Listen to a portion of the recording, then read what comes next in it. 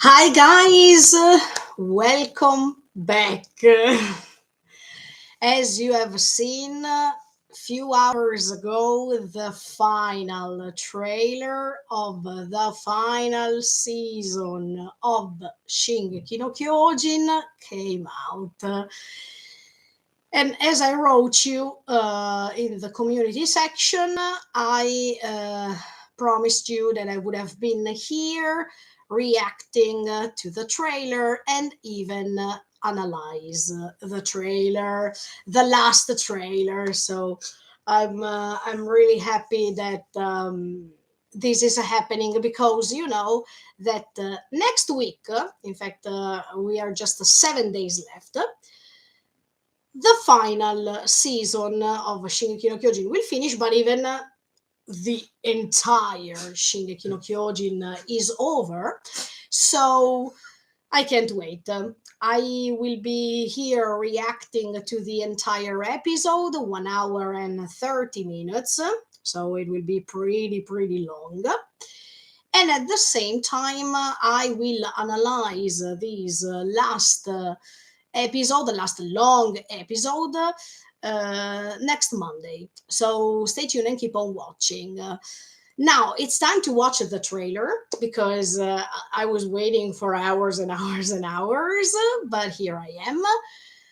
So, are you ready to watch? No, you will not watch it. I will because you have already watched it for maybe for 20 times already. So, it will be my first time to watch it. Are you ready? And you should say, "Yes, I am."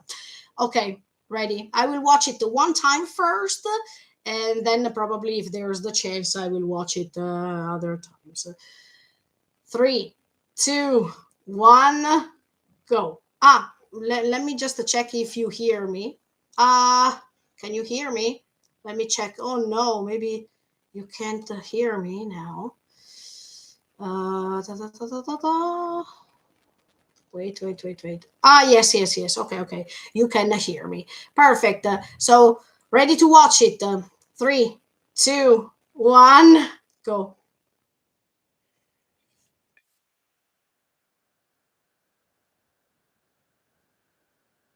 What is it?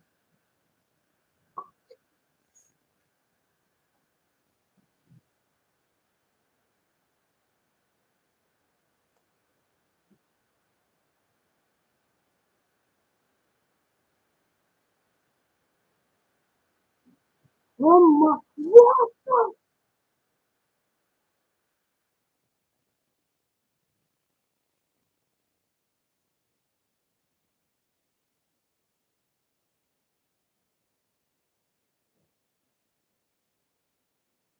Or not?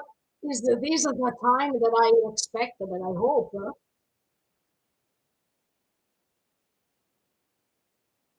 Oh no!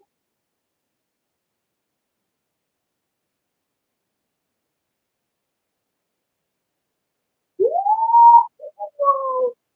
What is this?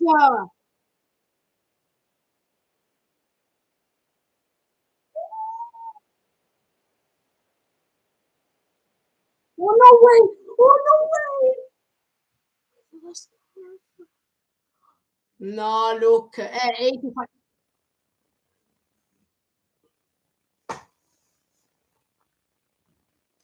Now wait a second. I have to rewatch it, of course. But the first voice that I've heard is Zeke's voice. So I needed to see if, because yes, of course, most of the things I understood them, but I wanted to see if there is even the trailer with the English subtitles. The reason why I do this is because if later when I realize, when I sorry analyze the trailer, I want to be sure to have understood everything. Uh, Part four trailer. Let's see if they have made. No, not yet. Or yes. No, no, no. Okay, by the way, I wanted to watch it one more time because it's pretty intense. And look, at a certain point, tell me if I was wrong. Yes, exactly. The end is so close. Yes, we are reaching the end next week. For us, anime only, it's a time. Hi, hi, Nino Alvaro. Hello. Thankfully, some key moments and characters, creatures are not shown. Ah, okay. So you say that what they showed in this trailer is not so much a spoiler. I mean, it's not a spoilerish. Good to know. So we have so many other things to watch. Of course, 85 minutes, we have so many things to see. But I'm happy what you have written, sincerely, because you know that I don't like spoilers. So the fact that you tell me that some moments and characters, creatures are still yet to come, this is good. I'm happy for that. Thank you so much for telling me this.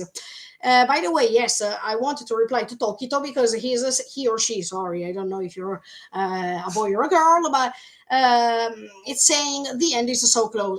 Yeah, look, you manga reader already know this. I mean, this ending for 2 years, and I, of course, don't know, or at least I imagined some things.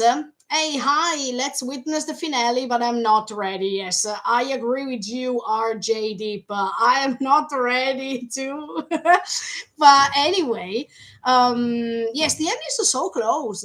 And you manga readers already watch, I mean, already saw the end 2 years ago, but in our case, anime only case, sorry to say, but we are waiting for this moment for such a long time.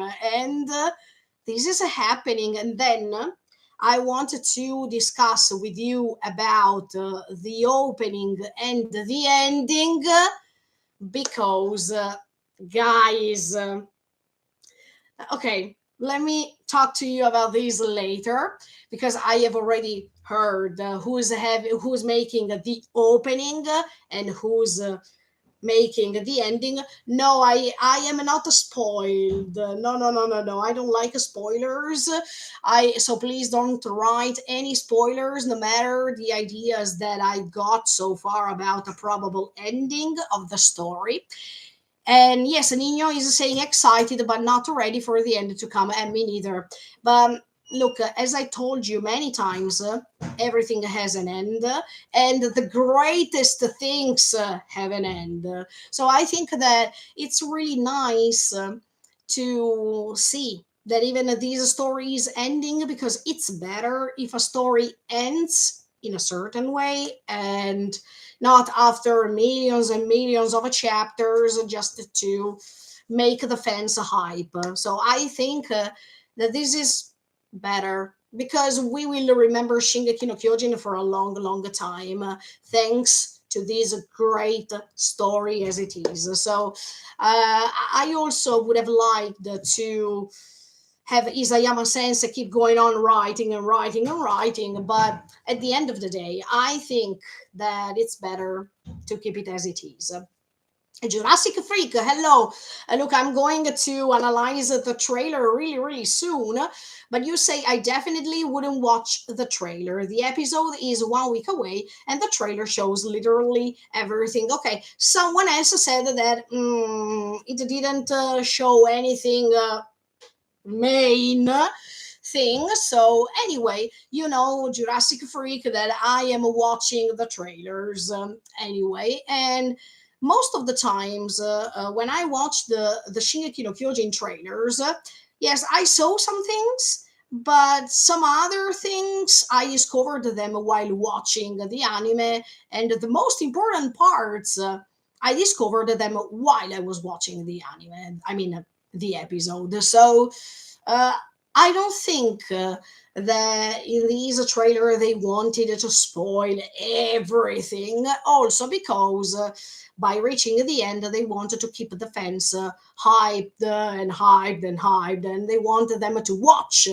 this last episode. So I understand how you feel, But at the same time, I have always watched the trailers because I wanted to try to guess if I'm right and wrong. And by the fact that it's the last trailer, I couldn't refrain myself from watching it because I will always remember this moment, the moment in which I watched the last trailer of one of my favorite stories. So I don't think that they spoiled so much because these 1 minute and a half, even if there are frames, important frames, but you needed to remember that we are talking about 85 minutes of episode. So I think that we have so many other great things to watch. Fingers crossed. But by the way, if you have always followed me, you know that I had my personal idea about how the story ends. So if it's as I told you, I'm really, really happy. If it's something else, let's enjoy. So I know that I don't want spoilers, but at the same time, if I guessed it right, then good. I mean, I'm happy to watch what I've guessed. Okay, let's wait and see. RJD, congratulations to come this far. Yeah, without getting spoiled, it was really hard. Trust me. Most of the times, I have to skip lots of posts on social media because of that. I mean, I just don't see anything. And also linked. Yes, RGD. Okay, let's talk about it now. Yes, because before analyzing this great trailer that I watched, yes, it's the anime we will never forget. Tokito. Yes, I definitely agree with you because of the music, because of the peak moments, because of the dialogues, because of the intonation of the voice acting, because of the meaning of the story. I mean, it's a story that we will never forget. I totally agree with you. By the way, yes, RJ Deep, they are back. Yes, the opening for the last part of Shingeki no Kyojin. I mean, season 4, part 4, or the final season, part 4, will be made by Linked Horizon. And trust me, I am so happy for that.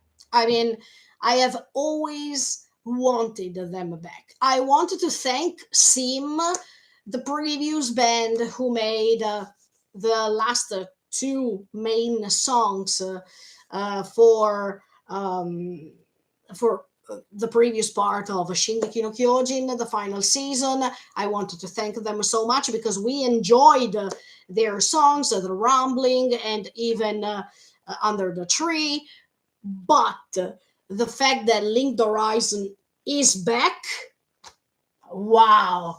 I'm speechless, but at the same time, congrats, Revo, because I think that he started making the Shingeki no Kyojin opening anime songs, and it's the right thing to do to let them finish this story altogether. So I have an idea. I don't know if this will be confirmed, um, but I have the feeling that in January's special event of Shingeki no Kyojin, you know that in Yokohama there will be two special days regarding Shingeki no Kyojin, the 27th and the 28th of January. I think at this point that it would be so great. Maybe I'm giving them some ideas, you know what I mean? Nobody will hear me from here, but Revo, if you're hearing me, in one of the 2 days of the special event, what if they make a special concert made by Linked Horizon with all the songs? Or maybe they can have a great concert with all the artists who made the openings, the endings. Wow, that would be amazing because we are celebrating 10 years anniversary of the anime. So that would be awesome. I don't know if they will make it, but the only thing that I know is that I'm so, so happy and proud to see Linked Horizon back with the final opening for Shingeki no Kyojin called, let me see if I can remember it correctly because I wrote it. Yes, in the meantime, they posted 7 days, 7 days left. So the new opening made by Linked Horizon, yes, it's called The Last Titan. The Shubi no Kyojin said it in Japanese. So I'm so happy. Oh, I'm so happy because with them, I mean, with the Linked Horizon, we created a special connection, even with the Sim. I wanted to send them lots of kisses for the two previous songs, but and yes, even to the other band.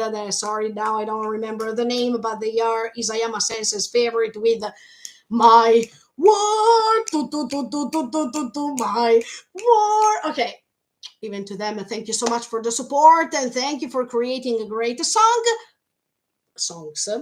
But I think Linked Horizon, oh, Sasageo, Sasageo. I mean, everyone knows that the song and all the others that are amazing. And if you read as much as we did years ago, if you read the lyrics, in those lyrics you find a lot of spoilers.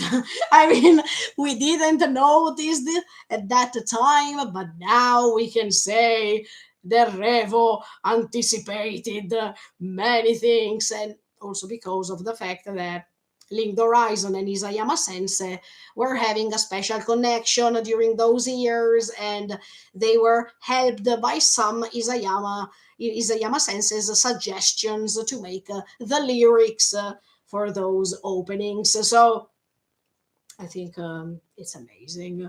And I'm so happy. But by the way, probably on this Monday, not the next one, on this Monday, probably I will make another live because we needed to wait for this final episode and maybe without monetize anything because I don't need it, especially in this period.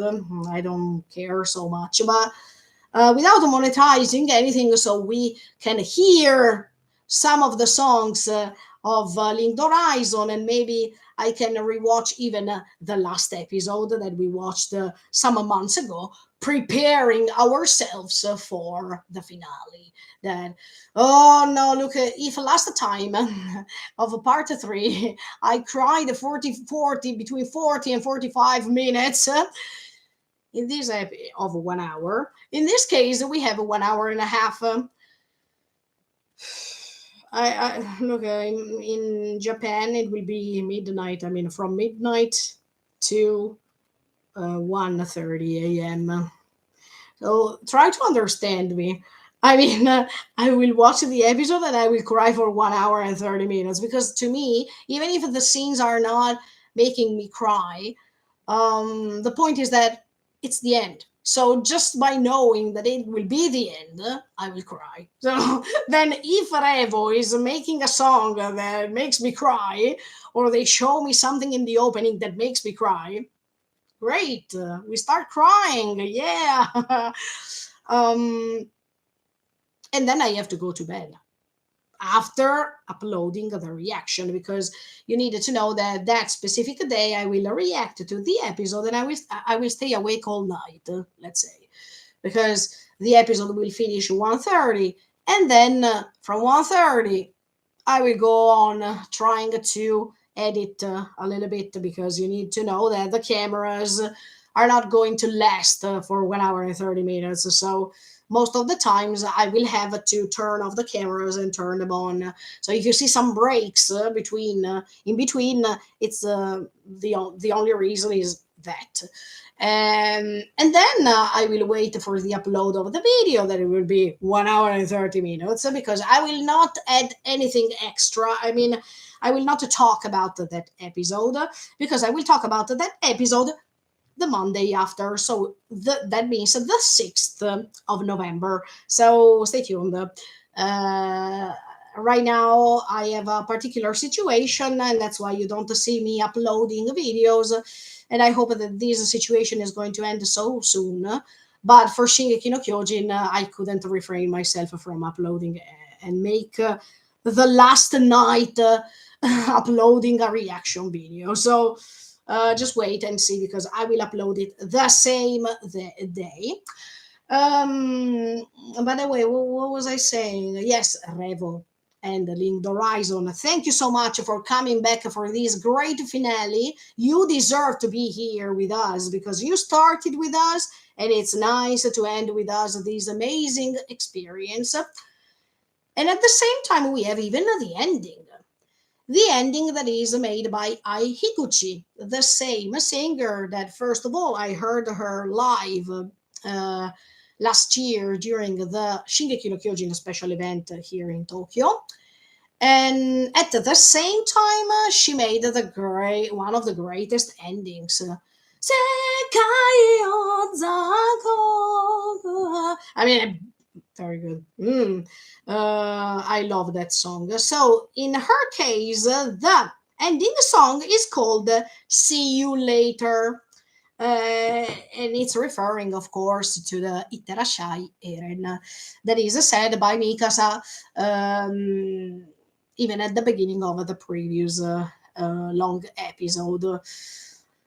I want to open a bracket one more time to say this.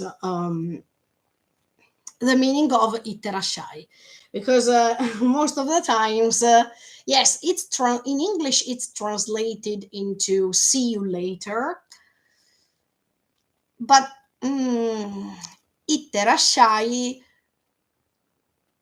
it has a different. I mean, if you translate it literally, Itterashai, it's like when, example, my husband goes to the office and he says to me "ittekimasu," that means I'm going, and I reply, I that I stay at home, I reply "itterashai." Itterashai means literally go well. I mean, I hope you go and you're being safe while going.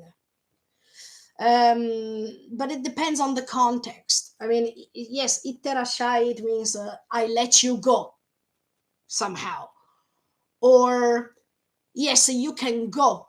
No, it's not a ciao Simone. Facciamo che ti rispondo in italiano dopo. It's not a goodbye. Because Itterashai, when my husband, for example, goes to work and he goes to the office, I tell him "itterashai," but it's not a goodbye, because then he comes back home, fortunately.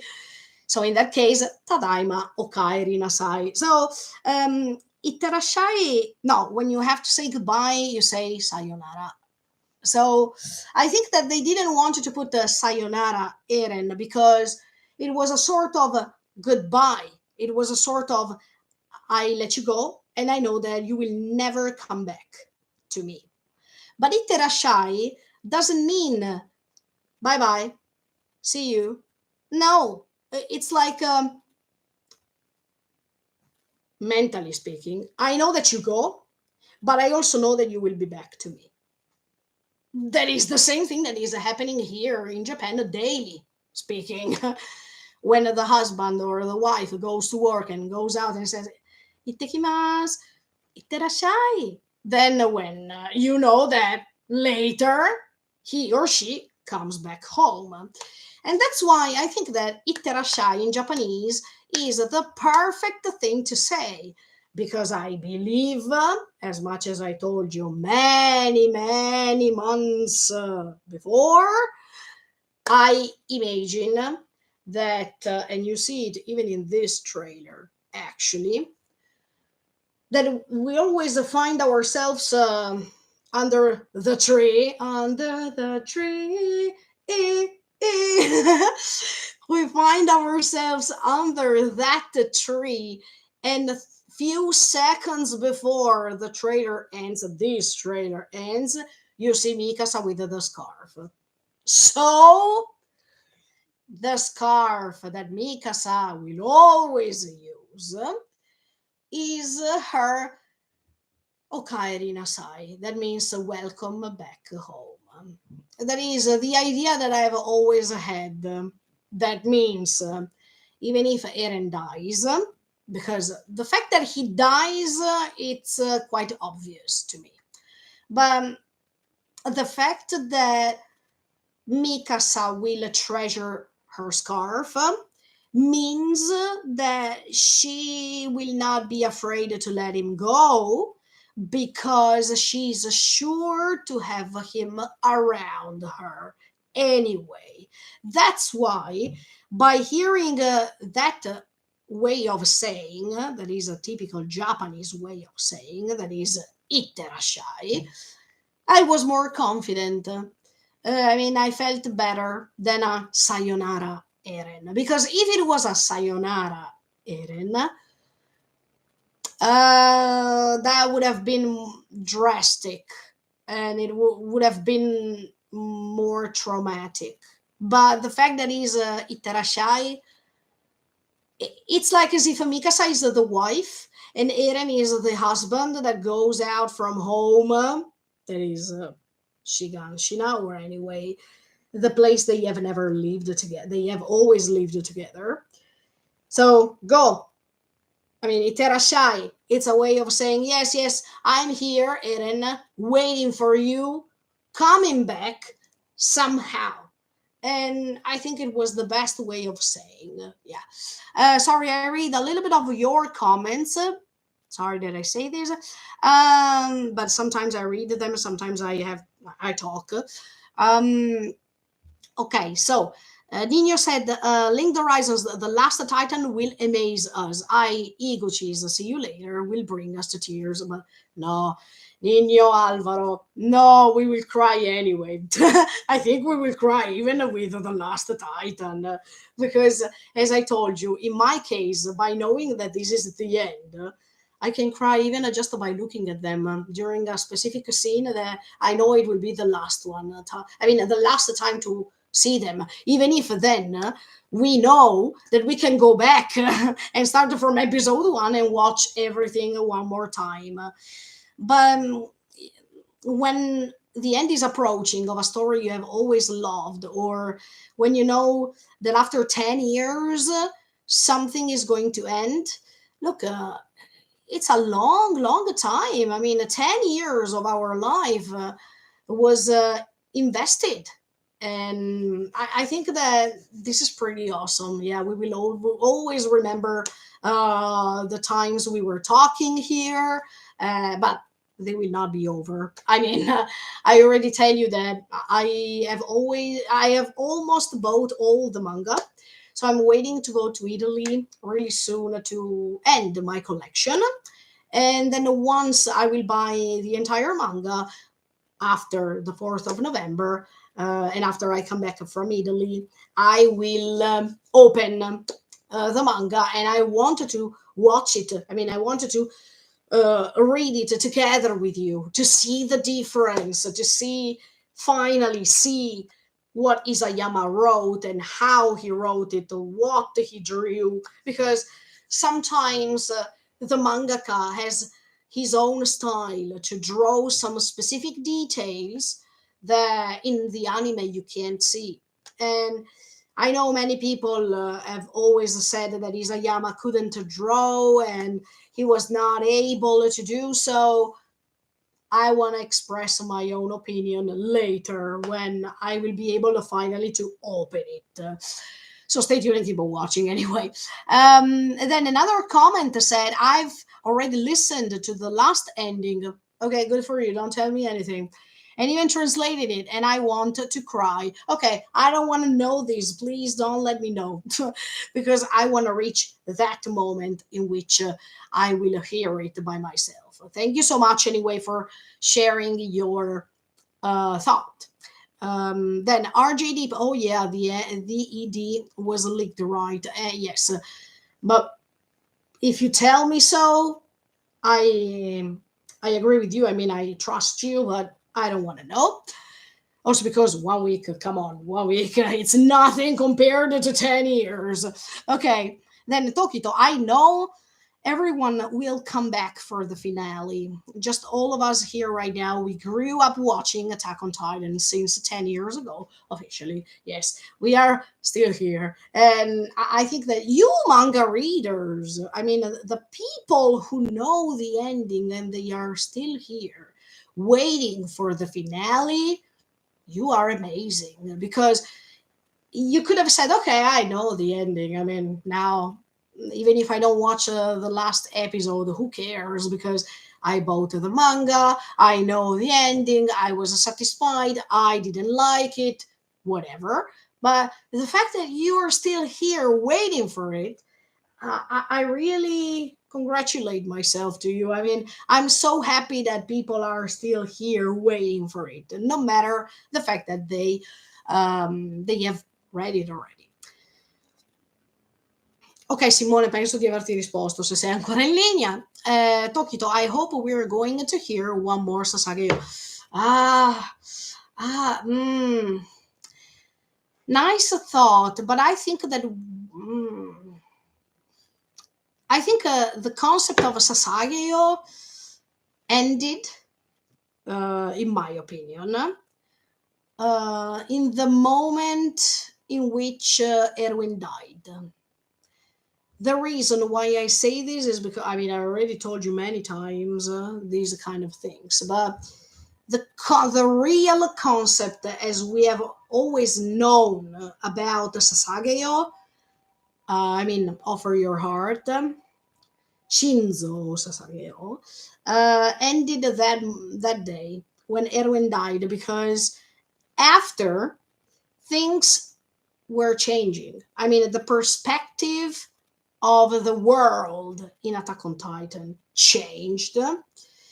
And if Sasageo was, I mean, Shinzo Sasageo was said from those people who believed they were the last humanity on Earth, trying to fight against the Titans without even knowing for sure, even if in season 2, Reiner and Bertold revealed as much as in season 1, Annie revealed her identity.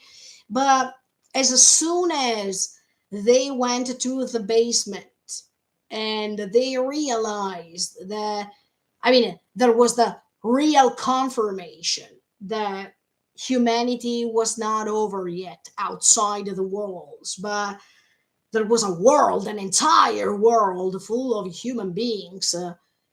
And in that moment, the Shinzo Sasageo lost the importance of that specific meaning because things totally changed after that. So I think that no matter even Hanji, for example, and Levi lost lots of comrades, and they were so happy to go back to them once they, I mean, like in the case of Hanji, when she died, she went back to all of them. But I think that the people who lost their lives as the Chosa Heian, they were thinking one thing. And if they could have imagined everything that could have happened later, probably that the Shinzo Sasageo was not just referred to people who were convinced that humanity was just inside the three walls, but maybe they would have used the Shinzo Sasageo as a different motto.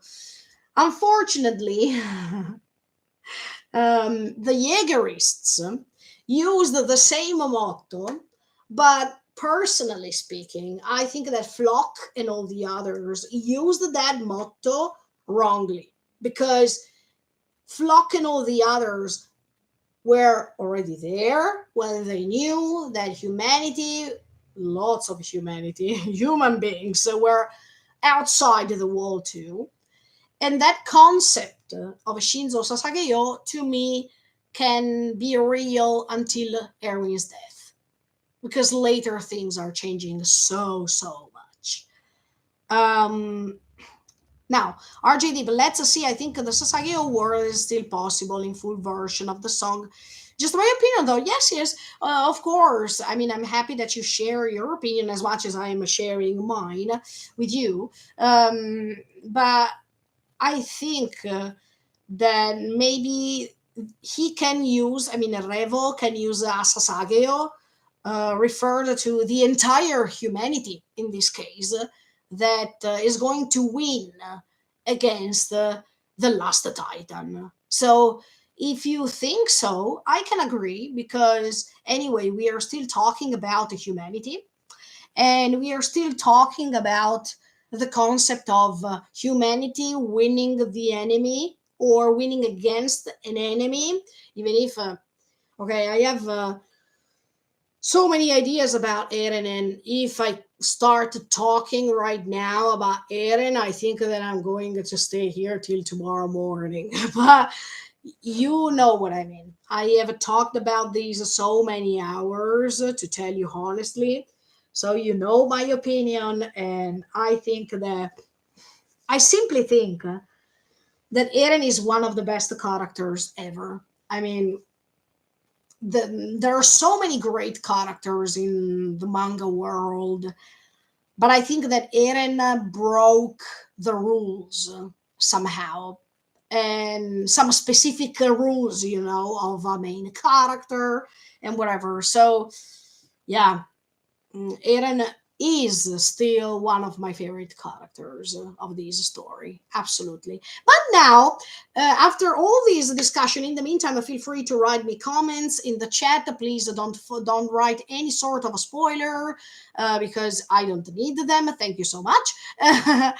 And by the way, I wanted to rewatch for a second the trailer because I needed to watch it sincerely more and more and more to understand the one thing. And then, yes, I know you don't want me to do this, but I will do it anyway because I did it even in previous trailers, so I will do it even now. Come on. I mean, there's nothing wrong to go frame by frame. Oh, anyway, let's enjoy. Let me see what I can guess. Some things I can guess them right. I can guess all wrong. Let's see. But anyway, I want to watch the trailer. Sorry if I raise the volume from now on of the trailer because I have to keep a certain volume to let you hear my voice and and the voice of the trailer. But this time I want to raise it a little bit more because I want to hear more. I mean, I want to see if I can understand some other things from what the characters are saying. So, three, two, one, go from the beginning once again.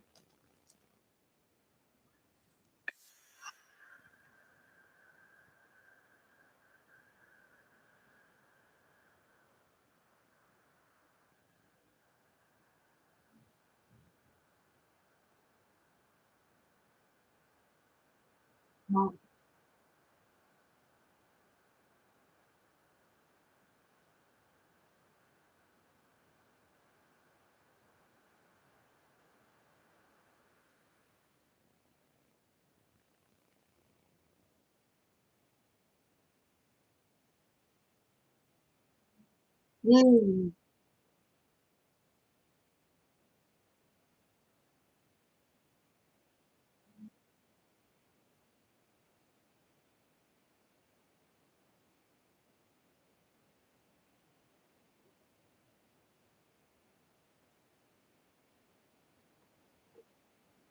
Oh, oh,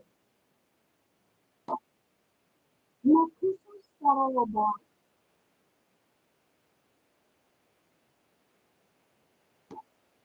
Ma no! Ma no, I realized.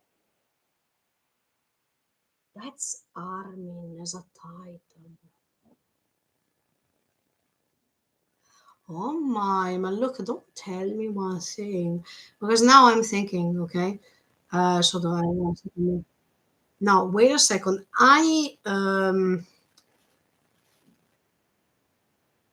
No, wait. Anyway, but the doors. No, no.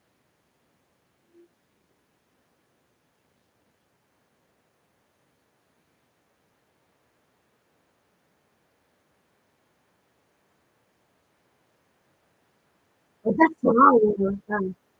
Um,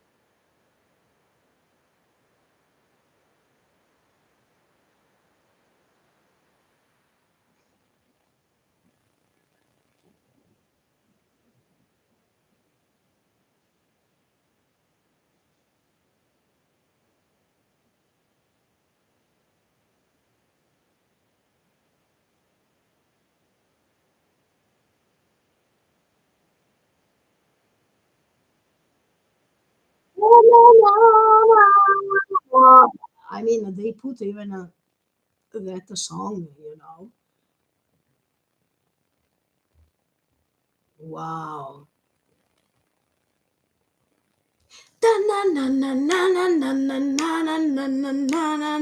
Oh, I can imagine. Look, ooh, ooh, oh, okay. Mikasa who's saying now I am strong. Koi, watashi wa tsuyoi. I mean, yeah, come here. I'm strong now. I mean, oh, Mikasa, I love you so much. I mean, I love her so much. Eren, you chose right. Okay.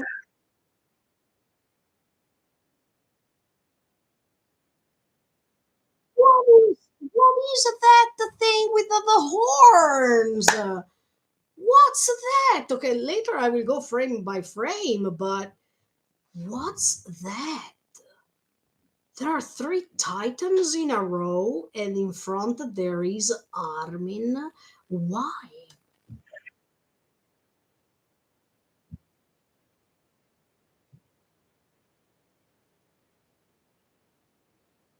Emma, did you see? Armin transformed into the colossal titan. But before the logo, Shingeki no Kyojin, the final season, you see Mikasa going with the scarf. Come on. This is a second confirmation of my thoughts. That means Mikasa will be the one killing my dear Eren Yeager. But anyway, okay, now I wanted to see. Uh, I wanted to see one thing. Sorry, I'm coming really, really soon. Um,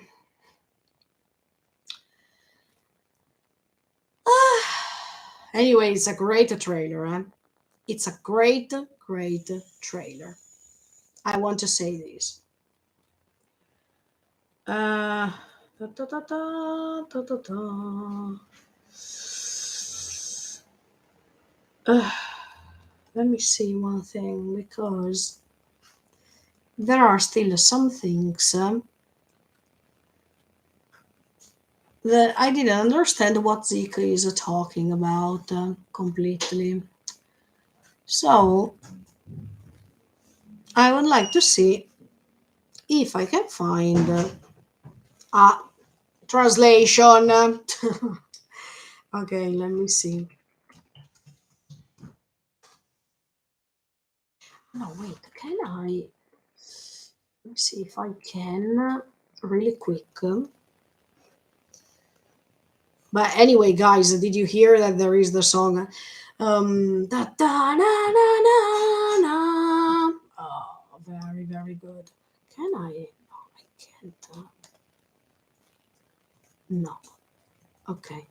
No, no, I wanted to do something else, but actually I can't. So let me see if I can find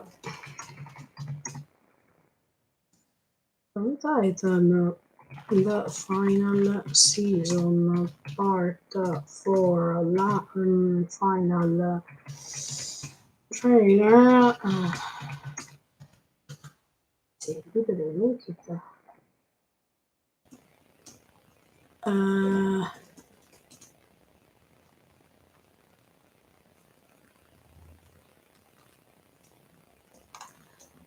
Let's see.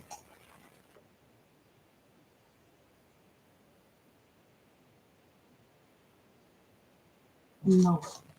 Let me try this one. They didn't put. Okay, sorry. This is the previous one. No, they didn't put the English translation so far. Wait. No, not yet. No, no, no, no, no, no. I wanted to see if I could find some specific words translated because I needed to understand what Zik talks about. Uh,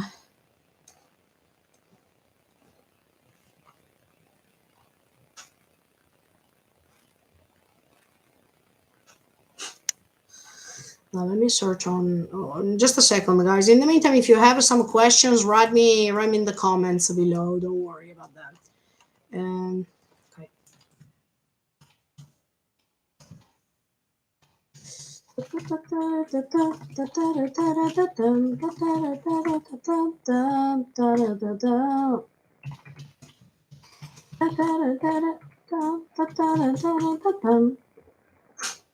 Ho capito, ma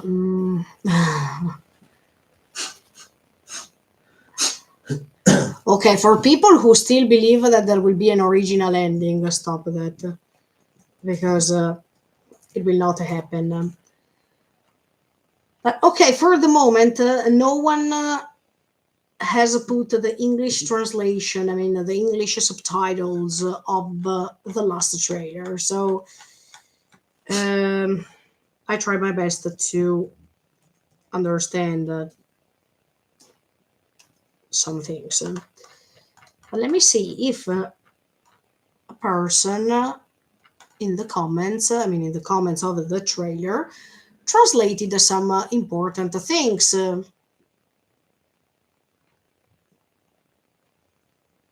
Mhm. Okay. Dun-dun-dun-dun-dun. Dun-dun-dun-dun-dun.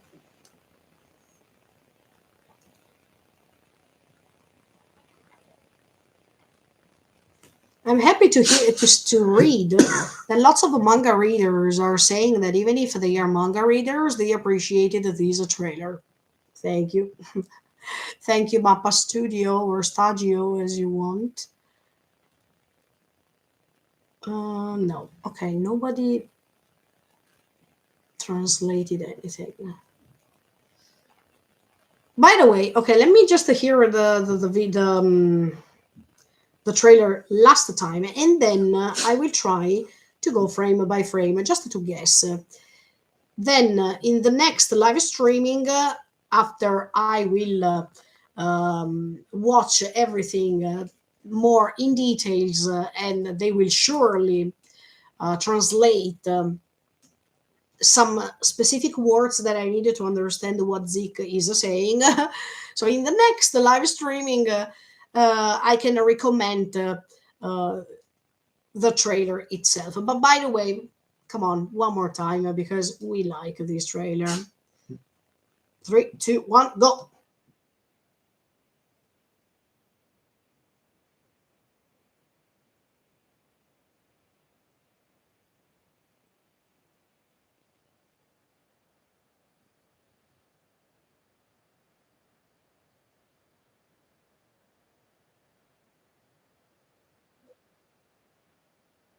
Oh my!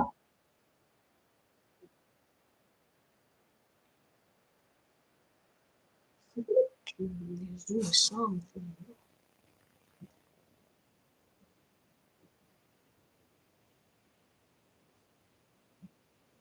Wow.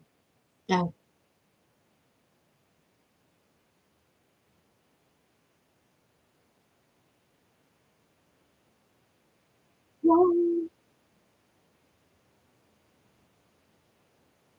Sorry that I interrupted for a second. Rainer, you have all my respect. Let me say it honestly.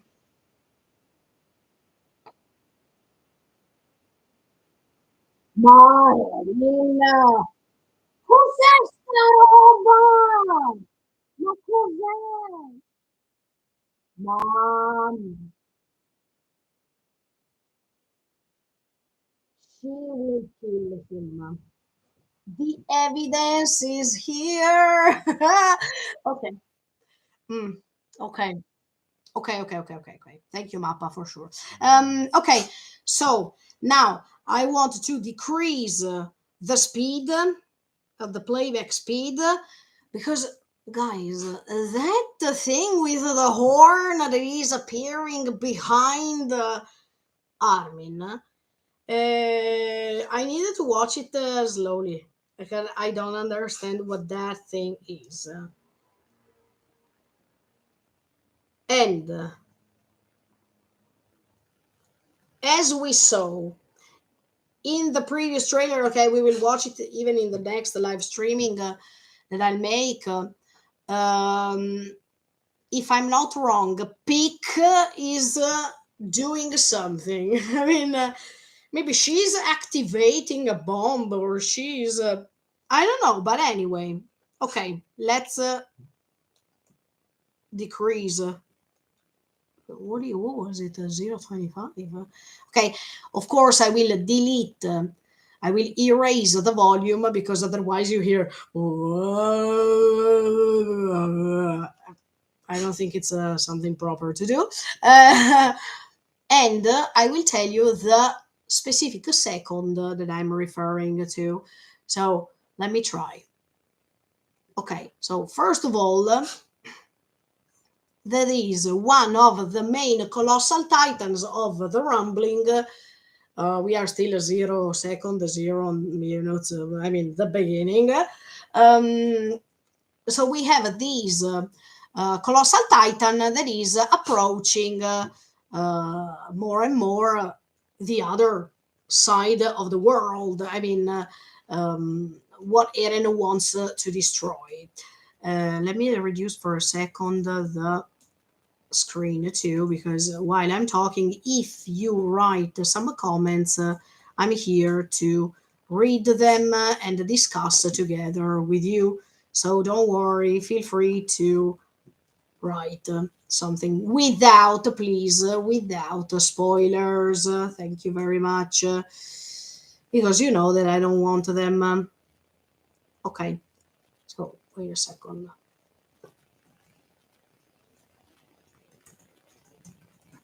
Mhm. Okay. Okay. So yes, we see this colossal titan that is approaching. Then, mhm, colossal titan. Wow. Then you see we are second number three. Okay. You see all these colossal titan marching, creating these steam, not just steam, but it's steam and even dust. Because while they are marching, they are creating this mixture of things that it's like when there is a desert storm, that you don't see anything rather than these colossal titans rumbling. That's quite terrifying, to be honest. Try to imagine for a second how it would feel for you to watch something approaching you like that. I think you are like, okay, the end is near in all sense. Okay, yeah. So that's why I remember the feeling that I had when I watched the last episode of the final season part two, because at that time I remember that I was telling you during the reaction while crying, because as always when there are moments like these, I don't know, I feel too much that my personal reaction is just crying. Yeah, in that moment I remember that I was telling you, look, right now when I see the face of Eren as a Shubi no Kyojin approaching um, the coast of Marley, and at the same time to see these colossal titans too approaching in front of him, creating that sort of a team uh, that can let you see even the waves of the ocean. Okay, that reminded me, definitely reminded me, the tsunami feeling, because yeah, in the past I watched so many videos about the 2011 tsunami here in Japan, and I remember the moment in which you could see people running away, people screaming, and this wave that was destroying everything, approaching more and more the shore. And I don't know, it made me cry during that specific moment in that episode.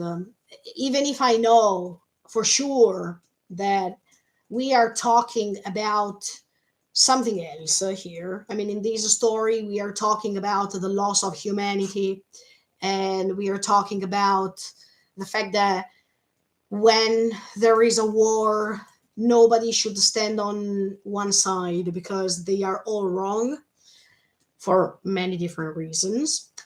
But in that moment, I felt this. And now, in this trailer, to see this perspective of the colossal titans marching like that, terrifying.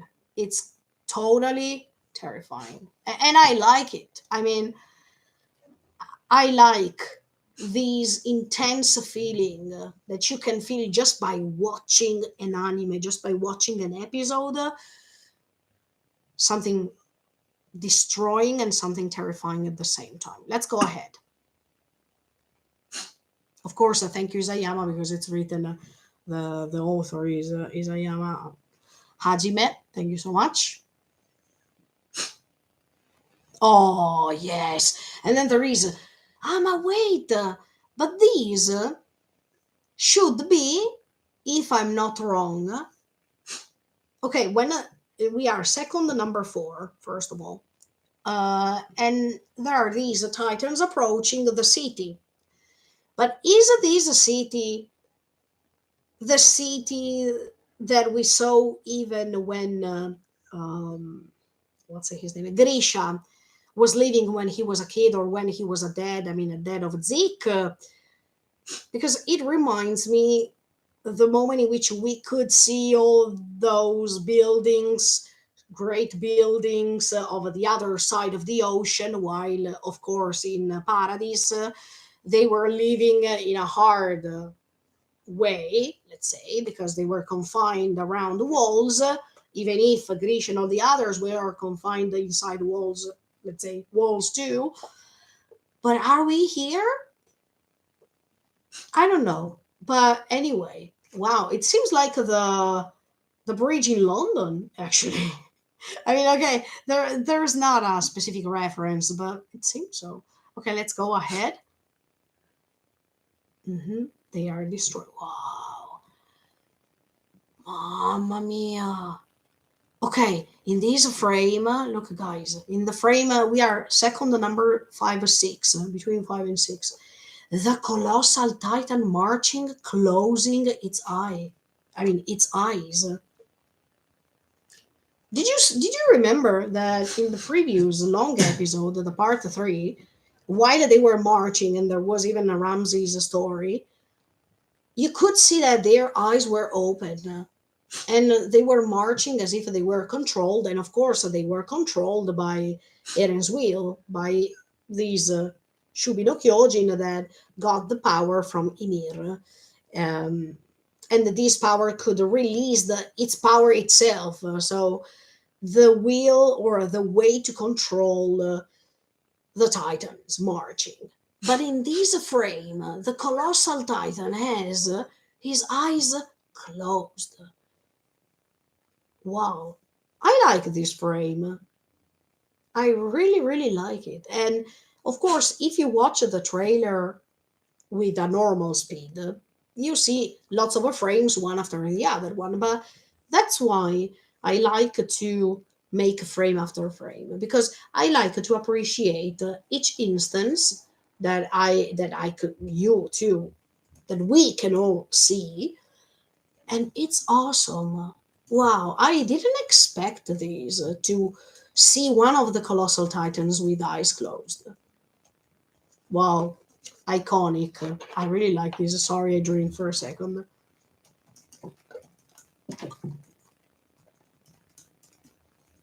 Wait, what? What did I see? Wait a second. Ah, no, no, okay, okay, okay. For a second, I thought it was Grisha. No, for a second, I thought it was Grisha. But it's a common person, is it? Okay, yes. Ah, yes, yes, yes. Okay, okay, okay. He's still one of the people of the Ramses clan. Okay, yeah, because it has the turban and everything. Okay, okay.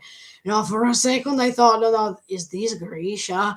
Why there was another Grisha reference? Okay, no, I was wrong. Okay. And of course, another of these people that is smashed under these big colossal titans legs. um Last time when I watched the part 3, I remember the feeling that I had when I was watching that part 3. I mean, at the beginning, when Ramsey and all the others were completely destroyed by the march of um, the colossal titans, I absolutely remember the feeling, and it was quite disturbing. It was not easy to digest. Let's say that scene was pretty intense, and yeah, I think that I cried in that moment too already, because yeah, it was super intense. Absolutely. Now let me go on. Let me go on and see what I detect. Oh, and finally, yes, this is we are second number 7 of the trailer now, and you can see Bertold crying. Yeah, of course, this refers even to the previous trailer, in which we saw the moment in which Bertold and Armin were the main protagonists of the first seconds of the trailer. And I remember the things that Bertold said even in season 2, when I mean, our friends, let's call them like these, they were trying to catch Reiner and Bertold, that they were trying to run away with Ymir, the Historia's friend. And I remember that Bertold said, if we are not doing this, let's say, um, who's going to play the dirty game? I mean, who has the courage to do what we are doing? And at that time, we couldn't understand what Bertold wanted to say, but later after, when we could have had the chance to see the other side of the world and what was going on the other side, and understand even their perspective, we understood how hard it was for these 3 boys and girls, because Annie is a girl, was a girl. I mean, a great, great woman later, because we discovered her character too, more, more, and more, and more. But we understood how hard it was for him to have this curse on himself, that is becoming a colossal titan, and have this destructive power to destroy the world. I mean, to destroy what was around him in 3 seconds.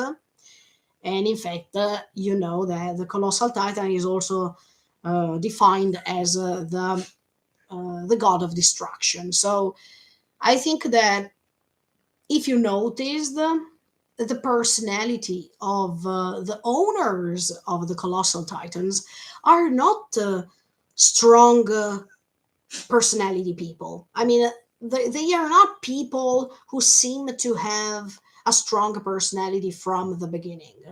Let's see Bertold, for example. We don't know who was before Bertold. I don't know if in this case we will be able to know this or not. I don't know, but it would be so curious to see even who were the owners of before these people that we know.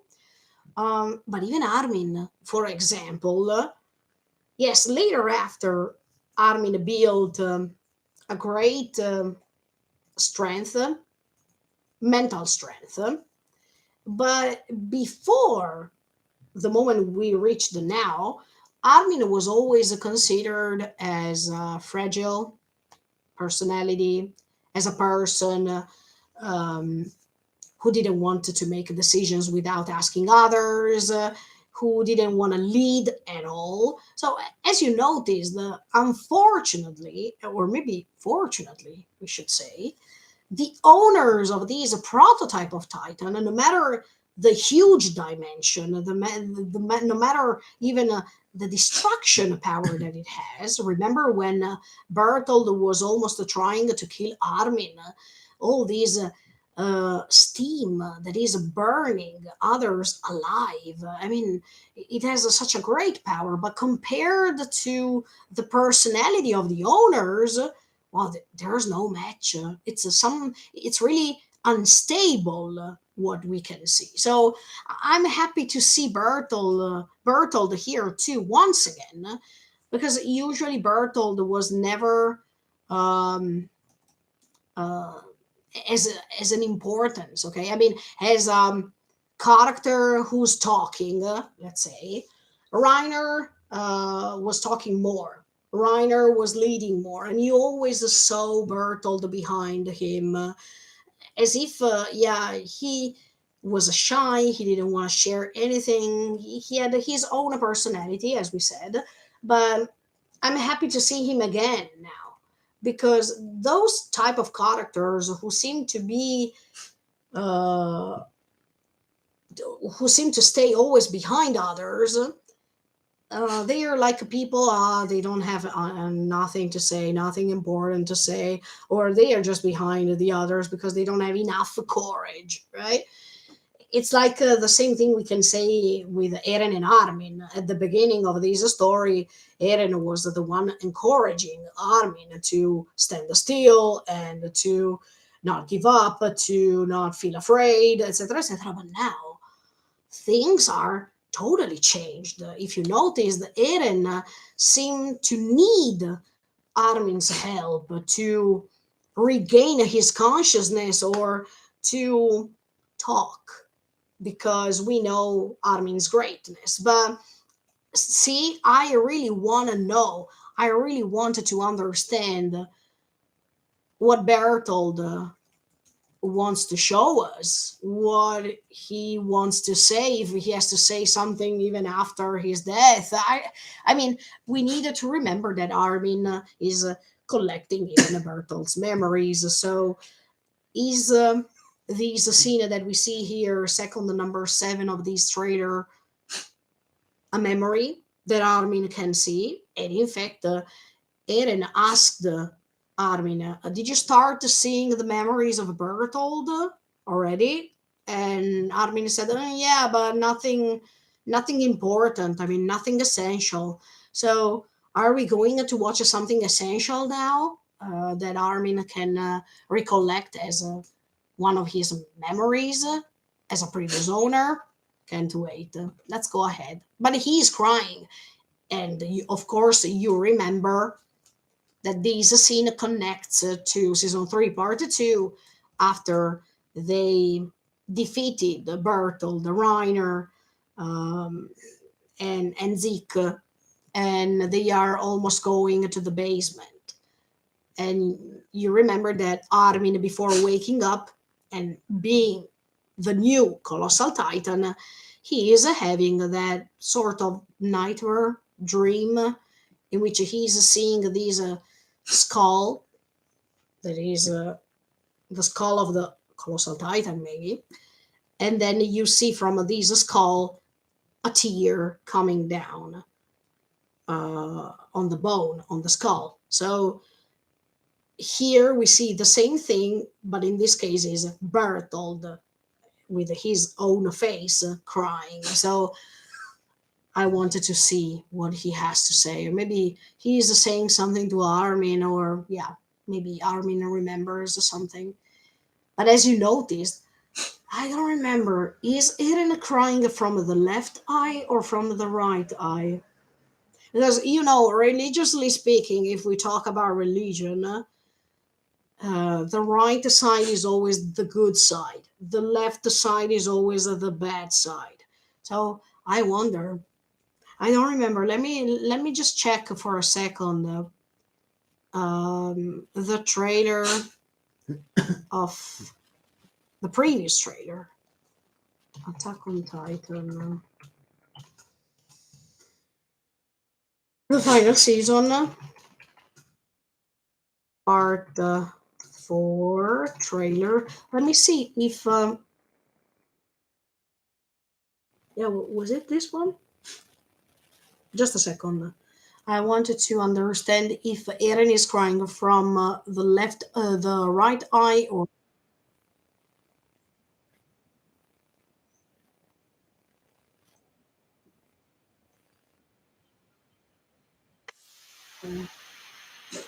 later. Oh no, it's not gonna show us anything. Where was that trailer? No, no, it's not this one. I think it's uh,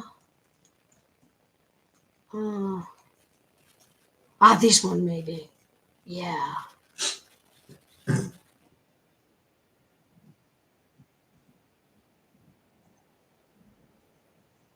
Uh-huh. Is it this one?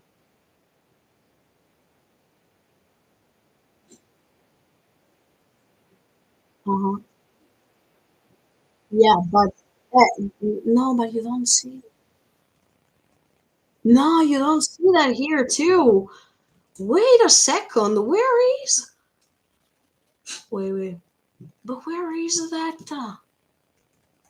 That the trailer in which you see? Okay, okay, okay. Wait, wait, wait. I found it. No, but here we are talking about. Ah, okay. So,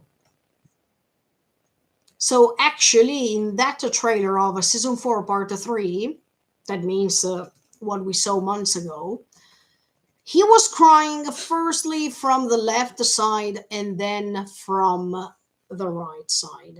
I mean, the right eye. So, okay, okay. But I remember in the first episode, if I'm not wrong, he's crying on from the left eye. Okay, just a second. Look, I wanted to.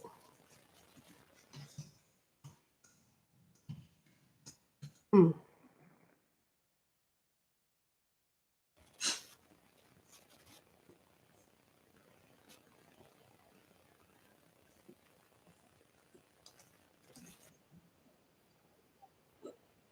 No, but the trailer. I mean, no, I don't need the trailer. But okay, maybe in the trailer they show us the season 1 trailer. I'm watching.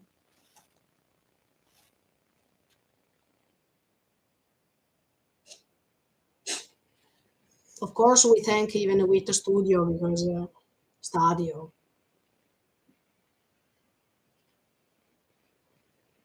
Oh, no, but later, do they say?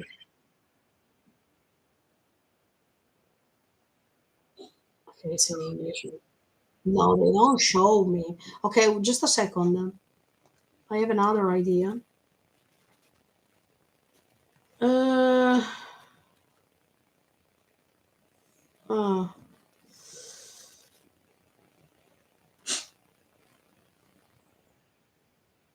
Okay, but there should be the moment in which he wakes up and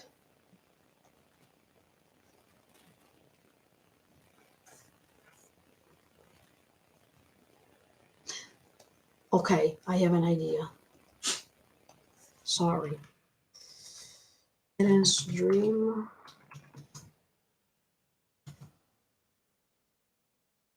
Yeah, but later he's crying. He's waking up, right?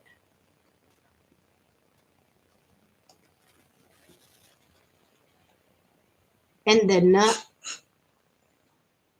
okay, but then, okay, okay, here we go. Uh-huh, okay.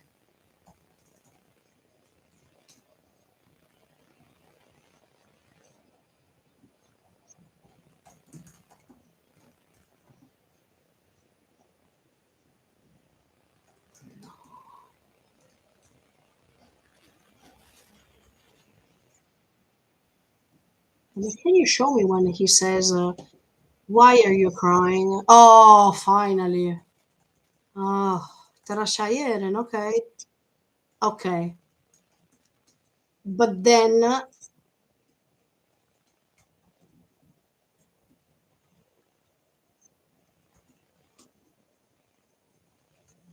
hmm, he is crying from the left eye. Okay, both, but that's why I wanted to see the comparison with the Vita Stadio because. Okay, wait. Da-da-da-da-da-da. I'm trying to find. Okay, let me see if I can find it this way. Attack on Titan.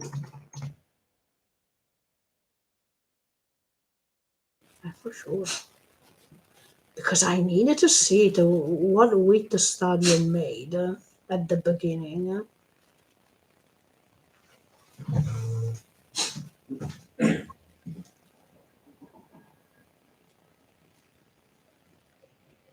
That's awesome, man. That's awesome. Eh, show me.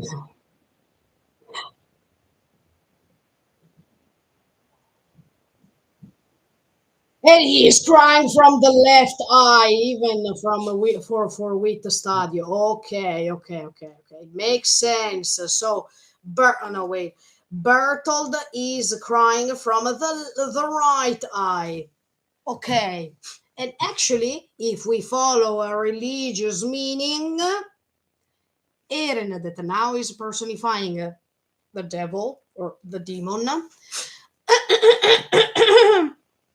It means that this person, Eren, was already marked from the beginning. Can you imagine? And in fact, like in the case of Bertold, who was just a victim of everything that was happening, because I'm pretty sure that Bertold, as much as all the other kids, were indoctrinated by their parents to become the new owner of the Titan, etc., etc. And the heaviness that he felt because of other people's decisions of his life, of what he had to do with his life, it's meaningful to me. But anyway, let's go ahead. Always, if you want to see this story in a religious way, because I told you many times, it depends on how you see this story. Okay. Then there's Zeke. Zeke. Last time we were interrupted in the most important moment, and that moment was, you know what I mean. But this time, Zeke, I think it's time. But yes, here Zeke is talking, and as you can see, he seems having a sad facial expression. I mean, while before the last episode, he was convinced to stop Eren because of the desire that Grisha had, the request that Grisha had, and in fact, he um, he thought that he was able to control everything based on his thoughts of being of coming from the royal bloodline, and his supremacy that he thought that he had on Ymir, but even on the situation itself. Do you remember when he thought that Eren was under his control, and then we discovered that it was the contrary? Yeah, he had a different facial expression. I mean, he was disappointed because he really believed that Eren would have followed what he had to say. But as soon as he realized that he couldn't trust him, he was really disappointed, even because of the fact that he thought that he could have built the concept of a family that he has always dreamt of. And the fact that he couldn't have this concept of a family thanks to his family, that is Dinah, Fritz, and Grisha. With Eren, he thought that he had found a little brother to protect. But even in this case, something went wrong. As you can see, Zeke had a miserable life, let's say, because from the beginning of his life, he was always mm, feeling under an illusion that then became a disillusion, and I think that he was never happy in his life. So I think that in this final episode, probably we will see, maybe, I'm just saying maybe, another side of Zeke, the last one, because I think that it will be the last one for all the characters. But the last one, because I definitely believe that Levi will do what he has always wanted to do. So, so I think, can you pass me a? I need no, no, this one maybe. Yes. Oh, thank you. Thank you. Okay. So I think that Zeke will end his life before. I mean, I imagine Levi, okay, coming like the season 3 part 2, because he said that, look, next time I will not miss the point. So I imagine Levi coming from somewhere or behind him or around him, like in season 3 part 2, and then, bah! And then you see Zeke's head. But anyway, we will find his hand. And I think that Levi this time will not break the promise he made. So I don't know. Before these, I wanted to see what Zeke has to say. I mean, the entire statement that he wants to make. Because I think that as much as Levi said that he wanted to cut his head, if I'm not wrong, he said it. I think that this time it will not be just an option. I mean, just an imagination, but it will be real. Okay, let me go ahead. Sorry, I didn't tell you. We are 10 seconds of the trailer right now, but let's go ahead. Of course, Zeke is talking about Eren here because he's talking about the type of freedom that Eren wants to reach. And in fact, in second 12 of this trailer, you see the little Eren with behind the tree of these coordinates that are the paths of created by Ymir at the beginning. I mean, once she died in that miserable way. The young Eren, look, as I told you last time, in my opinion, okay, if you see that my face here is bigger, is because I have the candy right now. So, the little Eren. I have already told you when the previous trailer came out, because this is the trailer, sorry, when the teaser trailer came out, that in my opinion, Eren's life had an instant shock, that is when Carla died. And Carla's death is not just the moment in which a mother dies in front of your eyes or is killed in front of your eyes. In my opinion, in that moment, even Eren's life ended, or at least Eren's life went on a standby.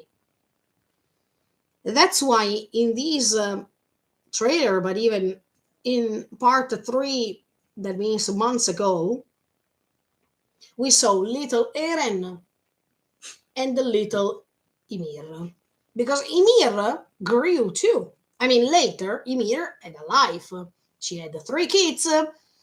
She was the king's slave.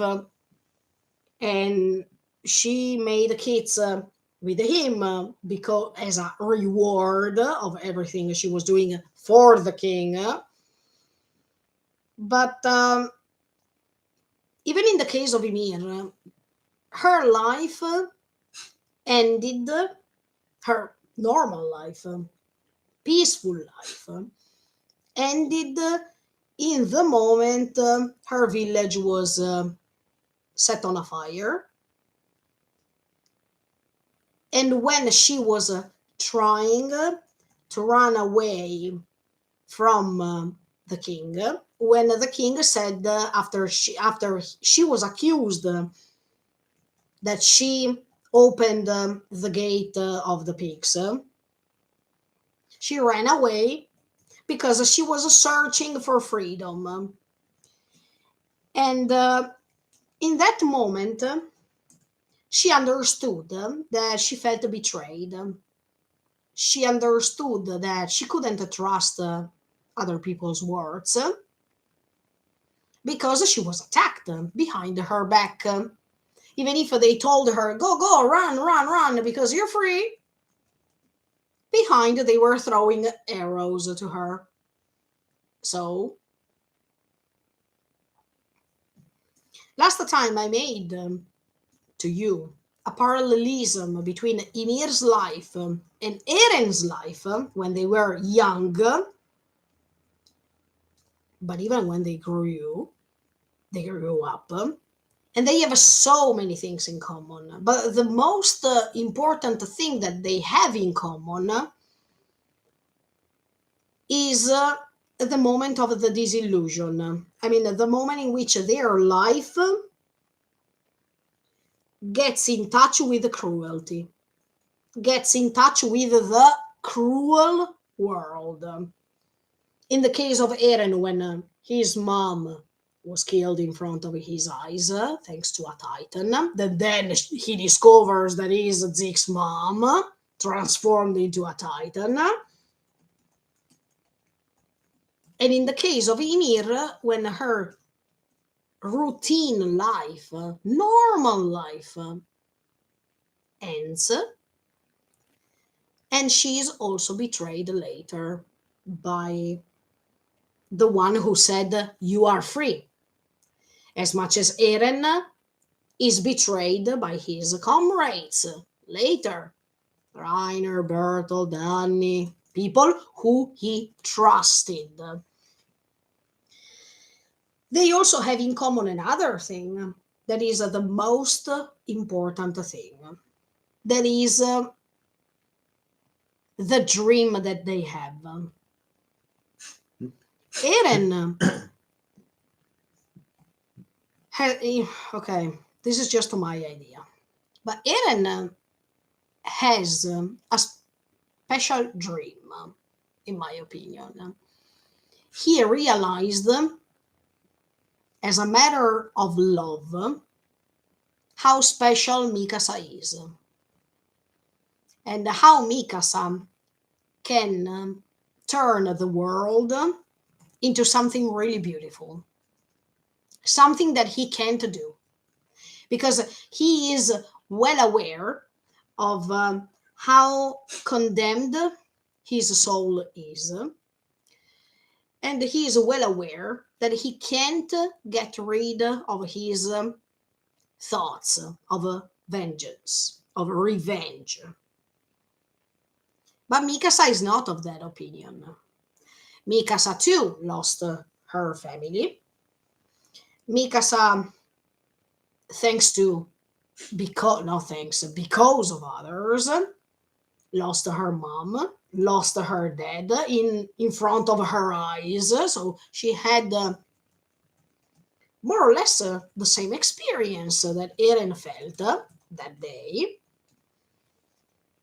So Eren is really selfish because he thinks that nobody can understand him because his mother died in front of his eyes, etc., etc. But Mikasa understands him quite well.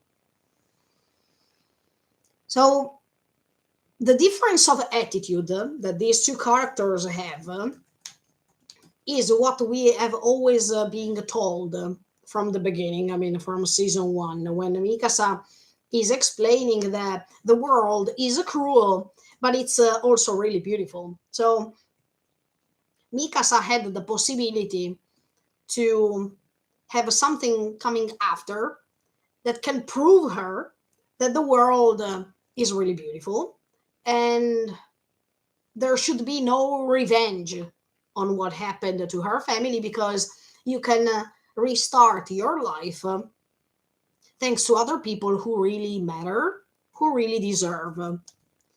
And she also opened her eye in that moment when Eren and Grisha protected her and said, "Let's go home, to our home," that humanity is not all the same. That there are good people, bad people, but there is always a way to change your mind about people. And you shouldn't keep that thought as you think that it is just because three people killed your family. Eren chose the other path.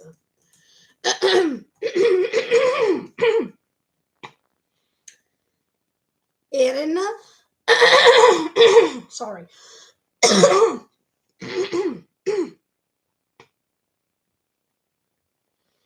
Eren chose the other path. That means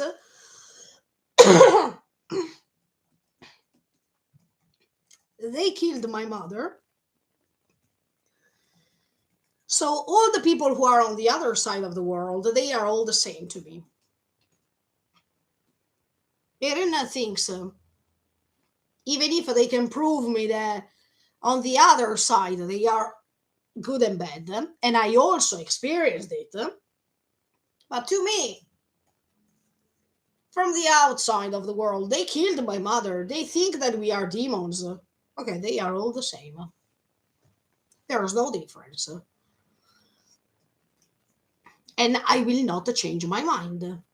Or I can change my mind somehow, but I can't get rid of that memory that caused the end of my existence as a happy kid with a family, with dreams, with expectations, etc., etc.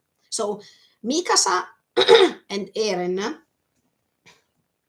they have two different ways to see life, but Eren can see that Mikasa is the right side that has to go on, not his side. And even Eren understood, as much as Mikasa understood thanks to Eren, that Mikasa really matters and she has to go on living instead of him. And he is doing what he's doing on purpose, first of all, to let her shine, to let the beautiful world shine instead of what he represents right now, that is the cruel world. And he is doing all this for love because he understood, he knows that Mikasa is depending too much on him. So what he is doing is also helping her to find a stability, to find an independence, and to be strong for herself first, and not because she has to protect someone. So what Eren is doing is just a favor to Mikasa, and later I think Mikasa will understand this. But anyway, he is doing this for love because he loves her, and it's quite obvious right now. So love, going back to what I was telling you before, love is the main thing that Eren and Ymir have in common. Why do I say this? Is because if you remember, after Ymir's village was set on fire, Ymir was becoming a slave. And immediately after, when she reached the king's village, she saw one specific scene in front of her eyes, if you remember. The king kissing a woman. And in that moment, all the pills of fire became white petals. So to Ymir, that scene represents love. And it also represents the dream that she always had to reach love by staying next to a person, loving her, caring about her, and reach that kiss. But I think that Ymir has never reached that concept of love because she was always being used by the king. So once she understood that, she felt disappointed as much as Eren felt disappointed. And throughout these 2000 years, she matured inside herself a certain power, a certain anger that then is directly proportionated to the power we saw that Eren developed when he turned into the Shubi no Kyojin. That means a pure destruction. So, Eren lost his dream. Ymir lost her dream. But now, it's a little bit different. Because Ymir, and you see it even in this trailer, but okay, later I comment this better based on the scene that I'm watching. Ymir is over there. I mean, we saw it even months ago in part 3. She appears, I mean, not physically speaking as if she's alive, okay? But she appears. And I think she trusted Eren. I mean, she wanted to grant her power to Eren because this is just my opinion. Because he knows, I mean, she felt as if that person, that is Eren, still loves. I mean, he didn't lose love inside himself. The love for his friends, the love for Mikasa, the will to protect them, the will to erase everything except of them.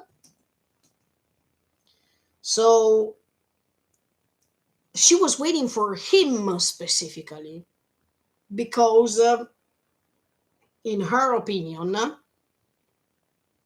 that's how she wanted that the king behaved with her.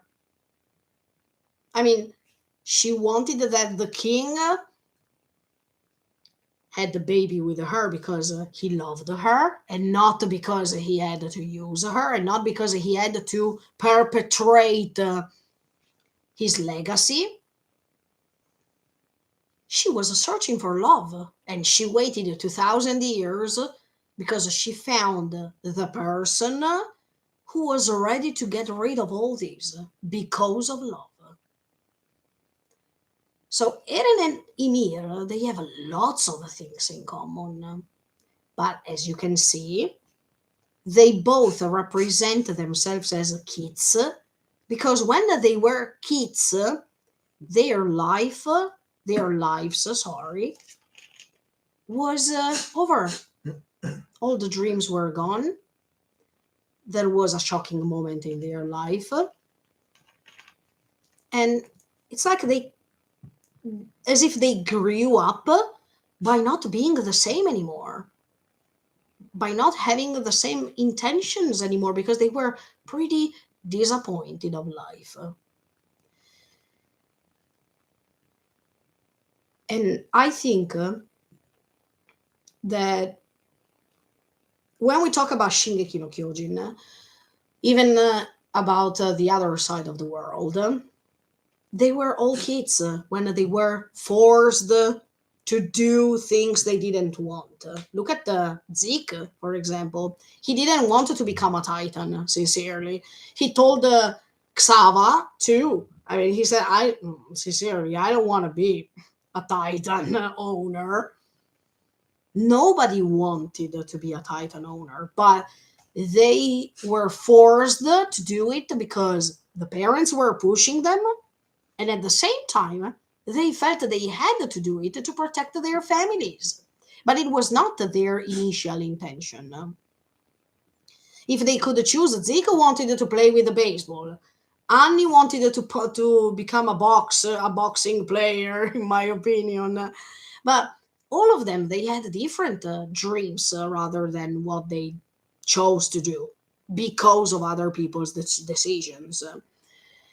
So kids here are one of the most important subjects of this story. Look at Gabi, look at Falco. I mean, uh, their life is not over yet. I think I told you many times Gabi and Falco will proceed.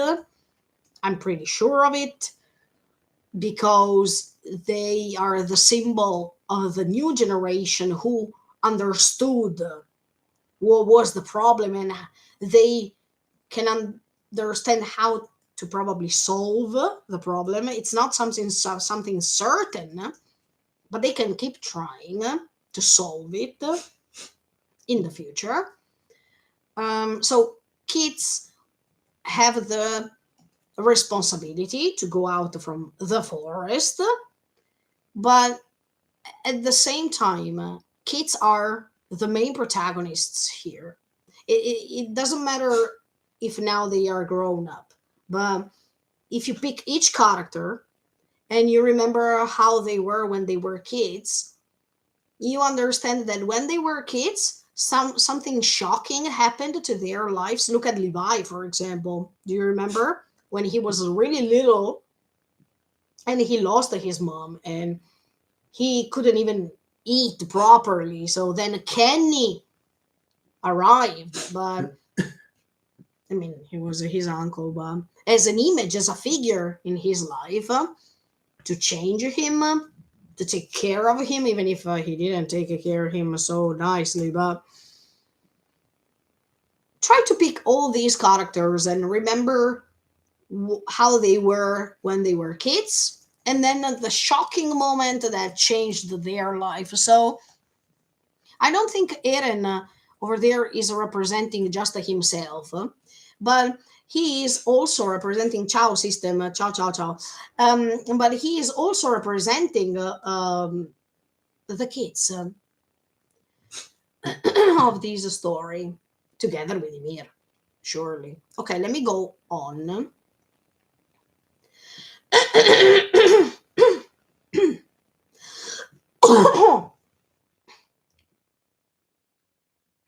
Oh, no, wait. Now it's a second 15 of the trailer. So we see Ymir looking. I mean, she is, of course, on the skeleton, on top of the skeleton of the Shubi no Kyojin. And I can see Ymir looking at the scene. Then on top there is a peak watching. Then there are two people on top of one of these bones. And I think one is Armin and one is Mikasa. I mean, they, or maybe it's a Jan.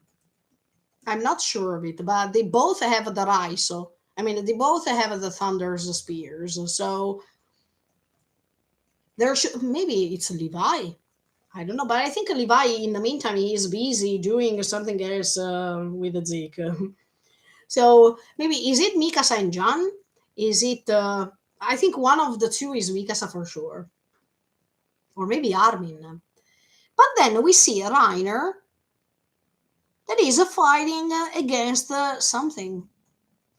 But I don't understand who that is. I remember in the previous trailer that from this skeleton of the Shubi no Kyojin, thanks to the Hammer Titan's power, these Titan-alike are coming out and they are attacking them because, of course, now their main goal is to try to stop Eren. So Eren is defending himself using the Hammer Titan's power. But is it Eren who's trying to protect himself using the Hammer Titan's power? Just I give you just a little different version to let you understand why I think something like this.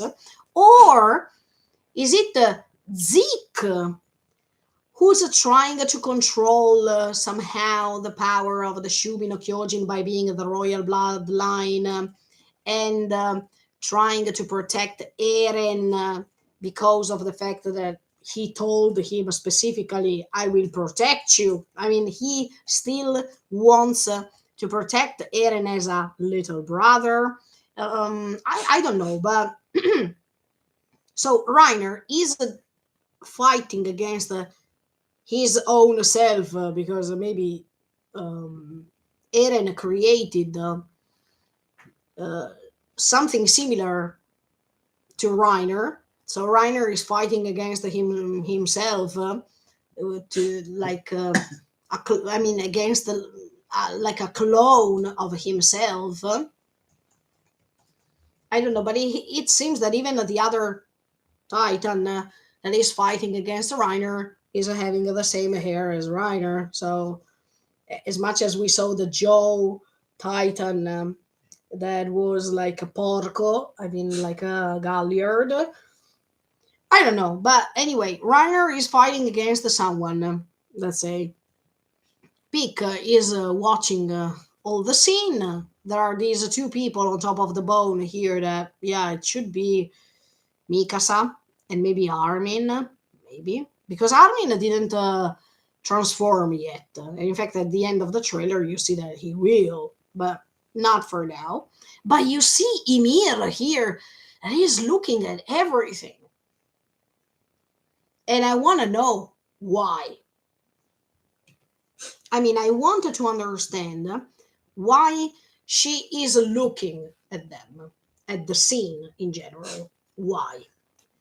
Is it because of the things that I told you so far? That means, is it because of the fact that now she's desperately trying to make her dream come true? That means to see love, to find it, because she has never found it. But she knows, thanks to Eren, because she was waiting for Eren after 2,000 years. She called him. I mean, it's like as if she requested him more than others, okay, to reach that place in which he met her. So she is noticing that this group is moved by heart, is moved by love, is moved by friendship as never before. Because now she's seeing that Reiner, who was supposed to be the betrayal, he's cooperating with them again, but this time for real. She's seeing that the others forgave Reiner and Annie, and they became real friends. So she's seeing something she has never expected to see. That means, oh, real love, real friendship exists. So what I lived was just something unfortunate, not something obvious for everyone. And that's why maybe by seeing this, by seeing that Reiner is protecting his friends, and she saw that he is no considered a betrayal anymore, she says, "Oh wait, maybe I can see my dream come true. Is it possible to see real love as much as I wanted?" Or maybe now I'm laughing, but as much as we are waiting, and I don't think it will happen, because we, as fans, as shippers, because we were shipping a specific couple, okay? Now it makes me laugh to say something like this, but personally speaking, I have always waited the moment in which Eren and Mikasa would have kissed. I was waiting this in season 2, and then we discovered that Isayama sensei, in an interview, he said, sorry, actually I wanted them to kiss, but I decided not to do this because I didn't know how to draw it. So when he said it, I was like, okay, so we understood Isayama's real, I mean, idea, real intention to let them kiss, or at least to let us understand that they were really in love with each other. But and that's why we saw we saw Mikasa like this, and Eren. Okay, I will. I will put the scarf around your neck forever, as much as you want. In that moment, even my mother was like, "You could have kissed her." Okay, you know that, you saw that. But maybe even Ymir. Ymir is one of us. I mean, Ymir is standing on our side. That is saying, please, I hope that these two they will kiss before he dies. Because maybe she wants to see, as much as I told you, this love figure, this image of love that she has always believed in, but she was disappointed by seeing that it from her personal experience was not possible. Let's see. Emir, anyway, if you are one of us, join us, because I still hope, even if I don't think it's possible, but I still hope that, look, it reminds me one of the tragedies of Shakespeare, okay? When even like Romeo and Juliet, or like um, Othello. Otellus, when this demon, or even yes, Romeo, no, Juliet, yes, I think, anyway, one of the two, so that the one is killed, and they kiss. I mean, no, they kiss. The one who's still alive is kissing him or her, and then she wants to end his or her life too. And, I don't know if Isayama had this same Shakespearean idea. I hope not. But if they can kiss before Eren dies, can you imagine? Mikasa is kissing Eren, and after that, in 3 seconds, she's taking out. I mean, she's gaining her sword, and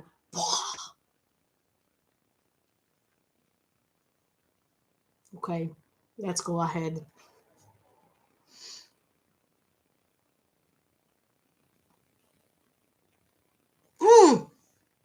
Ymir is looking at them without eyes, because before she was hugged by Eren, she had the same eyes. After Eren hugged her, we saw her eyes for the first time. She was really angry. But now she doesn't have eyes anymore. I mean, we don't see them clearly. Can you imagine if they kiss? I mean, if they. Mhm. Then her eyes are appearing once again to see. I mean, to watch that scene. Because when she was hugged by Eren, I think she felt warm too. She felt hugged for the first time, in my opinion. And she felt as if her heart could beat again, even if, of course, Ymir is dead. Ymir is not existing physically speaking anymore, but I think when Eren hugged her, she could feel this warmth that she has always dreamed of. And she could have felt understood. So, if they kiss, can she regain her eyes like my dream is real? I mean, what I've always dreamt is true. That's a real love. But maybe if then Mikasa is killing him, maybe one more time she's asking herself, why did she kill him? If she loved him, why did she kill him? Or maybe she will understand why she killed him. And the key is always the same. That means love. Let's see. Let's see. I'm just guessing. But Ymir is there watching, so there should be a reason, because even in that case, she is watching something regarding friendship, and she's not. I mean, even friendship is a matter of love. Let's go ahead.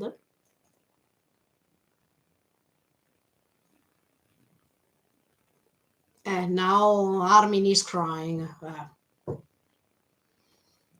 Second 19 of the trailer. Armin is crying. Why are you crying, Armin? Here he is talking to Eren, because we are in the other dimension. I mean, we are in the paths dimension. So he is talking to him. But why are you crying, Armin? Because I think he is trying to convince Eren that he is wrong.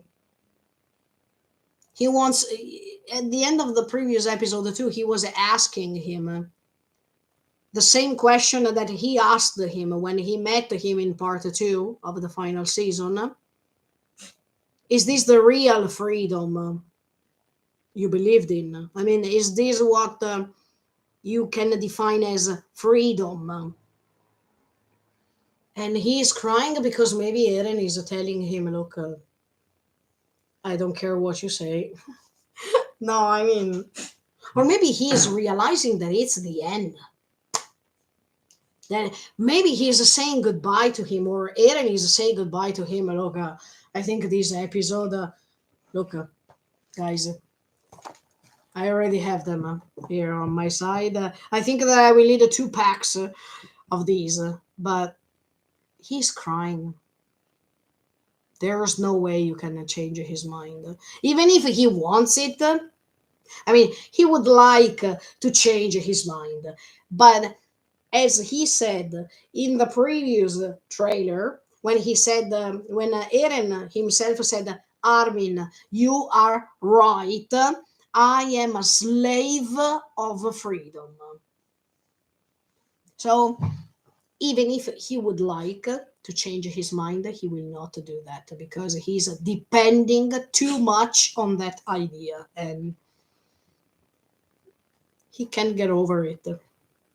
But he's crying. No, no, no, no. Try to tell him something else. But he's pretty angry while he cries. Maybe he's shouting in that moment. He's saying, Eren, why do you don't want to stay with us? Eren, you still have time to change your mind. Blah, blah, blah. Eren, don't you remember? Because Armin has always this tactic. And that's why, to me, but to many others too, it was okay to choose Armin instead of Erwin. This, to me, is the reason. I could have never seen Erwin talking to Eren in this way. Not at all. But by the way,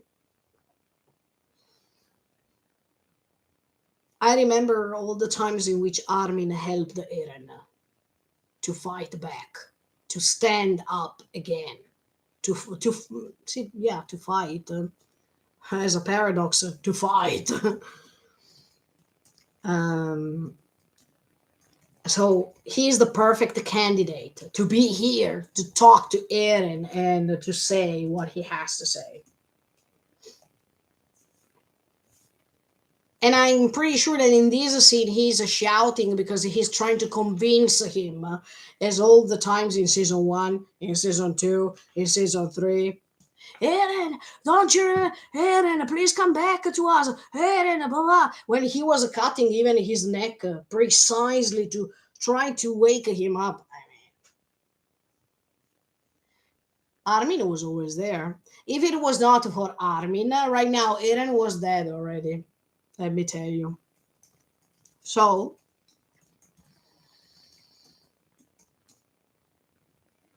should I ask Armin the same question that Eren asked Historia? Do you remember when Eren to Historia said, Eren to Historia said, "But you saved me, so you should feel guilty too."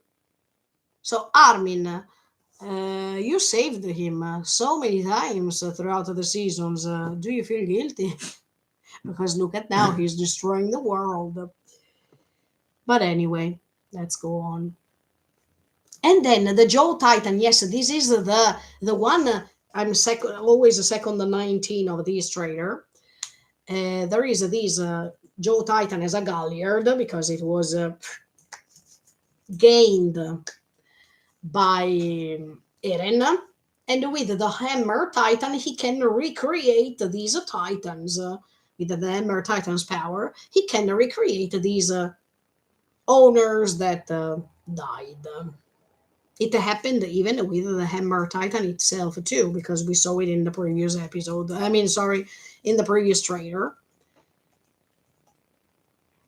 No, it's okay. Now I got it. Reiner is fighting against these fake Galliard. I call it fake so you can understand what I mean, because the Galliard is gone. But okay. Sorry, let me check 1 second the camera if I'm just a second. Okay. And yes, now I got it. I mean, Reiner is fighting against these fake Galliard, and in the meantime, Ymir is looking at them in the background. Let's go. Reiner no, listen, I hope that Reiner resists and that Reiner survives. I think that he really deserves this. I mean, he deserves to go on living. Just a second. Yeah, okay. He deserves to go on living. Sorry, one more. Okay. He deserves because uh, of the development as a character that Reiner had was simply stunning. I totally agree with the people who read the manga before us watching the anime that years ago they were saying, "Look, you will like Reiner," and I said, "Okay," but I totally understand why, and I agree. I totally agree. Okay, now I go ahead and I see Peak. Yes, Peak here is quite interesting as a character because even in the previous trailer, yes, now she's transforming as the car to Titan, but in the previous, okay, she transforms, second 24 of the trailer right now. She is transforming herself into the Carter Titan, and she is destroying one of these fake Titans that are appearing from the skeleton of Eren. Okay. Yes, in that case it was the fake Hammer Titan. I call it fake because it's already gone. And then you see Mikasa who's shouting, "Oh! Oh! Oh! Oh! Oh! What is this? Oh! Oh! Oh! Yes, if you hear my husband in the background say, "Oh!" What the F? Okay, so first of all, that's the key visual that we saw previously, in which it was written Iterashai Eren. And at that time, I told you two versions of the story. One, this could be the same house where Mikasa was living before. I mean, before all the drama happened, that is, when the parents were killed and Eren arrived with Grisha, etc., etc. Do you remember when Mikasa was waiting for Eren all the days, and when she saw that Grisha was coming and Eren not, she was like, "Oh no, where is Eren?" Okay, anyway, maybe that's her house, her first house, and maybe now. No, wait a second. But is it after or before? First of all, this is something I don't understand.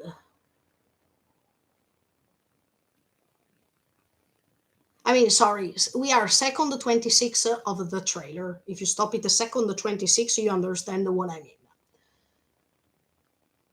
This scene is happening after Eren dies or before? Because it matters.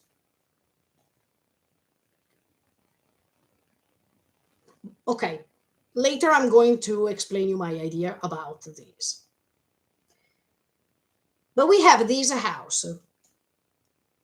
So, version number one. Is this after Eren dies and Mikasa goes back to that house to live in that house? Because to her, that house is the beginning of everything. I mean, sorry, that house is the end of a Mikasa girl, little girl, and the beginning of a new life because she meets Eren over there the first time. And thanks to that meeting, Mikasa discovers love at first sight. I mean, She's lost for Eren. But there are two people hugging over there. Hugging or kissing? Hugging. Wait. Wait.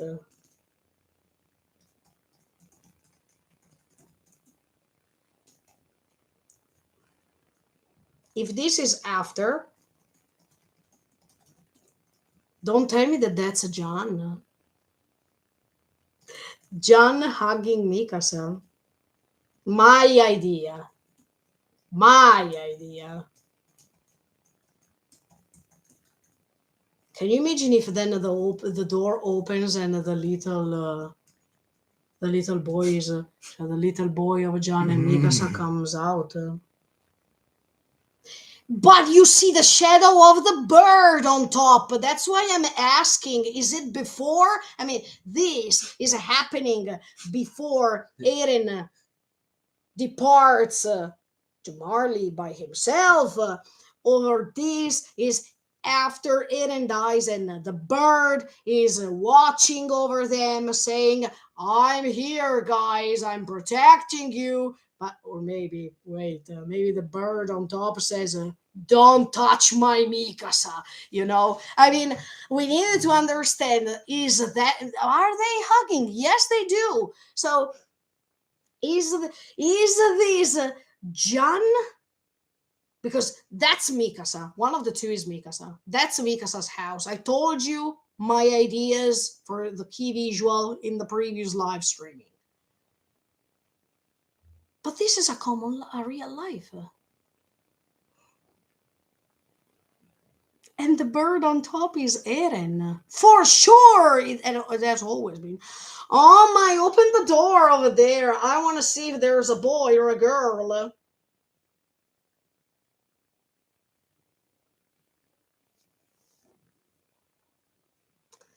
I want to know. There is a table. Yes, from the visual, you see the table with the dishes, with the cups, with everything. Do they have a cutleries for babies? My husband is asking if they have a cutleries for babies. Should I check the key visual one more time? Let me check the key visual. Oh, wait. What if the garden has something branco? La swing, tipo. Swing. A swing, like a Heidi that we don't understand the attachment. No, if you don't understand what I mean right now, have you ever watched the Heidi? The anime of 1960, end of 1960 or beginning of 1970s, that in the opening song there is a Heidi swinging on a swing and you don't see the attachment. But okay, anyway. Okay. Now I check the key visual once again. Sorry, guys. This live streaming is becoming endless. Okay. You said that the cutleries. No, now I'm checking. Scusa. Wait. No, view spoiler. No. No spoiler. See, even my husband is protecting me from spoiler because he says, no, don't open it. But this one, open it, please. Okay, I have it. Amore, you said the cutleries, but no, but actually there is just a teapot. 2 dishes or 3. 1, 2, 3. Or 1 and 2. Yes, I know, I noticed that already. When I was is it the bard or analyzing? No, Titan? no. These are two people who. No shadow. Yes, but they are holding hands together. Yeah. If it's a shadow or That's Titan. Yes, I know, but then Mikasa doesn't have a long. Does she have a long hair? Is this a John? So maybe this is John and this is Mikasa, and now Mikasa has long hair because in season 1, John said, I like you with long hair. No, I saw the shadow Uh, here. Is the bird. No, if it No. is it the bard, the shadow of the bard or shadow of the titan? The shadow of a titan, in my opinion. No, No, the bird, no, but because this is the side of the key visual, but the side of the trailer is from here. Now the cutleries, anyway, I don't understand 2 or 3, but if they have a baby, please, you know the name. You know the name. Okay, going back. Now this vision is different. I mean, the vision of the trailer. Hello, General Glavius 19. Hello. The end is near. No, don't tell me that. The last ever Attack on Titan trailer is here. Unfortunately. Well said, the last, because later, see you. I mean, but anyway. Are there other comments I didn't read? No, okay. Okay, go back. No, but is that John, that one? And I told you months ago. Eren, baby wants that she has the scarf forever because he's jealous. He doesn't want. I mean, he is ready to sacrifice himself, but he doesn't want that Mikasa hugs somebody else. How is it possible that when they hug, there is the bird coming? Maybe he comes because there's a bird because he's saying Senti. Listen, look. Senti is in Italian, it means look or hear me. But no, okay. This is the theory. If everything. No, wait. I have to go back for a second. No, it's a bird. No, it's a bird. It's a bird. It's definitely a bird. I'm still at seconds 26 of the trailer. No. Okay, wait. This can't be before. It has to be after. No. No, I have another idea now.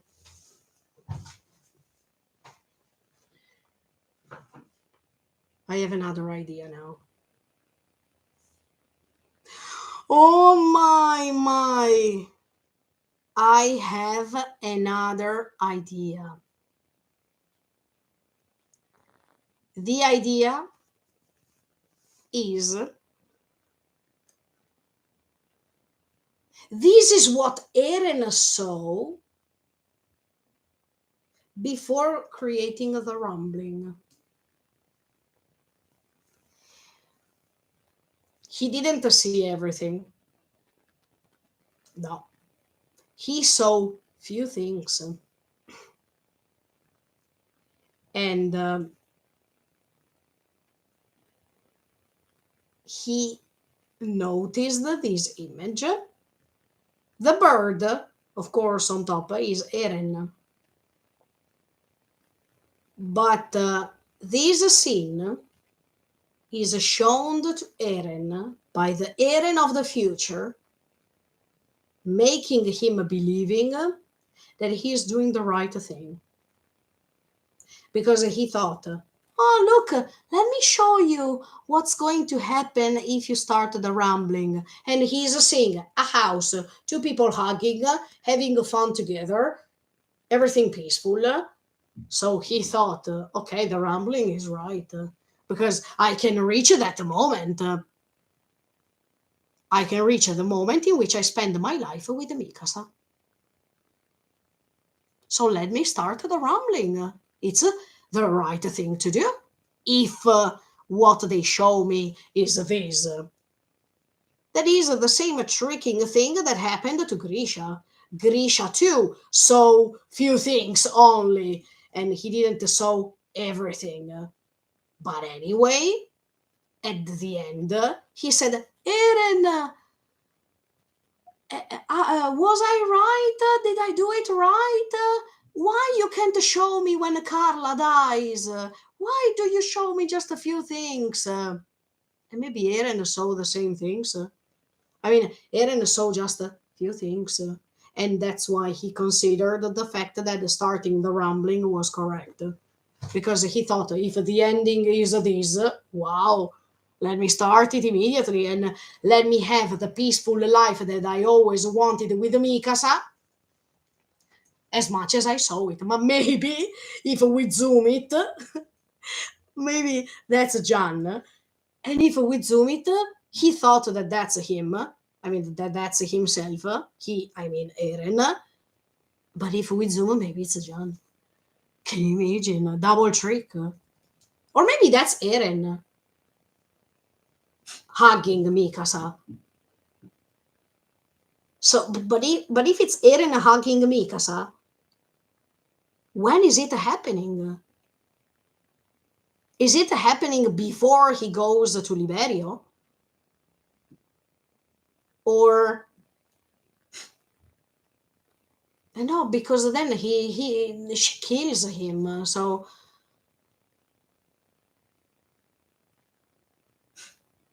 then Eren can't stop time. I mean, I don't think that.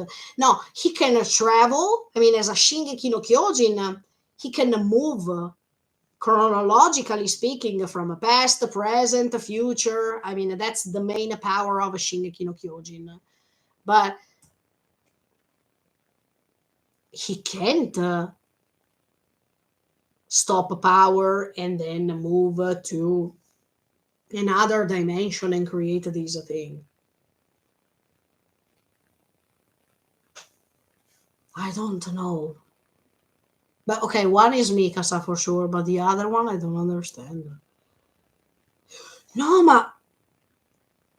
no, it's impossible because before Liberio, we are talking about 4 years ago. I mean, in the Shingeki no Kyojin chronology. No, I was thinking before they started this battle, they have a baby boy. And then Eren dies, Mikasa is pregnant, and then. Like Son Goten. Exactly. Yes, and then when the baby is born, newly born, John takes care of him. The name, of course, will be Eren. Well, look, two versions. If Historia's baby is a boy, it will be Eren. So, by being the royal bloodline, anyway, he will be the king somehow, okay? If it's a girl of Historia's daughter, I mean, Historia's daughter's name, Ymir. In my opinion, she should have put that name, Ymir. Let's start again. One more time, zero. We pass from 2,000 years to zero. But in my opinion, between Eren and Mikasa, there should be a boy. Eren. Another Eren, in my opinion. But okay, it's just a fan service. Let's call it fan service. Okay, the general is saying it's bittersweet. Yeah, I'm both excited and not ready for the finale. Me neither. No one is ready. So welcome to the club. Yeah. Okay. Oh, but did you notice this? I don't know if you noticed. Sorry, but I'm describing and analyzing a little bit what I see. I'm always second 26 of the trailer. You can stop it. You open the trailer, you go to second 26, and you understand what I'm talking about. What excites me a little bit is to notice that this house seems surrounded by a wall. Did you notice that? It seems surrounded by a wall. I mean, here by the rocks. I mean, on the right side by the rocks. But on the left side, there is like a sort of a wall, not the wall of a Shiganshina, not the same, but like a wall, like a small area, like an intimate place where you can be yourself. And Mikasa needs that place, especially after Eren dies. She needs a place where she lives, where she can sense family. And that's why I think she chose that house. Because that house to her means family, means memories, means, probably she chose that house and the bird is coming on top of that house all the time because that's the first time where they met. I mean, Eren and Mikasa met the first time in that house. So these maybe can be the place where these two can meet again. And that's why what I told you about the Itterashai meaning matters. That's why Mikasa says Itterashai and she doesn't say sayonara. Because, yes, because if Eren goes, if Eren goes as a bird and then he comes back and that's a house, I'm sure that Eren wants to say Tadaima later. And then she says Okaeri nasai. And then one more time, Ittekimasu. And she says Itterashai. But the Itterashai means as a feeling, I know that you go, but I also know that you will be back to me, or you can come back. You come back somehow. So I love these details. Oh yes, yes. The Itterashai means something. It was meaningful. The Itterashai. It's not something random. No, no, not at all. Absolutely. Let me go ahead with the trailer because if I have other ideas, I will tell you in the next live streaming. Don't worry about it. Okay, then Ymir is walking, but where is she? She seems to be in the real world.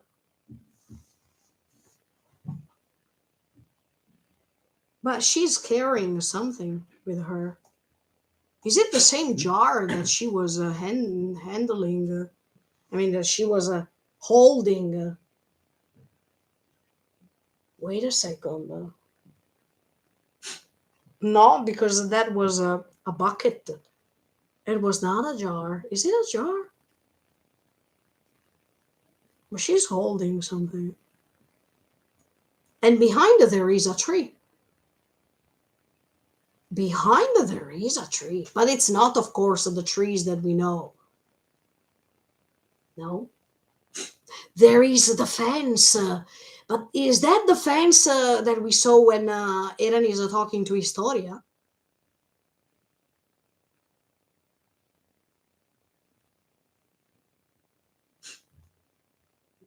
It seems the same fence. Let's go. Then we see John with this facial expression. Please don't tell me that he's going because I don't want him to die. No, no, no, no, no. Second 27. What's going to happen now?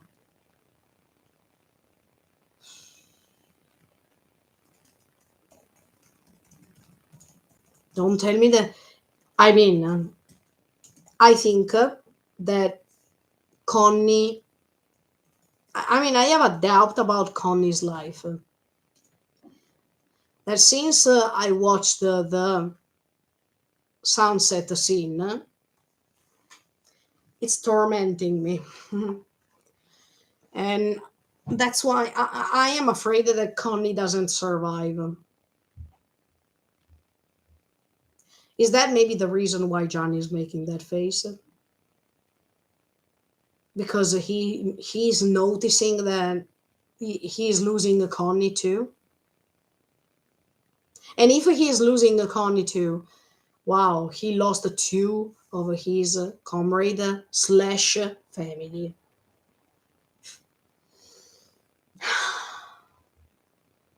That's why maybe he has to stay with Mikasa at the end of the day, because no, wait, it makes sense. He lost his family. In the case Connie dies, together with Sasha, they were considered as his family, his new family. But if he is losing his family, he can try to find a new purpose of his life in Mikasa. I mean, something new to do, something that it's worth it to be alive still. That is taking care of Mikasa. And I think that he will do it with great dedication. I mean, and great respect. So, yeah, maybe these two things can let both have something in common, because both Mikasa and him have lost their families, what they consider their family, and together they are trying to comfort each other and try to go on issue together. So I wanted to say issue, sorry. I mean together again. Now, if Mikasa has long hair, it means that it's a proof of. I mean, Jan liked her with the long hair. If you see Mikasa with long hair, oh my.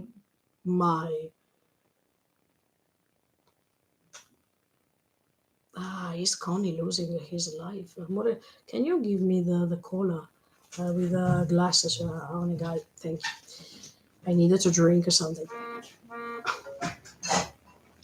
This makes me think, literally,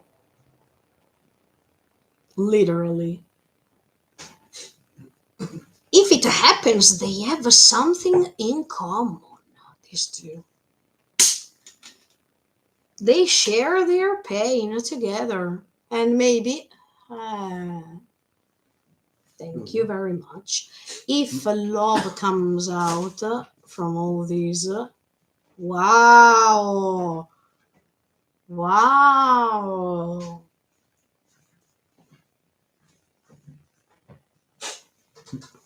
Eren Kirstein is closer. Okay, let me go ahead. I see John is using the thunder spears, and then you see Pick. But this is a bomb. Okay, second. No, wait. Wait. Let me go back. Second. Oh, wait. Okay. So John is launching a thunder spear. To what? We don't know. And Pika is what is it? Is it a bomb? This is the clearest thing that I can see. I mean, second 28 of the trailer. There is this object that I don't understand what that is. But for sure it's a weapon. It has to be a weapon. And Pika is detonated. I mean, she's starting it.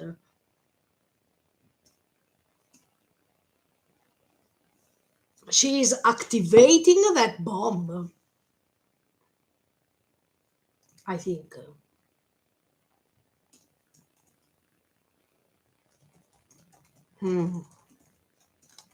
But that bomb will be activated. Activated against Eren.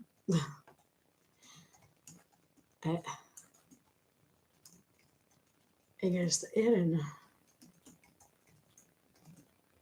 Yes, you're right, General Grievous.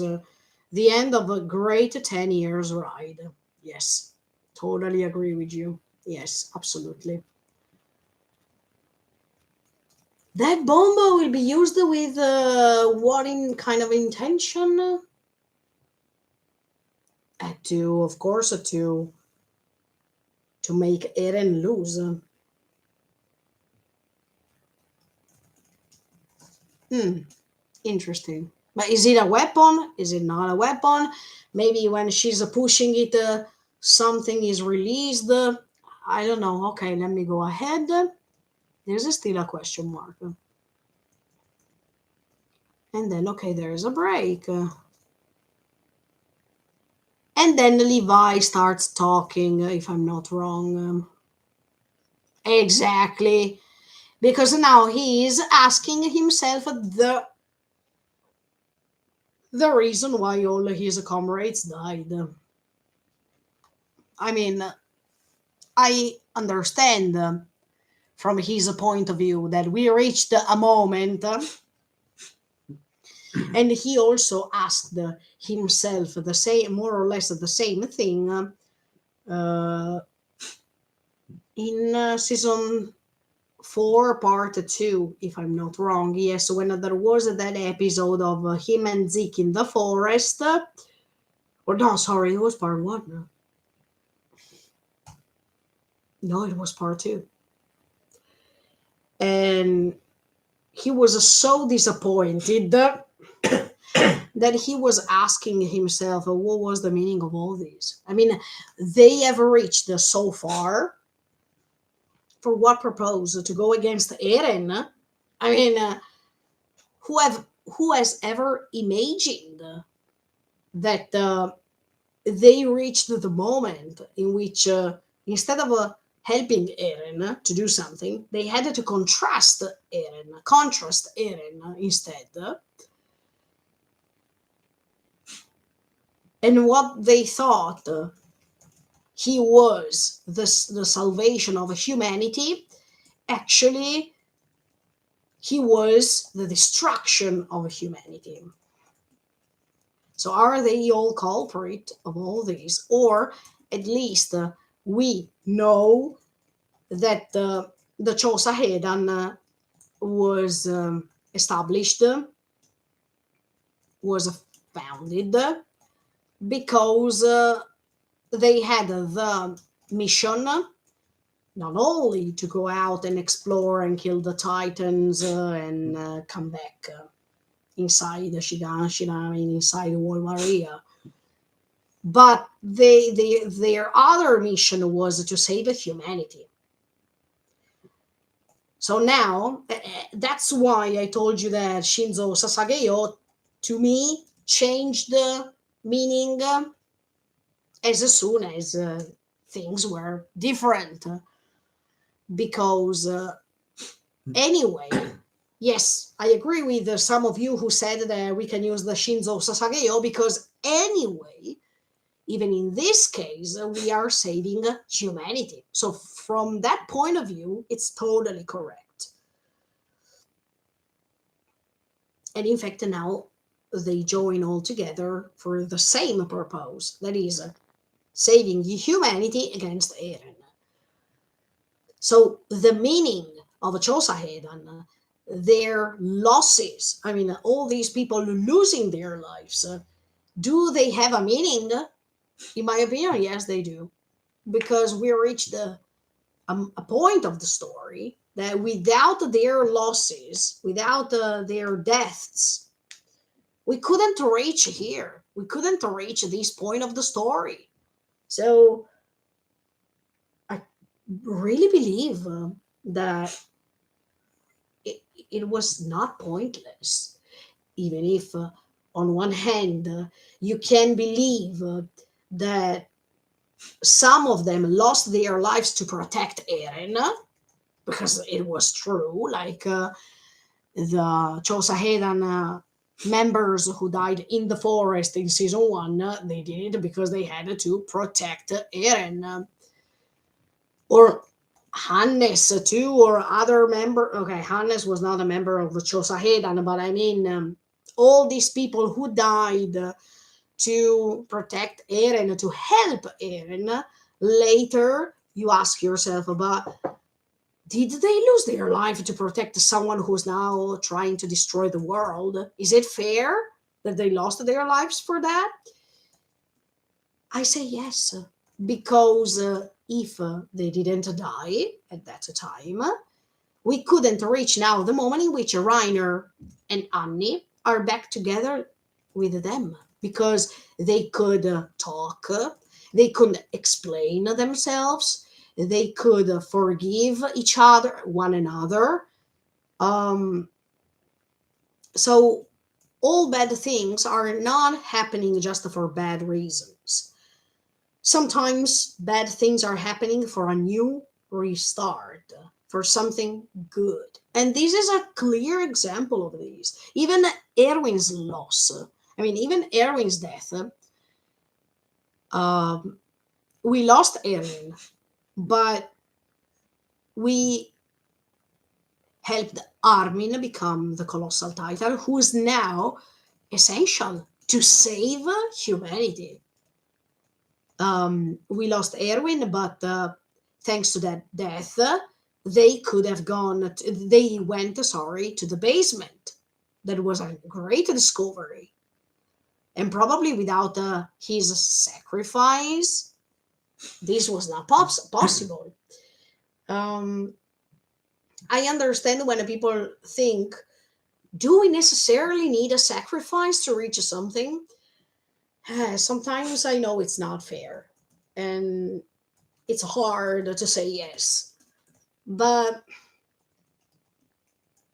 we needed to see these sacrifices as key moments for the story, as an end point and a start point of the story, of something new of the story. So, of course, here we are talking about fictional things, and we are not talking about a real world condition. And that's why I think that those sacrifices matter. If we were talking about real life, I'm against it. I mean, I don't like to see people sacrificing themselves to let other more powerful people reach their goals. Absolutely not. But here we are talking about people who really believed in what they were doing, who were not forced to do those things, but they decided by themselves to join these um, segment. I mean, this fragment that chose ahead, and they knew the risks, and they wanted to stand up and fight for their dreams, fight for their wills. So when you fight for something, it's no more a sacrifice what you do. It's I'm not talking about Flock and all the young kids who joined later in season 3 part 2, who were forced to join in that sacrifice, I mean, in that suicide event. But I'm talking about like people like Erwin or all the others who decided that what they were doing was something good to do in that moment. Flock and all the others were super afraid to join that last battle against Zeke in season 3 part 2. And in fact, the Flock survived. Flock survived that season 3 part 2 event, but he didn't survive later, for example. But by the way, even in the case of Flock, he wanted to go on with his will, with his thoughts, with his ideas. And there's nothing to blame with these characters who wanted to fight for what they really believe in. I think they are admirable instead. I understand that Levi is still feeling that pressure on his shoulders because he had to assist to all these losses one by one, and he couldn't avoid them. He had to face them and to accept them. That is something really hard to do. When you know you can do something to protect others, but those others don't want you to do this, and you are so passive that you just have to accept what you see. I totally understand Levi's pain, but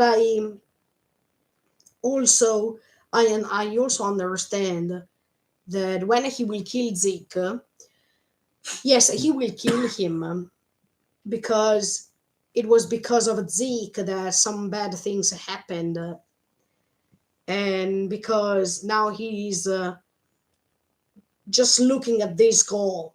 For a second, it reminds me Thorfinn when he wanted to try to defeat Ashelado, and he kept looking at that thing only. Okay, until Ashelado said, "After you kill me, what's going to happen?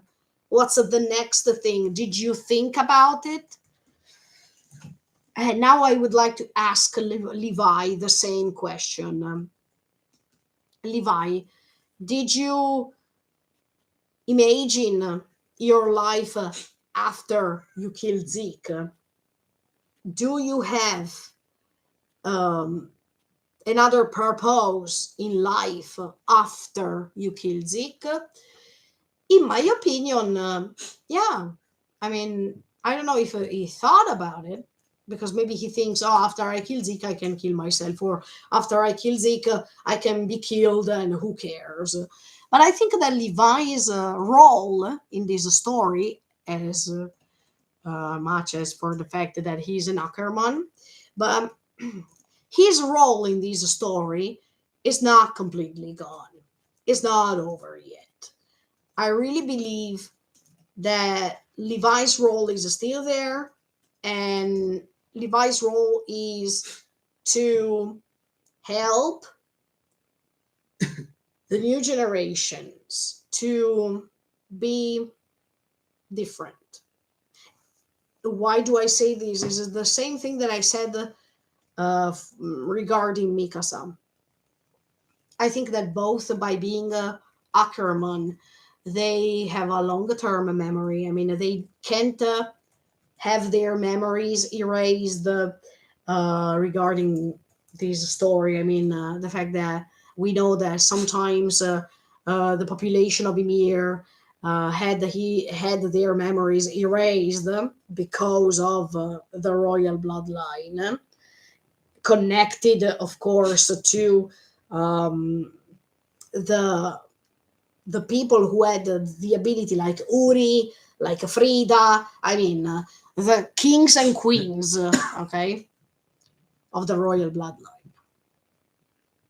So Historia is still alive, and I don't think that she will ever use her power, let's say, to erase memories or whatever, because first of all, she needs to have even the Shisono Kyojin to do that. But even if she had it, she will never do it, because she has always been against this way of erasing memories from people. She is totally different. But in the case of something negative happens in the future, we don't know. Anyway, Levi and the Mikasa will not have their memories gone. And that's why I think that both of them, together with the kids who have already assisted, I mean, who have already seen this situation that is Gabi and Falco, will be a great inspiration for the future. So Levi is still needed because after all the bad situations in which he was able to survive. He was able to go on, and that's why his role is not meaningless. He survived because he has to narrate, because he has to tell others what he saw.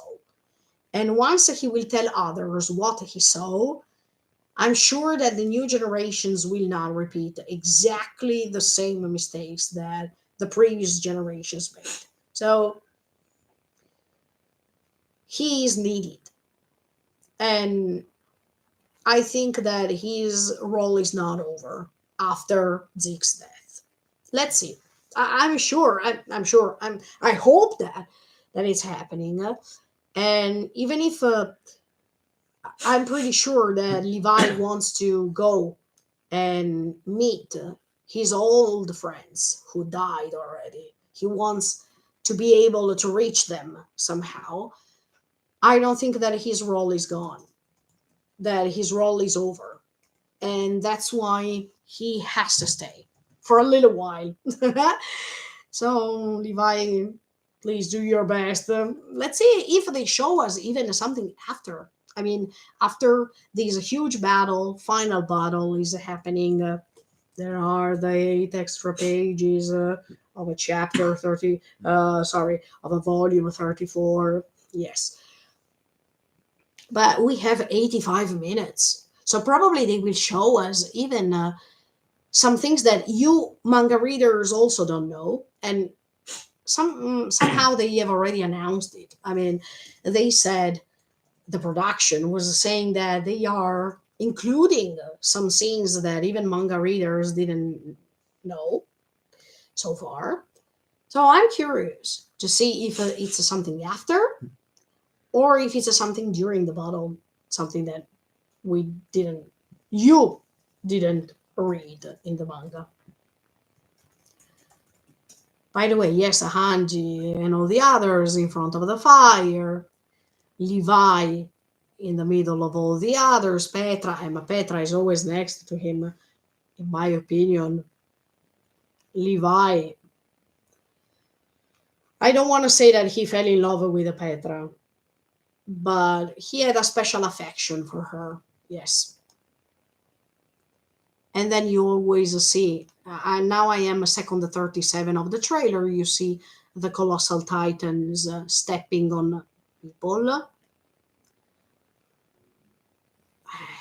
people who are trying to run, but wow, these scenes are incredible. That's now you understand why Shingeki no Kyojin has always been broadcasted at midnight here in Japan, because you can't show these things early. You can't. And then Levi's face with that beautiful eye that is left. Hmm, yeah. Then you see Levi fighting all these fake reproductions of titans, let's say. We are still on top of the Eren's skeleton, as we can say. And he's fighting, fighting, fighting. I'm so happy that Levi is back fighting, because when I saw him damaged after that explosion because of Zeke's uh, because of the conversation he had with Zeke and the Thunder Spear, that something went wrong with it. Yeah, I was afraid that Levi was not able to fight anymore. And I was thinking, oh, look, now Levi can't walk, can't use his fingers, he lost an eye. At that time, I've never expected this ending of a character as he is. But now that I see him fighting, and he also asked the other people's help. I mean, his comrades' help. He said, "Please help me. I need to reach that goal. I need to kill Zeke." And the other said, "Yes, of course." So even so, even in that case, the union that all these characters have, the way in which they don't give up altogether as a team and as a comrades, but even as for friends, makes you understand how hard it is to beat them, because except for the fact that they work together, they are like a family. They share the pain, they share the ups and downs. Um, they lost dear people, but they still stand up and fight. They are like a family. And that's why when they decided to help Levi, I was really happy for that because I think it was the first time, guys, correct me if I'm wrong, that Levi asks for help to someone. In the previous seasons, I don't remember him asking so humbly, please help me.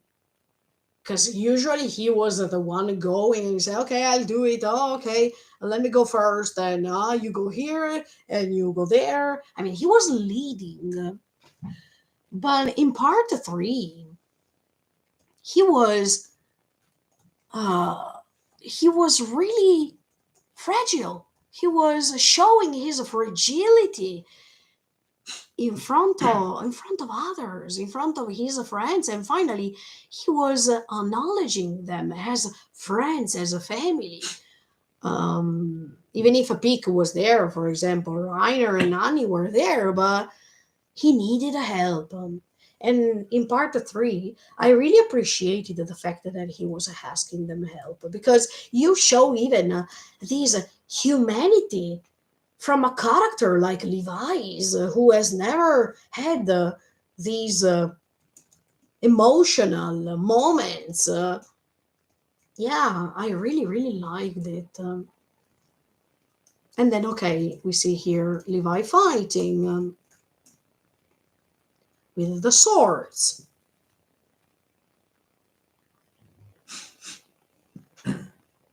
Oh, no, this is terrible.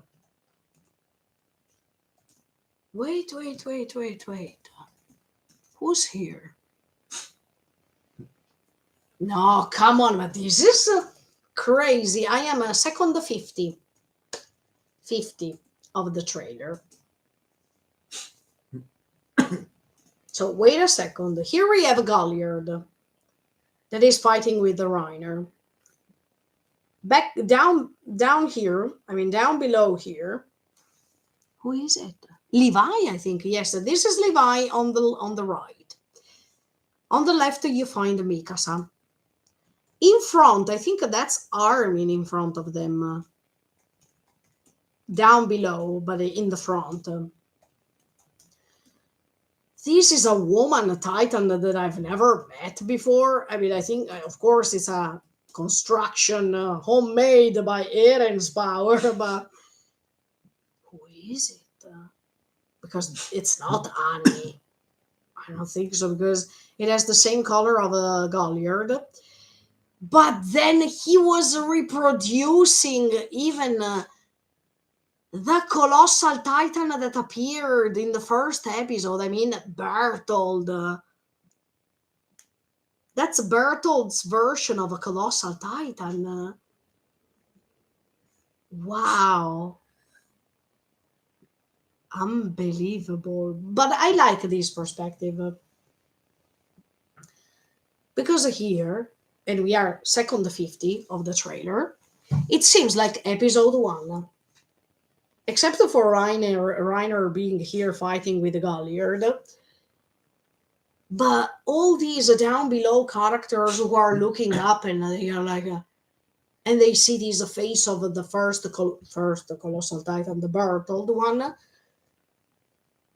and Reiner that turns like that because Reiner, of course, was together with Bertold in this mission. Unbelievable.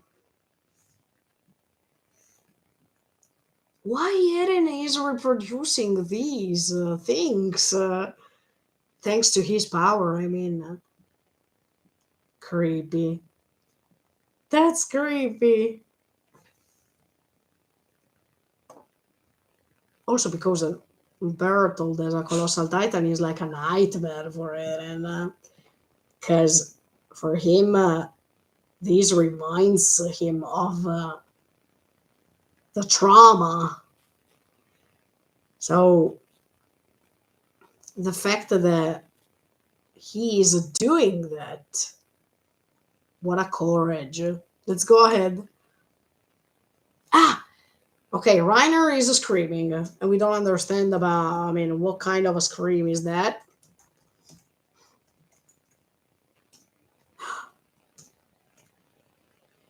And then we see Reiner with, almost falling apart. I hope not. Something is reaching him, but I don't understand what that is. He has lots of arrows here on his back. No, come on, look at the hair of Eren. Second 54 of the trailer. Look at the hair of Eren. Oh my god. You see the skeleton from down below and all the titans. I like this vision because you understand the proportion of the Shubi no Kyojin. I mean, compared to these colossal titans who are really, really tall already, I think 60 meters or something. But look at that, look at him. Wow. But the hair. Okay.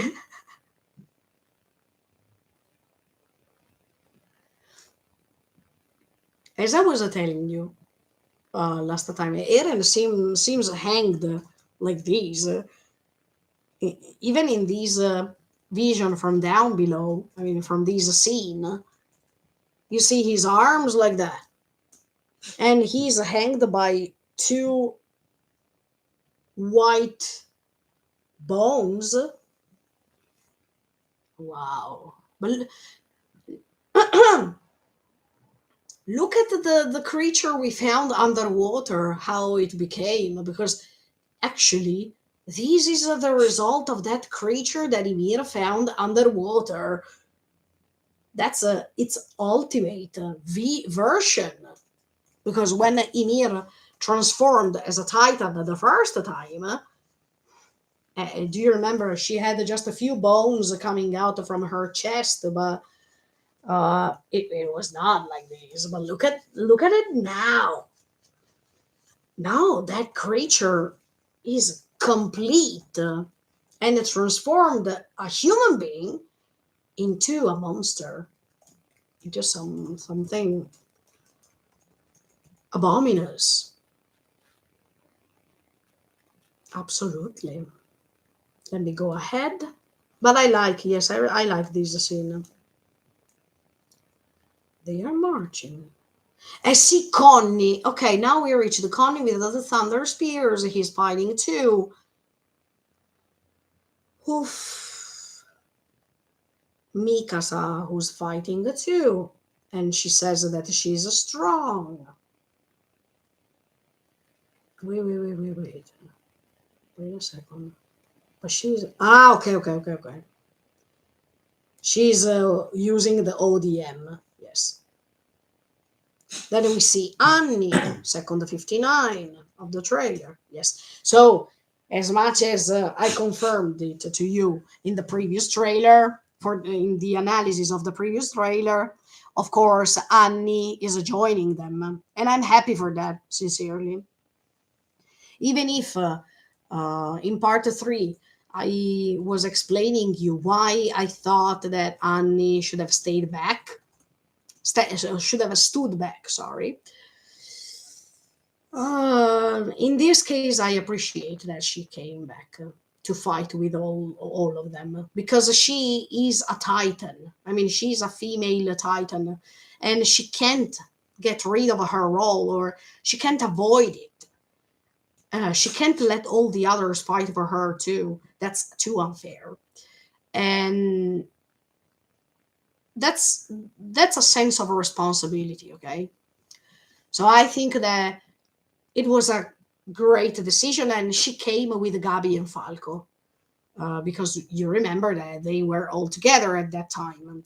They are still on the ship with Kiyomi, Azumabito, and after Falco is telling her what he saw in his dream. Okay, they didn't show us, but we understand that they will go, and that's why she also comes with them. I think it was the right thing to do. Yeah, absolutely. Wow, all these archers. Why are these I mean, and now I understand even the arrows. Yes, because the arrows were on Reiner's back, but I didn't understand where they were coming from. And now I understand. Now we are still second to 59 of the trailer. You see all these archers pointing the arrows against them. Yes.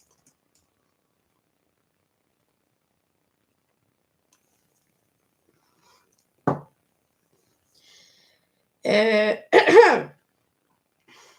I wanted to say one thing. If you remember, Ymir was having the ability to create titans with these white material, white sand in the other dimension. And let's say that when titans had to transform or to be created, like in the case of the hammer titan, let's say, the hammer titan's power,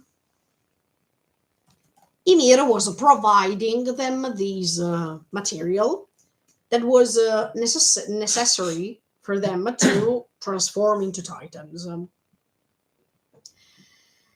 All these titans that are created by Eren, I mean, by the Shubido Kyojin's power that already englobed even the Hammer Titan's power, that are appearing, trying to contrast Reiner, Mikasa, Armin, and all the others.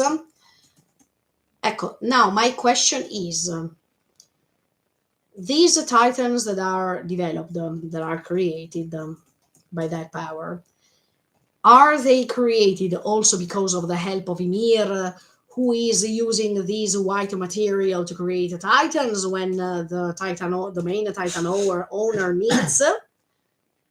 Or this is part of the power that Eren englobed, I mean, that Eren gained after Ymir gave him the power?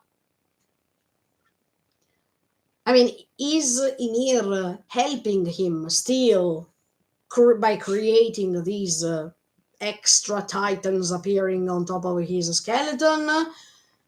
Or because also in her case, she doesn't want this to end. I mean, now that she was able to help Eren by giving him her power, of course, she doesn't want this to end. Otherwise, it would have been pointless for her to give him the power. So, what I'm saying is basically, Eren is doing everything by himself, or the apparition of these extra titans are is happening because of Ymir helping him, because of that white material that can create titans and titans and titans. Is it just because of the ability of the Hammer Titan that he can create things out of nowhere as much as the Hammer Titan did? I'm just saying. I mean, just telling you what I believe. Nugget President, hello. As a manga reader, Attack on Titan Part 4 is gonna be a roller coaster. And in fact, thank you so much for your comment. We are here to join this roller coaster. I can't wait next week. Thank you so much for the comment. Going back to the trailer. And then you see how many arrows. No, wait. This is Falco. Yes, as I told you, this is Falco. Look, Falco that is flying and all the arrows coming towards him. Because these archers are launching the arrows against him. And Falco, who's coming? Oh, yes. And he's helping Mikasa to fly too, because the main goal for Mikasa is to reach where Eren is. And how can we do that if we don't have a bird that is flying? So, as you can see, even if another kid was transformed into a Titan, Falco, as a Joe Titan, we should say thank you that that moment happened. Because otherwise, but now I have an idea. Because otherwise, this could have not been possible. That means Falco behind the Mikasa. Okay, Mikasa maybe is jumping. We don't know, but I think that Falco is helping her to fly. Okay, to reach Eren somehow. But by the way, now I have an idea. Falco was having a dream about Zeke because he inhaled the spinal fluid of Zeke. But at this point, wait, I'm thinking one thing.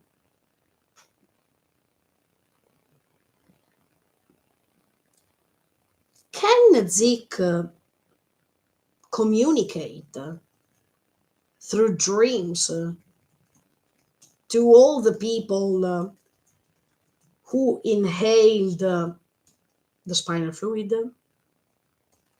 I mean, we know that Zeke's goal is to stop Eren, right? Yes. Even if he's his little brother, we have to stop him. Because for Zeke's opinion, that's the most important way to protect him anyway, by stopping him. So what I'm saying is, when Falco had that dream when he was together with Gabi, Annie, and Kiyomi Azumabito, did he have that dream because Zeke was able to communicate, to let him dream that thing? So Falco could have had a chance to say, no, sorry, I want to go because I saw something that about Zeke. So if Zeke was giving him some hint through a dream and helping Falco to not to change his mind because Falco wanted to go from the beginning, but helping him confirming the fact that he had to go. And here, for example, in this scene, you see that he's helping Mikasa somehow. And look at this scene. We are minute 1 of the trailer. This scene is amazing. Because here Mikasa seems like an angel. I told you already in the previous trailer's analysis. The angel that is defeating the demon. Religiously speaking, it's meaningful. The beautiful world that is killing, erasing the cruel world. Nice. But if Falco was not over there, this could have been impossible, probably. And this is a part of the Zeke's plan anyway, because the Zeke's plan is to stop Eren. It's like as if Zeke for a second was standing on this side, give them a way to stop Eren, thanks to Falco's help. Yeah, Zeke, in my opinion, sometimes he's an ambiguous character. You don't understand till a certain point what's his real intention. That's why he's pretty mysterious, and that's why many people like Zeke's character. My mother hates him You already know this. Well, I mean, she can't wait of that for that moment. Me too. Let me tell you. But yeah, somehow I'm thinking. Yeah, even now. Yeah, now I'm even thinking. Yeah, yeah. I'm even thinking when Zeke asked the Falco when he turned into a not conscious Titan, Falco go, and he was going to eat Reiner, okay? But then, of course, things changed because um, Galliard wanted to sacrifice himself to save Reiner and to shine in front of the one who didn't deserve at the end of the day. Um, but yeah, now I'm thinking, this a dream. I hope they explain better what kind of dream was that and what Falco saw. Yes, he said that in that dream he saw something from up, as if someone was flying from the upper side. That is him, of course. But maybe Zeke in that dream was indicated to him the situation that was going on in that moment to incite him to participate. Because the goal, I want to remind you, the goal is let's stop Eren. Um, so yeah, yes, the general. I'm sure it will be really emotional for sure. I'm sure too. I agree with you. um, let's go ahead with the trailer. Almost done. So sorry that I'm talking too much, but I love this story. I could talk for hours. You see that already. Ah, I mean, when Mikasa is no, sorry, when Falco is opening the wings, like amazing. I love, I love so much. And did you see all the dark feathers coming, falling down? In fact, Mikasa is like a dark angel, let's say, because she has never been so shiny or so bright.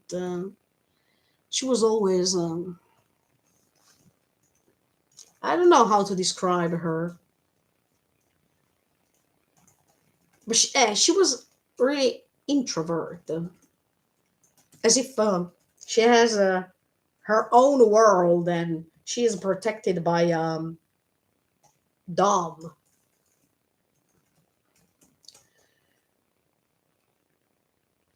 But now she's shining. Hmm. I mean, doing something that it was not she was not supposed to do. In she has to do it. She doesn't want to do it, but she has to do it. That is totally different. Oh, Annie, now she's fighting. Oh no. No, no, no, no, no, no. 1 minute 03. No, no, no, no. Then my husband says, ah. Okay, my opinion of this is the last moment in which they stay together. The last speech before joining and try to kill as many colossal titan as possible. This is the last time they hug.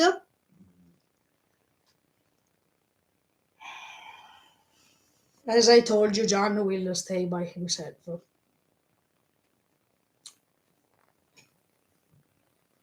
Emotional. Gianno, Yes. Ando. Connie. That's the moment to lose a Connie, I guess. I cry already. And I hope they don't put some flashback with Sasha and him, perché sennò, guarda, I'm crying already. Now, figurati after the... I don't spoil. No, no. But It in makes this me scene, cry. I like so much the what Connie said Yeah. to Jan. Perfect.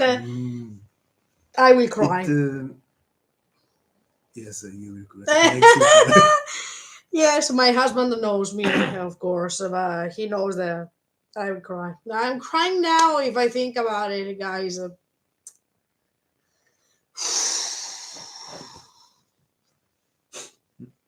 He is going. I mean, Eren saw it already. He was going. He saw it.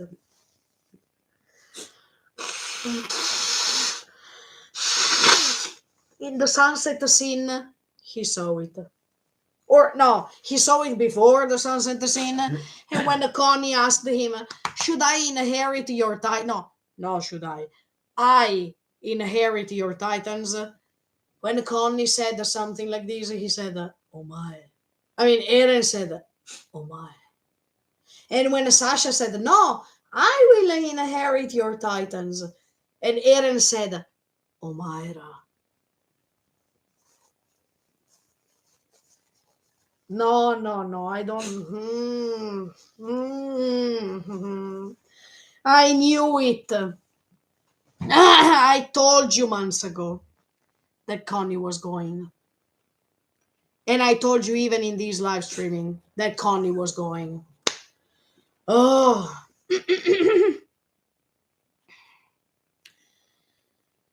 Oh, my. I know that this moment was happening.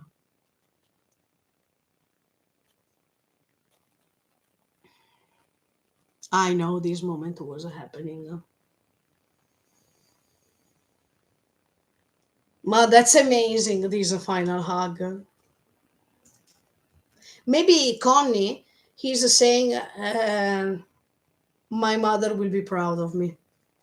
Or, no, wait, because he's talking to John, so.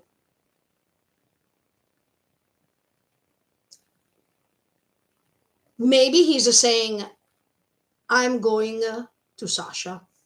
I mean, I needed to go and reach Sasha, my other half.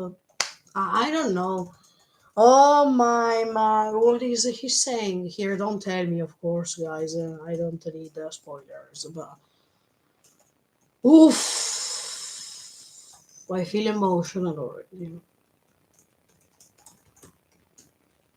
And I told you in the previous part of the trailer, that's why John is making that face.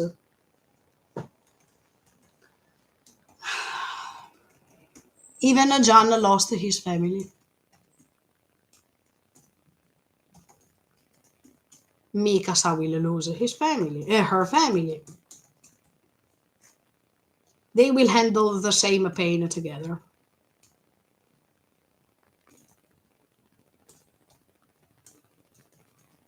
No way. We are 1 minute and 3 seconds.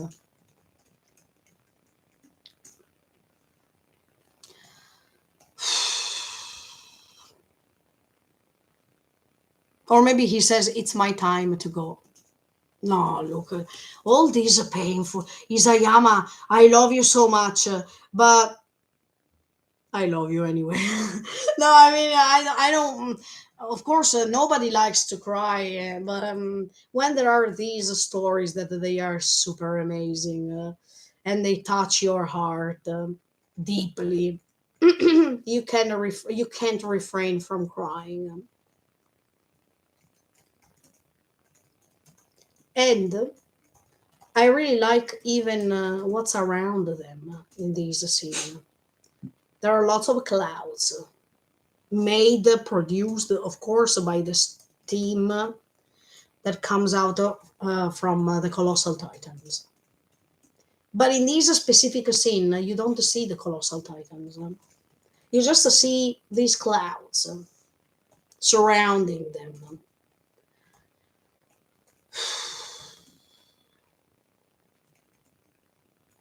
And it reminds me a little bit of the scene of Hanji when she was jumping high and you could see the panorama with these steam and the colossal titans in the background. And then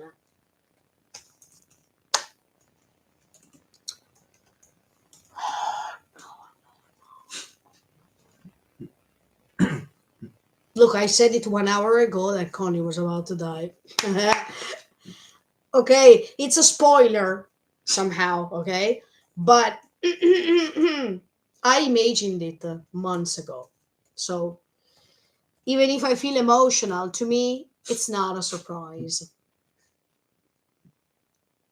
It's not a surprise.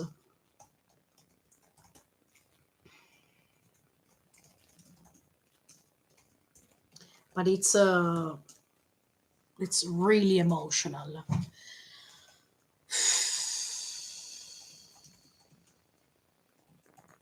Sorry if it's shaking a little bit, guys.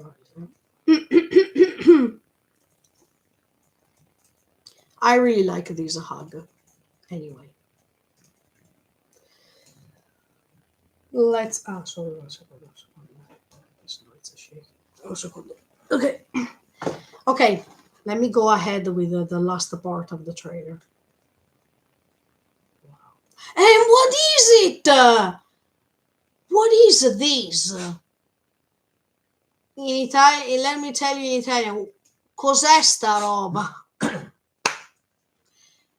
Oh! No, okay, I recognize the two of the three. No, aspetta. Okay, aspetta, it means wait. You think, aspetta. Oh, mamma mia!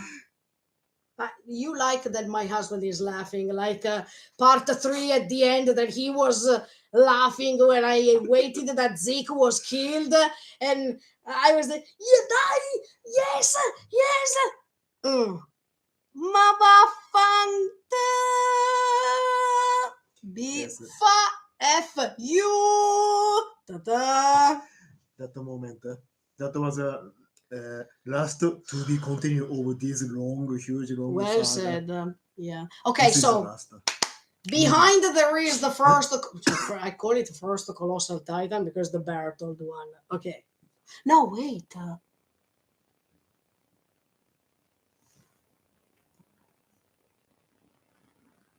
No, that's Eren.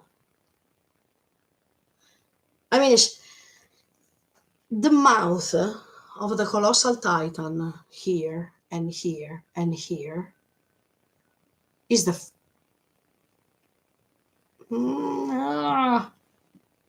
Wait. I have to verify one thing. Later, I'm gonna guess the other three down. Okay. And now, wait. Now I am a second, 1 minute, 3 seconds. Okay. Stop the trailer in that moment, and then I'm going to tell you just a second.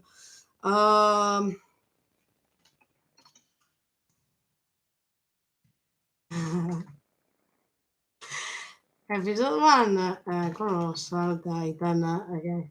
Oh, come on. Is that him? Okay, it's Bertold. Okay, it's Bertold. I verified. I checked for a second one scene from episode 1. Okay, so this is Bertold. I mean, the Colossal Titan of episode 1. This is Eren Kruger. This is Grisha. And number 3, who is that one with the horns? I mean, who is Satan? Well, wait a second. Who is it? It's like a goat? No, like a dog. No, like a goat. Ah, but there is a person here. Huh? Who is it? The zoom, you don't see anything even if you zoom it. So Bertold, with his hands. I mean, Bertold, yes, Bertold's Colossal Titan is here with these hands. Eren Kruger, Grisha, and in the middle, who is it in the middle? What is it? But by the way, who is even the person in the middle over there? Because Bertold is connected to Armin. But why Armin is in between Eren Kruger, Grisha, and this third goat, Lucifer? I don't know how to call it. And here it has a mouth. Here. Am I wrong?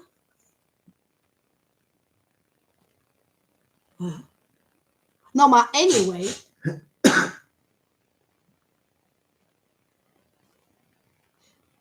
Is it okay? That one with the horns.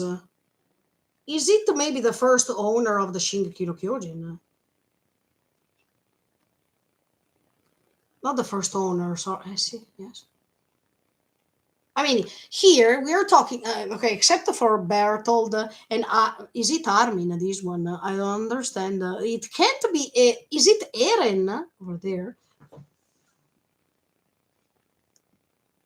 But no, because Eren is. He's not wearing anything actually over there.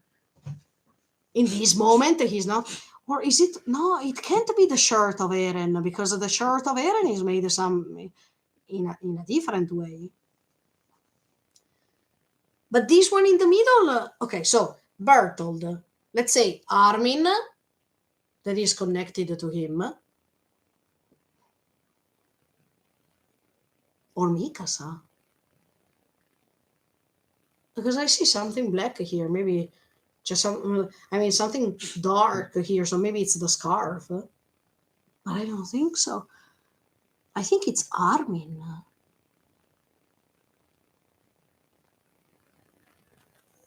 So this one seems like the three Shingeki no Kyojin. Kruger, Grisha. So, or it's the first owner of the Shingeki no Kyojin. No, sorry, not the first owner. The first appearance of the Shingeki no Kyojin. Yes. But why Bertold is carrying it? No, wait.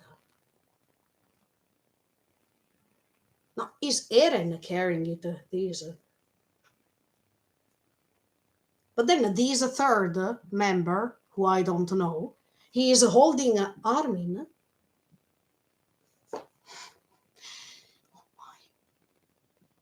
Who are you? Maybe it's the first appearance of the Shingeki no Kyojin. Because Grisha is as a Shingeki no Kyojin. Kruger is as a Shingeki no Kyojin. So this one, is that the creature inside the water? It's a real appearance. Who is it? It has the muscles, so it can't be the creature.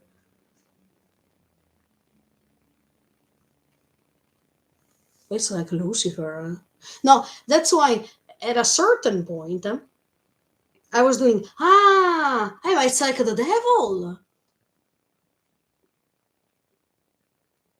Okay, by the way, I was doing, because in the Divine Comedy of Dante, Lucifer is represented with the 3 heads. And it's, I mean, it's described with the same color. That means like ice.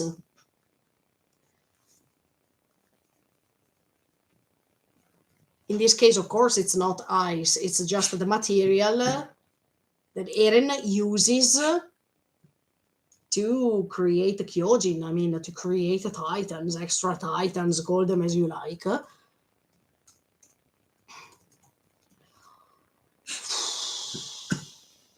Or is it the representation of the Eren of the future?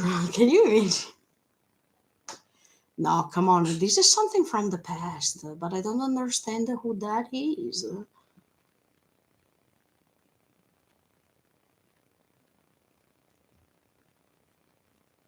Why is he holding Armin over there?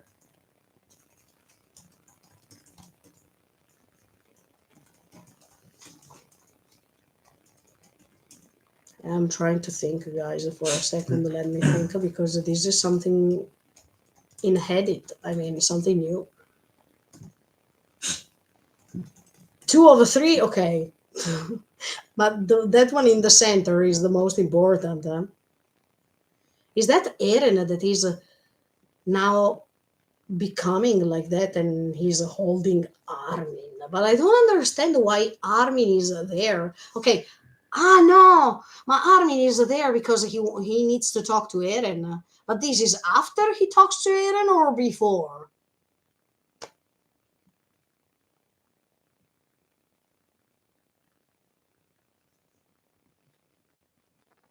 I needed to understand for a second.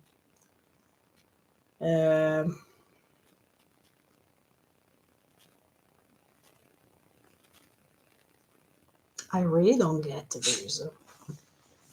But for a second, I needed to get my Divine Comedy book. Just a second, I'm coming. Here it is. Oh, here it is. Ta-da. Oh, because at the end of Hell, in the Divine Comedy, I want to see if I can show you. In the meantime, please tell me that there is sorry, I'm searching for something that I want to show you.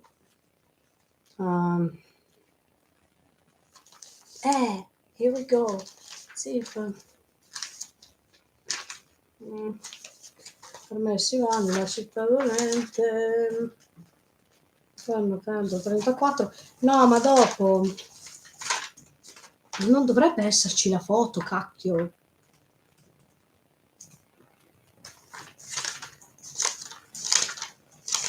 Non c'è. Here we go. I hope you can see it. Okay, this is just a picture that was just I mean, it was a drawing made by Sandro Botticelli. That is a great painter, Italian painter.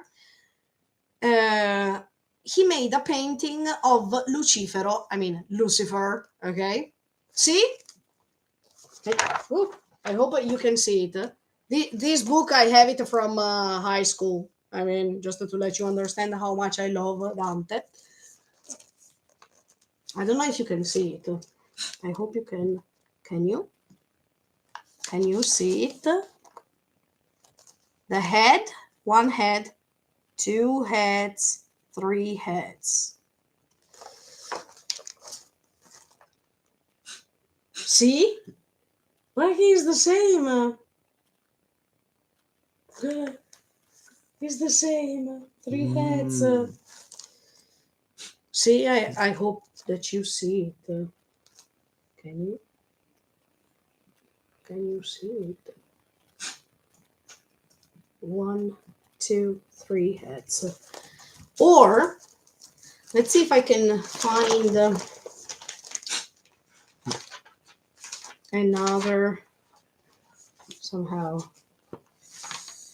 Let's see if I can find a picture online, and I can send you the. Sorry, But send you the manga, link. when I Yes. saw that panel, Yeah. the three titan The three and faces. both side. Yes. I remember What is it? the ancient Indian culture. Ah. They thought the earth is here. Under the earth, the caravan is the elephant. And under the elephant, elephants, でかいこのタートル。 Can you enlarge it so I just show that the picture to let them understand what you mean? Okay. Okay, I'll show you just I'll show just the picture, not on top. Can you see, guys, what he thinks, what he says? Here. So he said the world here, and then the world is holded by 3 elephants, and under the elephants there is a turtle, main turtle. I think this is ancient Indian culture. Mhm. They didn't, yes, of course, they didn't think or on, I don't know, is it on purpose? Mhm. The top one, this is the world, the earth. Mhm. Yeah. Under the earth, it's supported. Spurt like a columns. So correct? yes, yes. Like a columns. It works like a column, elephant. Under the elephant, turtle. Turtle. Just a few seconds, I won't show the face because they see that you're not alive. I'm talking like a shadow or a ghost. No, he's still alive. Don't worry. But okay, that's awesome. That's awesome. Okay, but you can't tell me why you think. Of course, don't tell me why. これは関係ないです、story. Just Okay, the your position. imagination. Just the position. Yes, because yes. No, he's right.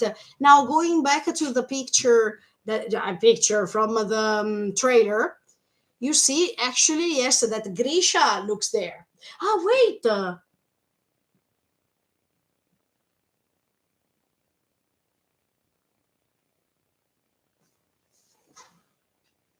I'm thinking. I'm still talking about these 3 entities. No entities. I mean 3 titans.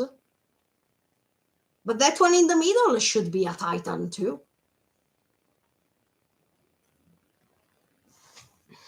Okay, let me show you one thing. No, but even in Dante, the faces they are like that. That's exactly. So okay, wait a second, guys. I'm showing you a picture.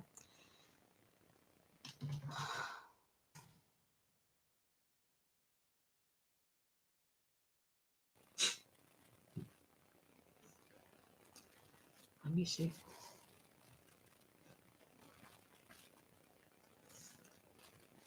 If I can. Okay, to tomate. No, it's not this one. Yes, tell me. Yes. Or yes. Wait, I put it in the. No. Can I have 1 second of the just the? I will show them. Or my husband, he thinks that. I mean, for him, it reminds him of this. That is, of course, Indian culture. Yes. Yes. He is a Brahma. Brahma. In the Hindu mythology, one of the most important god. So we are talking about anyway. And he has 3 faces on. Yes, three faces that they look somewhere else. So yeah. Interesting. But in Japan, sorry that I asked an extra question, but in the Japanese culture, there is something regarding these 3 things. I don't like the monkeys. No? Okay, but now I'm searching the picture that I want to show you. In the Japanese culture, yes, I didn't know one thing. See? Front and they look at both sides. See? The 3 faces eating that, but they don't look at each other, and they have 3 different how can I say 3 different which picture can I show? This one. See? This was the Dante's Lucifer when they reach the bottom of hell. Let me open it so I can Maybe send. Dante, he got the same idea with the Indian. Yeah, but Dante. Ah, no, the 33. No, wait. I'm sorry, I forgot. Now, Dante, the 14th century. I mean, India is. Yes, maybe he got inspiration from that, but. It happens that sometimes Yeah. the creator, they Mhm. didn't know each other, but they got the same idea. Yeah. Let me see if I can find it. Maybe I can find you guys a better picture before sending you the link that I am going to send to you.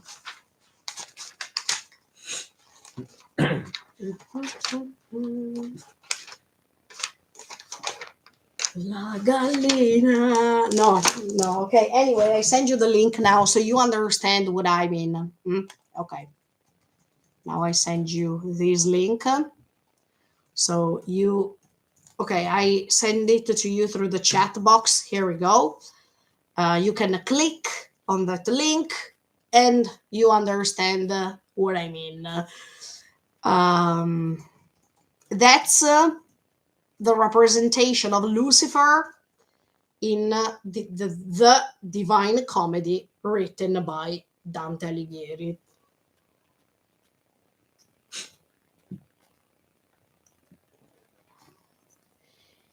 But who are you?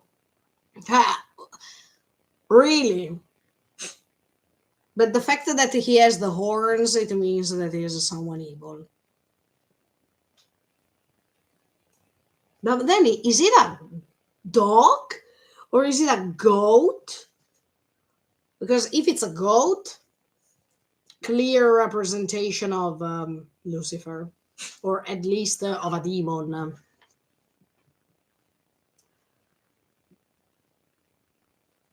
I'm speechless. Why there are? I wonder why there are Kruger and the Grisha. I mean, why there are not all the owners of the Shingeki no Kyojin and just the two of them? Yes, of course, both of them have a great meaning for Eren. One is the dead, and the other one is the previous owner that helped Grisha to make his choices. But Kruger made no, but Kruger told Grisha to do those kind of things based on what Kruger felt from the Eren of the future.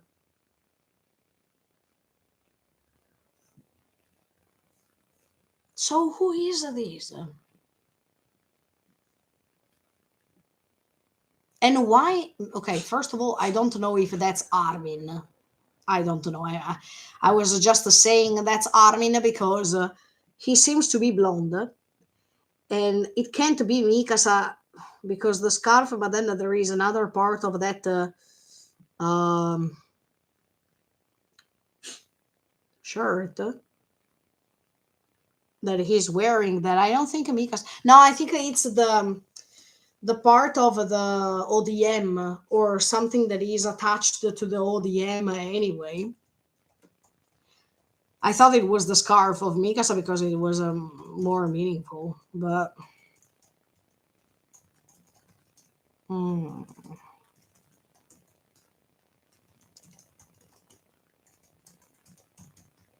Mm.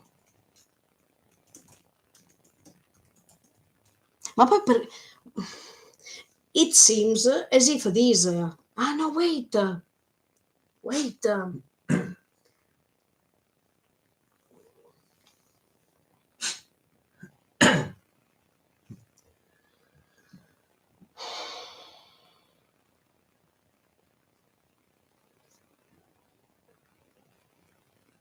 Bertolt's Titan started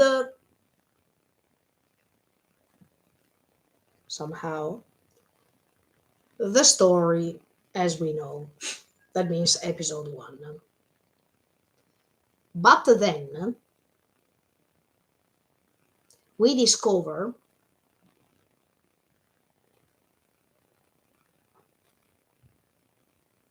throughout the story that actually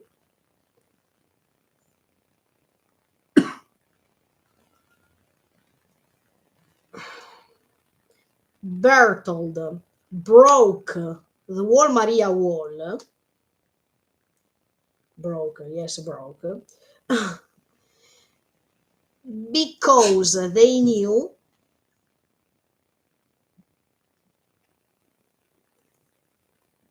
that the Shiso no Kyojin was living inside the walls.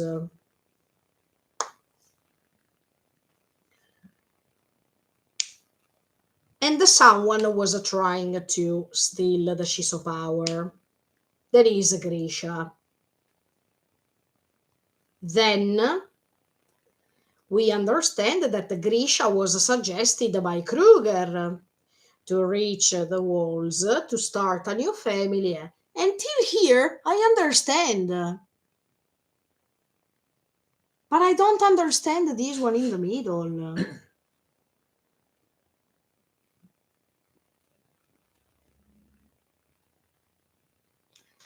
Oh, that should be the power of the Shingeki no Kyojin.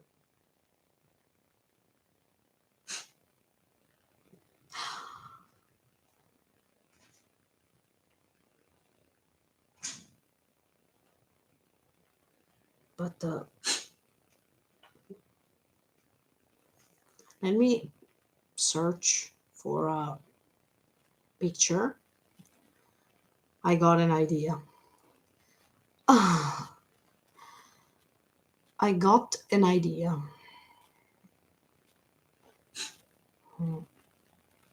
Yeah.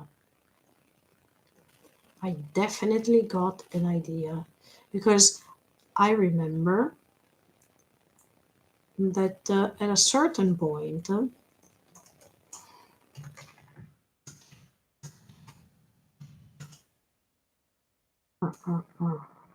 no, that picture of. But no, wait. The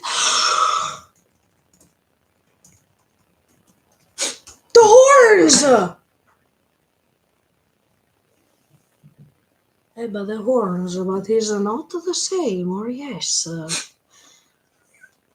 But this one is the horns. Do you remember, guys, the picture when you see Ymir with the apple?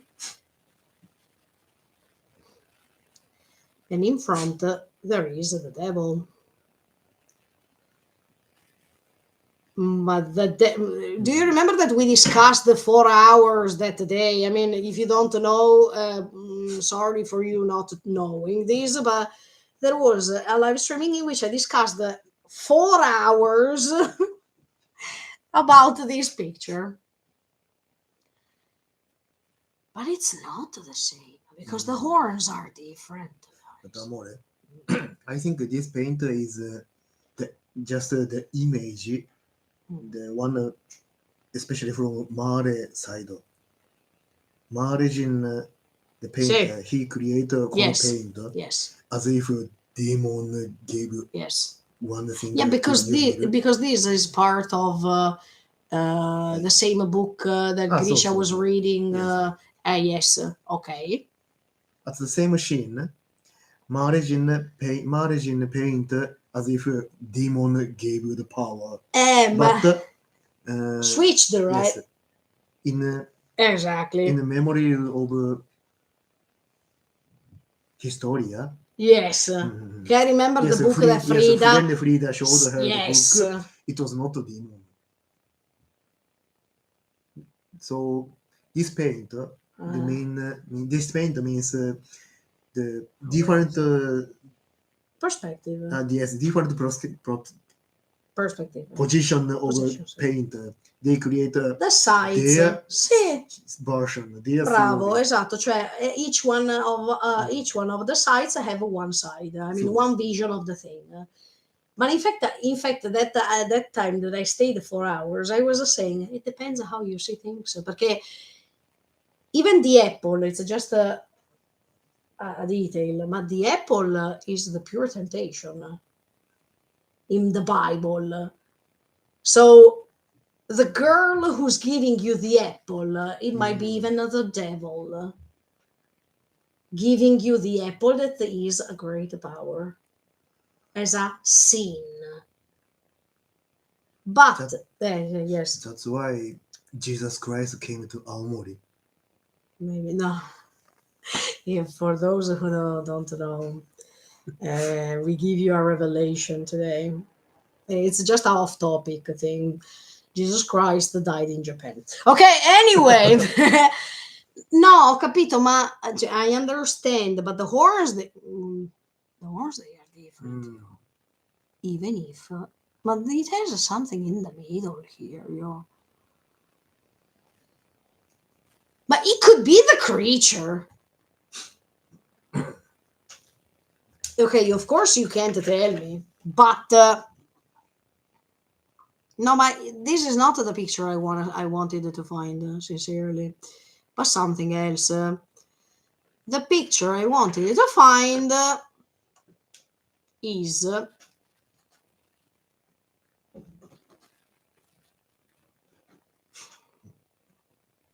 when I find it, I will show you. Eccola.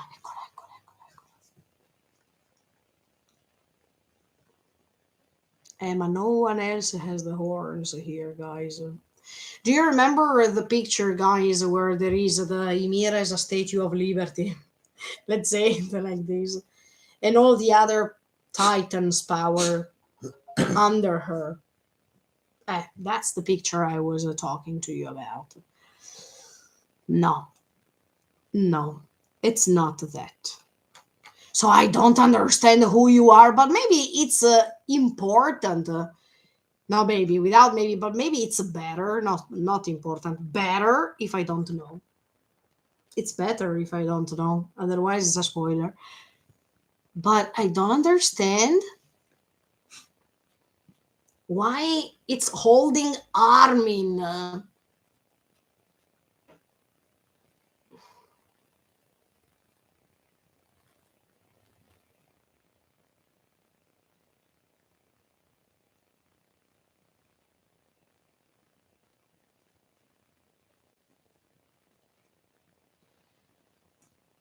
Or maybe is it just the representation of evil or revenge? Maybe it's not a Titan. Maybe it's just a personification of something. Maybe it's the personification of a revenge. Both Kruga and Grisha, they wanted to have a revenge. That is something not good to do. That it means probably by being the devil or the incarnation of the devil, this thing took them to a point to do something that they did, sorry, that had a great, super great consequence on Eren. Eren, let's say, it's just a victim of all the previous people's decisions. All these evil thoughts, I mean, consequences, they were perpetrated through time, and they were involving Eren too. Okay, look, I will think until the next live streaming about this because I don't understand. Finally, I found maybe a moment in which I say I don't understand. But let's go ahead with the trailer. But he's walking. He's walking. So it's not on top. No, wait. Even if they are on top of the skeleton, they can move. Yes, yes, yes. Okay, okay, okay. Oh no, that's Armin! What? Why?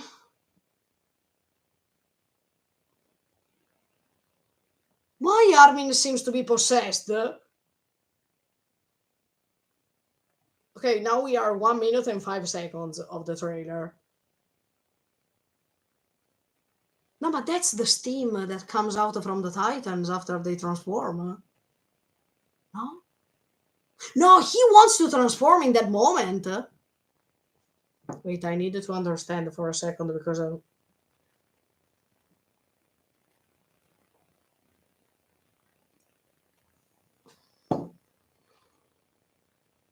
Okay, so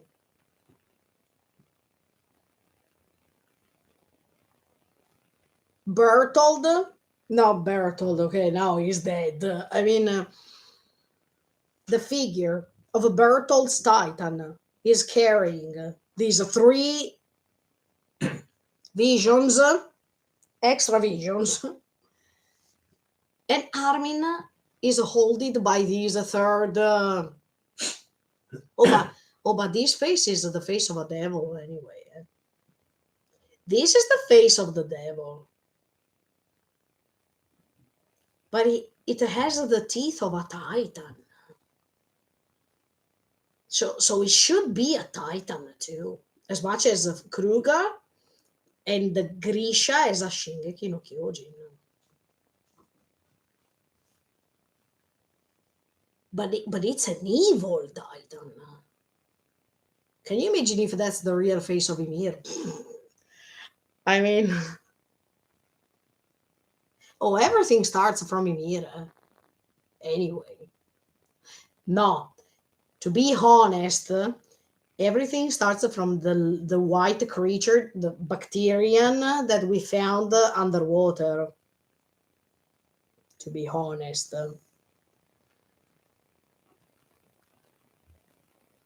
But why Armin seems possessed? I mean, happy Halloween. No, but really, he seems to be possessed here by the devil. Maybe the devil is trying to confuse him.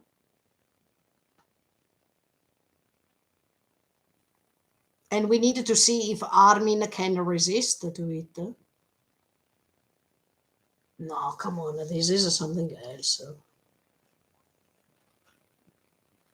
Why Armin is over there, yo? I wanted to understand, okay, that there's just 1 week left, but... Oof.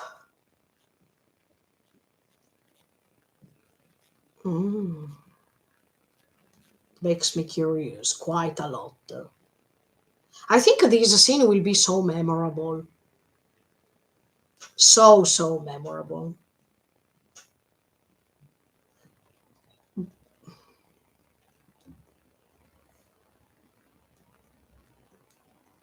Now wait. Okay. Anyway, this face is a face of a Titan. This is a Titan.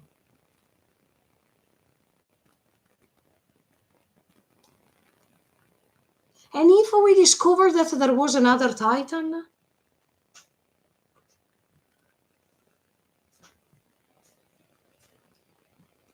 I mean, instead of 9 Titans, maybe there is another one. No.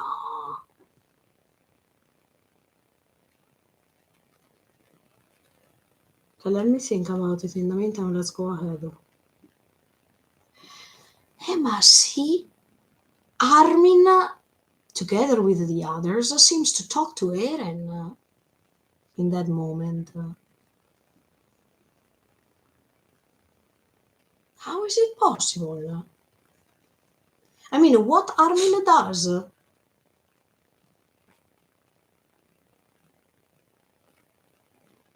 What is Armin doing to do that? Because Eren seems to stay over there and listen to him, watching that scene. So this scene of Armin and all three, is it coming towards Eren or they are on top of Eren?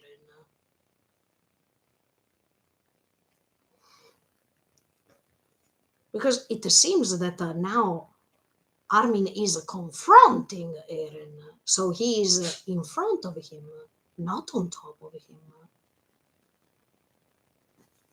Once again, wait a second, because guys, on 1 minute 06 seconds of the trailer, you see the face of Eren that it seems to look at him, to look at Armin approaching him, right? I see he's talking. And then another thing, wait, because are we in the real dimension, let's call it like this, or we are in the paths dimension when there is this apparition? Interesting. Really interesting. And then there is Levi shooting thunder spears, Reiner confronting the fake hammer. No, this one, guys. Eren's looking. 1 minute 10 seconds.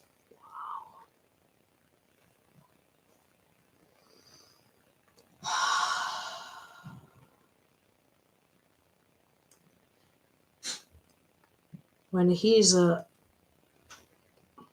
wait. Wow, okay, 1 minute 10 seconds. Eren here seems so sad. Maybe because he has to confront. No, without maybe. He has to confront Armin and Mikasa for the last time.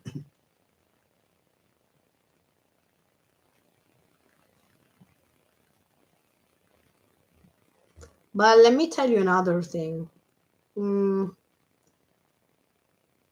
Yes, he is sad, but he feels. I think he feels really tired. I mean, he feels really consumed. This face is like, oh, I'm reaching my limit. I can't wait to be free. And in fact, he will. But yeah, it's like as if he's saying, I can't handle it anymore. Please do it. That means kill me.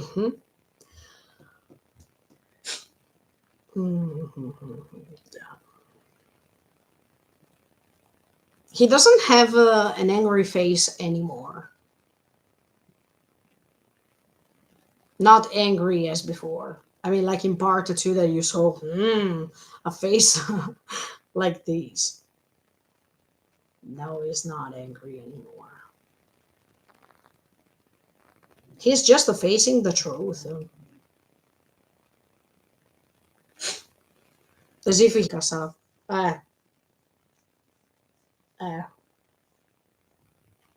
Wait, but there is the face and here there is the skull. Sorry, the skull, the skeleton.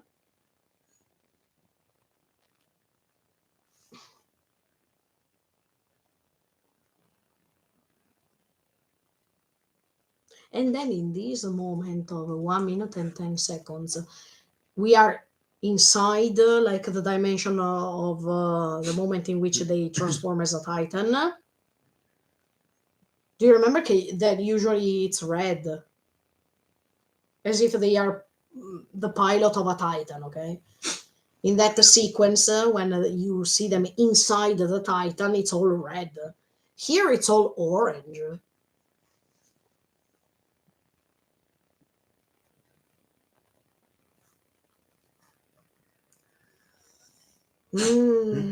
But I wonder, this is the head. here it seems that the skeleton goes on, and it's like as if Eren doesn't have a body anymore.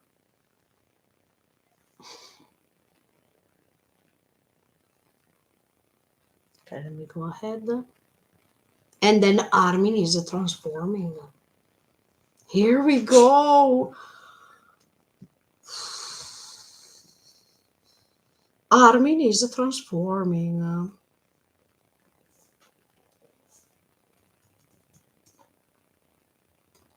Armin is going to go against him. I mean, this thing, it was, I don't want to say quite obvious at a certain point, but this makes you understand that these maybe can happen before they talk, because Eren refuses to talk and then he is forced to transform into the Colossal Titan so he can be heard by Eren, or this is happening after they talked and there's nothing else to do rather than transforming and do what it has to be done. And if you check Armin's eyes, they are pretty sad. So I think that this happens after they talked. Mm. You see that they are a little bit glowing, as if they are wet. Because you saw at the beginning of this trailer that Armin was crying a lot. So maybe this is after crying, but there is that melancholy in his eyes. Typical of a goodbye moment. But I still wonder, after Eren dies, is this a curse of 13 years going on or not? I hope that they explain these. Because if they eliminate the root, even the curse should be gone. If they can eliminate the root of everything. But if they can't,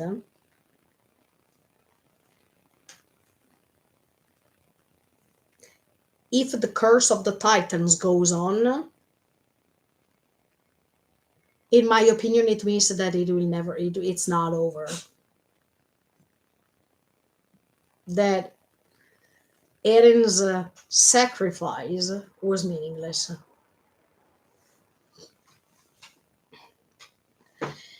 If after his death things are changing, I mean, the curse is gone, it means that anyway, he helped his friends to live long.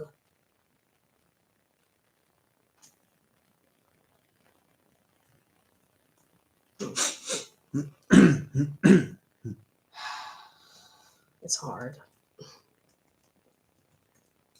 But the fact that Armin transformed, it means that he created that destruction around him. I hope that he went a little bit far away. And then you see Mikasa with the scarf. Oh my. Ready to go, but look. Okay, 1 minute and 14 seconds of the trailer. Look at her face. She totally changed.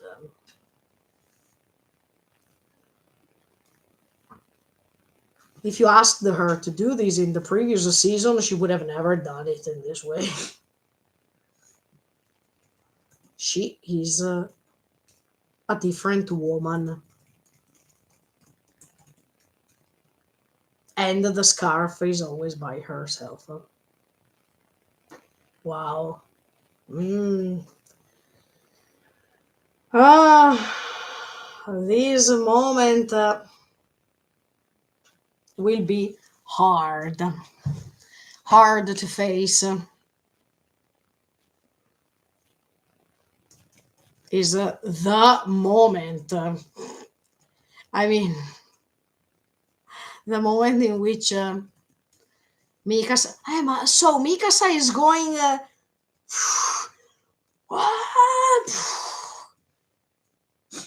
But I'm wondering how can she kill him? Is she going to cut the neck of the entire Titan? I mean, the Shubin no Kyojin? Or is he coming out from the Kyojin and she's not? I mean,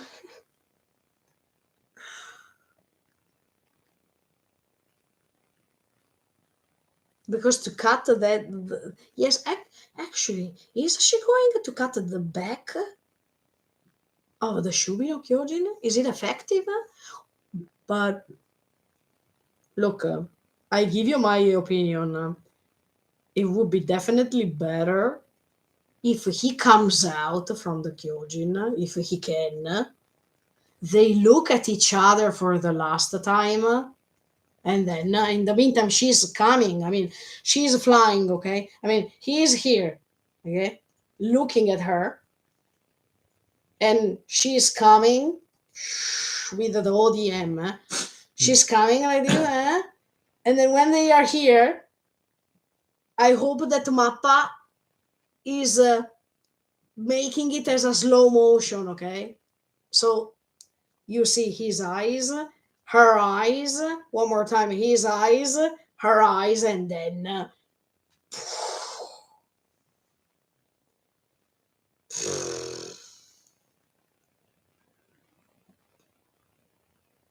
I'm also thinking about the music they will choose.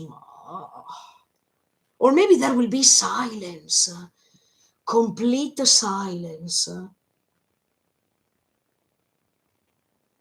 Well, I don't know, guys. Write me in the comments below. Do you prefer a music during that moment, or you prefer complete silence?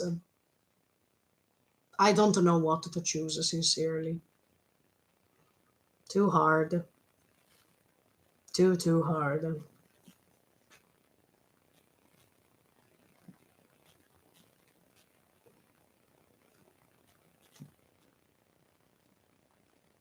Amazing.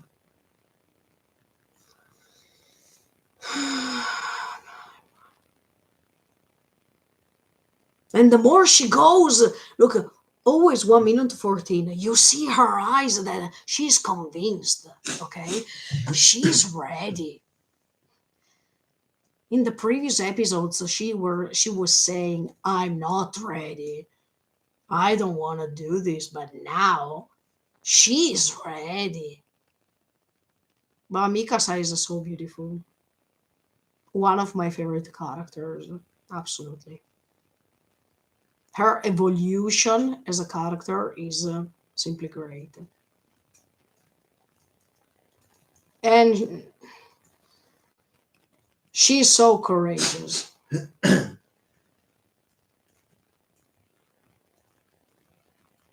To get rid of something that she loves for her own sake and for the sake of humanity. Look, it's not easy. I put myself in her position for a second. Wow. Wow. Amazing.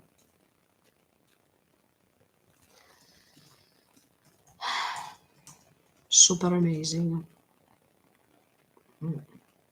And one more thing is that the trailer is over. Look, no, wait. When she goes, okay, it's like this.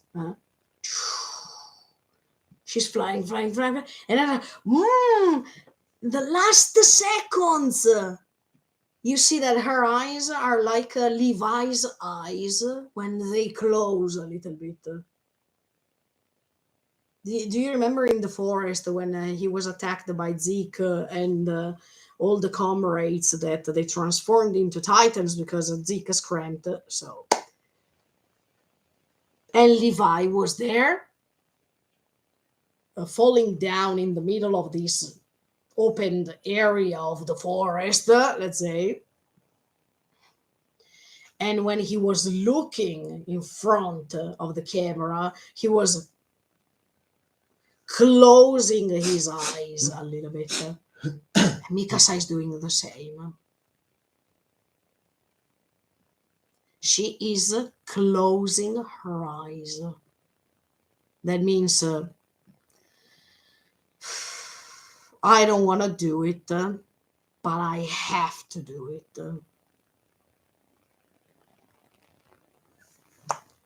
Well, these stories, mind blowing, in my honest opinion. If there are stories that can let you talk for hours, it means that it's a great story. Yeah. And then Itarashai Eren. Ah. Oh, yeah. Okay, so we finished the yes, we finished the trailer. So before saying see you next time, I wanted to watch the trailer last time. Wait, that I search one thing. 1 second. Last thing.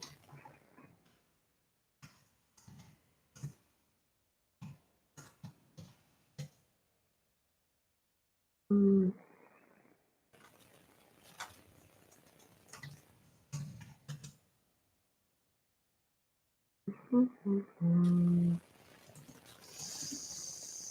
No.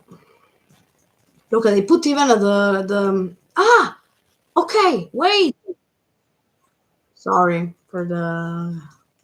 Maybe we have the English subtitles. Wait a second. Oh yes. Okay, ready? Later, I'm going to translate the same things to you too. So keep on watching. Okay, go. If are you talking about you or are you talking about Eren? First of all, okay, let's go ahead.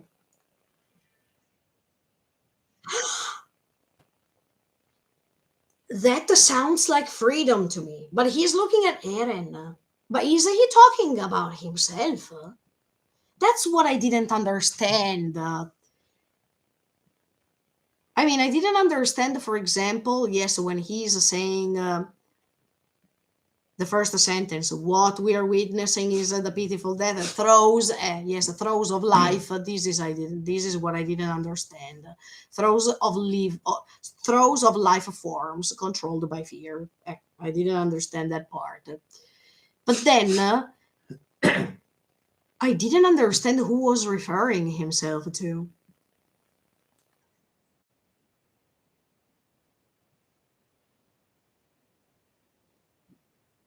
I think he's talking about himself. I think Zeke is talking about himself. Because when he will die, somehow, it will be the same thing that Eren wants. That means freedom from pain, freedom from vengeance, freedom from selfishness, freedom. But even Zeke wants the same thing. I mean, Zeke is tired of living, let me tell you. After that kind of life, I think, yes, he needs a relief moment.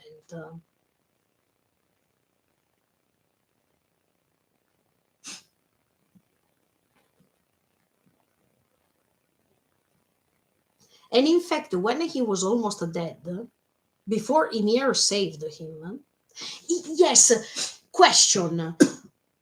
In that moment, why did Ymir save him? Because, of course, we needed Zeke to activate to reach the moment in which Eren could meet Ymir. Without Zeke, it was impossible. Even Zeke was a tool.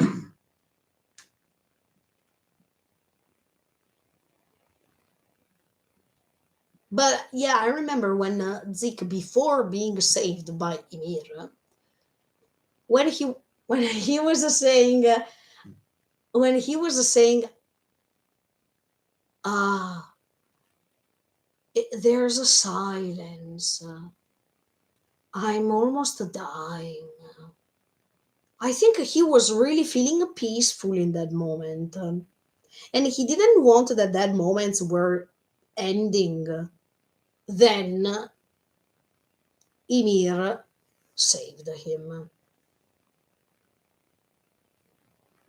Mhm. Ta-ta-ra-ra, ta-ra-ra-ta-ta-ta-ta.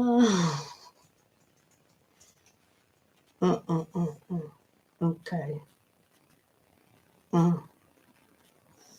let's go ahead.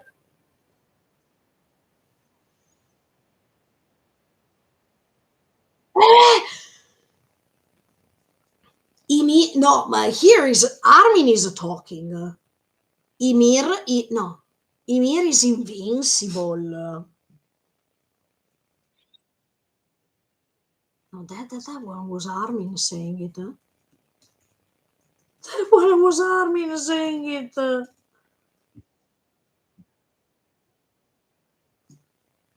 Oh, but they also think that Ymir is the one who's not manipulated, but I mean, is controlling this situation. But is it because of what I told you that she wants to do? That means, sorry, I'm cleaning 1 second of this screen because here is unbelievably. Sorry if it's shaking for a second. Does this mean that she wants, as I was telling you 2 hours or 3 hours ago, sorry for the long live, she wants to see love. And until she's seeing what she wants, she will keep going. But why Armin is saying Ymir is invincible? See, I've never. Okay, at the beginning, when I saw Ymir's life, of course, I felt really, really sad for her. Really sad. But in this part, I don't feel her as a complete victim of what's going to happen. I mean, and then why Armin didn't say, Eren is invincible? No, he said Ymir is invincible. And then the Reiner says, what must we do for our efforts to finally pay off? Yeah, because after all this time, after they recognized their mistakes, after this apology was acknowledged, after all the pain they felt, after all the comrades they've lost, what do if we translate this question is what F do we have to do now more than everything that we have done so far? They did the impossible. They did the impossible.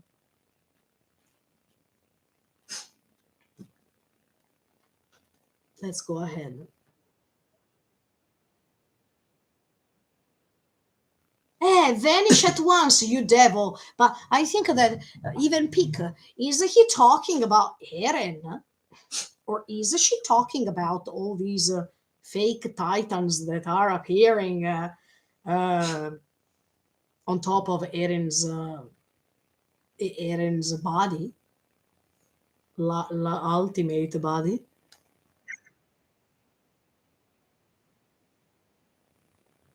No, who's saying what is why is this happening? Gabi or Mikasa? Wait,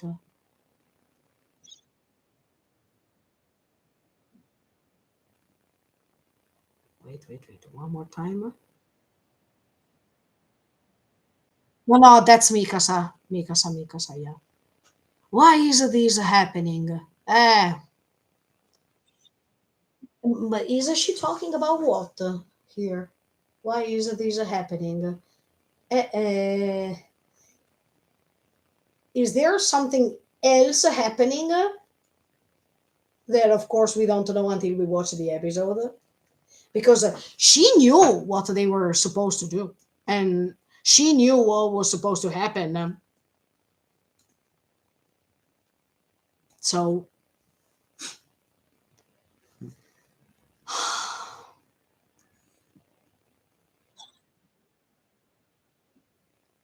John is saying, "You suicidal blockhead." Of course, he's referring to these fake titans that are appearing on top of Eren's skeleton body. Oh, standing ovation for the voice acting, as always. Standing ovation.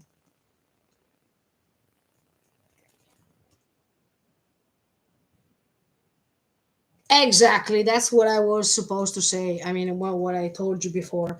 Because Levi is saying, when you all dedicated your hearts, it means the comrades, was it to trample on the hearts of others? That is, did we do all this for this? To receive a rambling? And then if he says, no, the dream we all had was a world without titans. That means humanity has to win here, no matter what. That is one of the principle of the Chosa Hedan. Yes, the Chosa Hedan had one specific goal to say to protect the humanity. It doesn't matter inside the wall, outside the walls. At this point, we are talking about humanity in general. Um, to explore outside and understand what the Titans do and to defeat them. Yes, to defeat them. In fact, one of their goals was to let humanity win and destroy the Titans in order to be free. So the freedom that Eren wants to guarantee is the freedom for himself or the freedom for the people he loves. Because even if he turns into a bird later, does he stop to be free? Or is he still a slave of freedom? Because if he reincarnate himself into a bird, as the bird that we saw even in this scene while Mikasa is hugging with someone,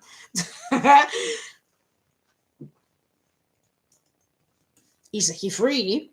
Or is he trapped into the body of a bird instead of being where he would like to be? Is he still cursed for the decision he made? Yes, but no, because anyway, his friends are fine. They are live longer. They are living longer, so their freedom is more important than his. Maybe. I mean, who says that Eren, while dying or after dying, he is free? I'm still sure that he wants to stay with Mikasa. But the fact that he sacrifices himself, he can't stay with Mikasa. In my opinion, his real freedom would be to spend the time with Mikasa without being afraid of being killed suddenly, to have a family with Mikasa, to live a normal, simple life. Can he do that? No. So he can't be free. Even if he dies, he can't be free. It's just any an eternal illusion. And if he will turn into a bird, yes, the birds when they fly, they seem to be free. But even birds are attacked. Even birds are not safe just because they fly. So, what kind of freedom is that? Especially if we discover, when I saw that someone was hugging Mikasa and the bird was on top of them, I was like, is that freedom for Eren to watch Mikasa with somebody else? Maybe. I don't think so. I don't think he is happy, completely happy. I don't think so. So let's see. I think sometimes.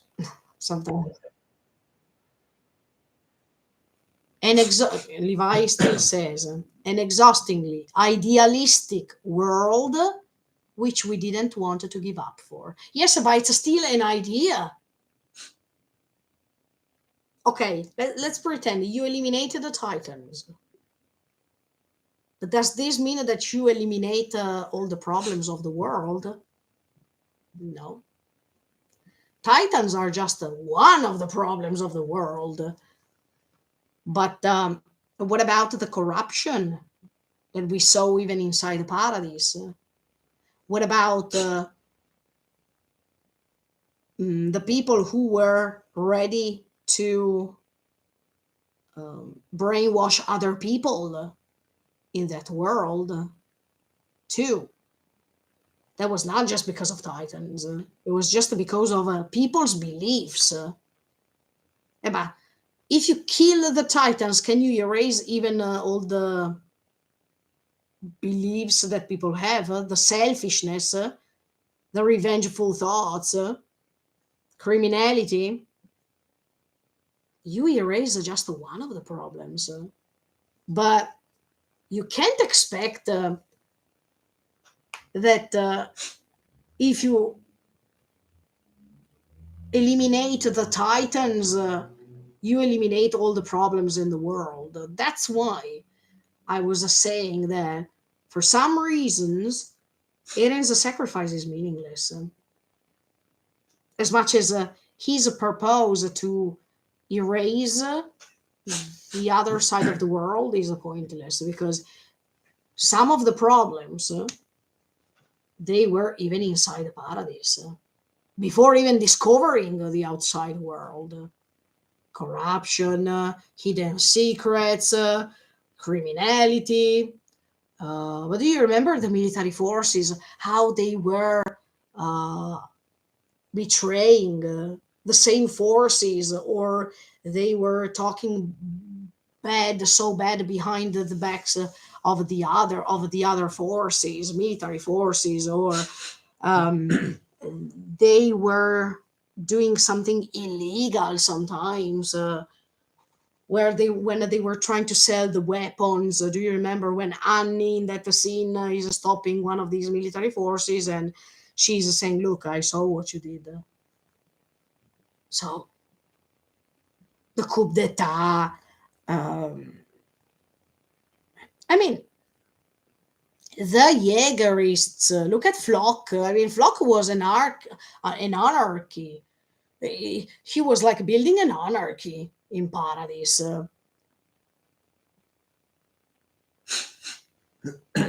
No, an anarchy, a totalitarianism, because he was saying, if you don't agree with me, you will be killed. I mean, so if we erase the Titans, we don't erase the problems of the world. One versus millions of problems. So, and well said, Levi. It's an idealistic world. If you call it in a different way, a mere illusion. Because it can't exist a perfect world where nothing happens. But the difference is that if you know how to try to contrast these problems from now on, that's a good victory. That's something that you didn't do before. It's a way to change things. That's okay. That's a great starting point. But you can't expect that all people will think the same. It's impossible. So that's why in 85 minutes of the episode, I wanted to see if they show us even what's happening later after the battle. Because I want to see if Eren's sacrifice was meaningless, if things are repeating, if this creature underwater can be regenerated, or other white creatures are still underwater, and it doesn't matter if you wanted to erase a population or the entire humanity, that the creature lives underwater, so you can't catch it so easily. And this creature can temptate somebody else after thousands of years. It can start all over again. And in this story, it happened that Eren Yeager decided to sacrifice himself. After 2,000 years, the name can be something else. I mean, it can be Eren Nanana. It's just an example, but nothing is changing.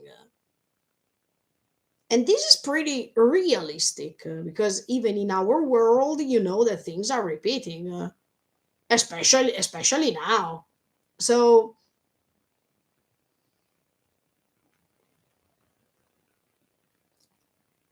the most interesting thing is to see how these 85 minutes will end, because if you see that the things will repeat, even if it ends over there, it's coherent, it's intelligent, and it has a great message for the world.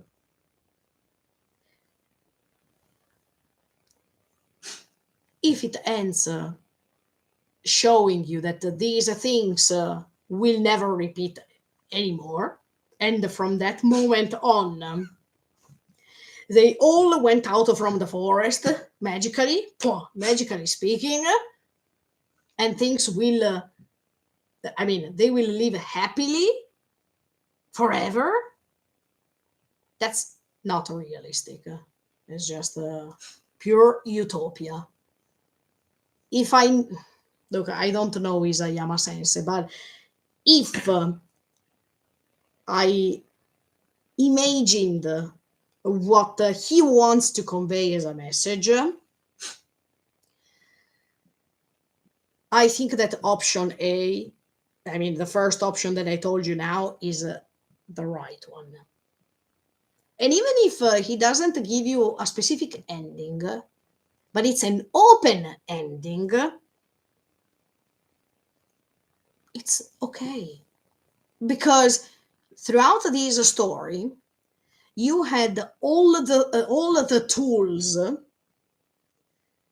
to understand, to catch, and to use them to understand that open ending. So there's no need of an open ending. If you understood the story so far, you can even imagine where the author wants to, to send you with this story. If I know that there are people who want a specific ending, I mean a real ending where you hear where you see the end and you understand everything without imagining anything happening after. But if you see things repeating and then the story will end, it's pointless that Isayama Sensei is telling you after, look, after these happened. Because you can imagine it already. You lived it for 10 years, let's say. So it's pointless for him to repeat you the story once again. We can call it an open ending, but actually you have all the tools to comprehend that ending. And sincerely, I prefer it. There's nothing to explain. Because even if we stopped with the previous episode, you understand that people can redeem themselves. And sometimes when they do it, they save themselves from the bad side of the world. But there are so many other people who can be tricked the day after. So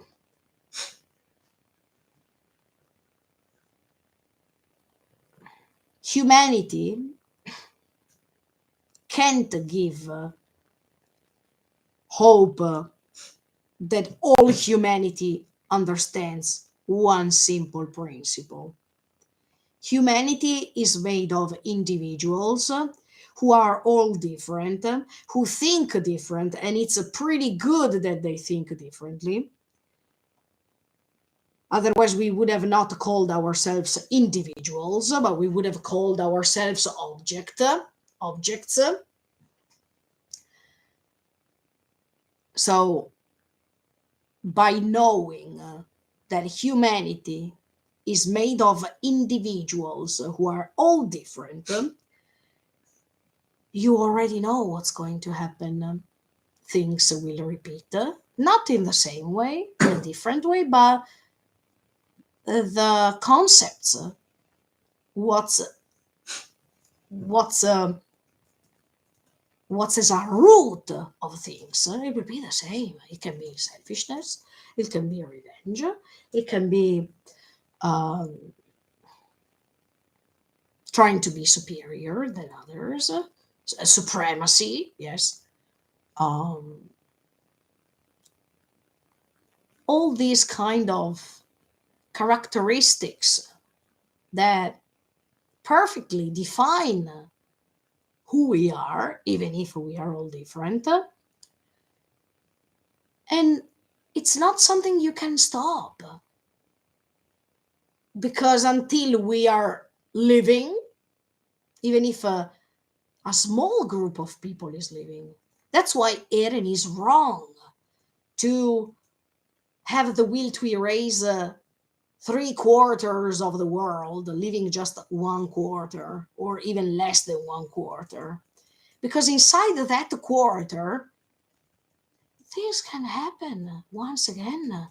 One day, one of the members of a Paradise that is left, if Eren reached what he wanted and nobody tried to stop him, let's pretend that the Paradise is left in the world, on Earth.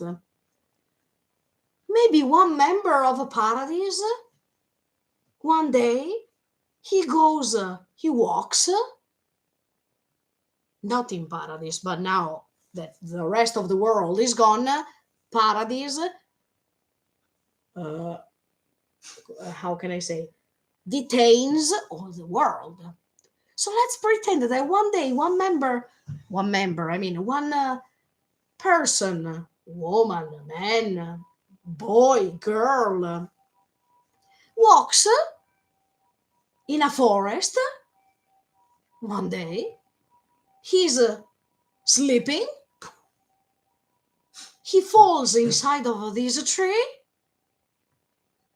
He gets in contact with another white creature underwater. He or she transforms into Titan.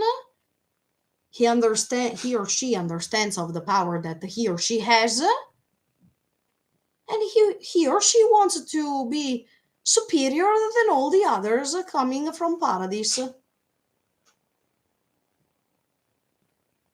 Things are repeated, even if you erased almost all the world. Because the will of supremacy is one of the characteristics of human beings, so we can't deny it. That's why I'm saying it's a pure utopia. This idealistic world that by erasing the Titans everything will be okay. Pure imagination. Okay, let's go ahead.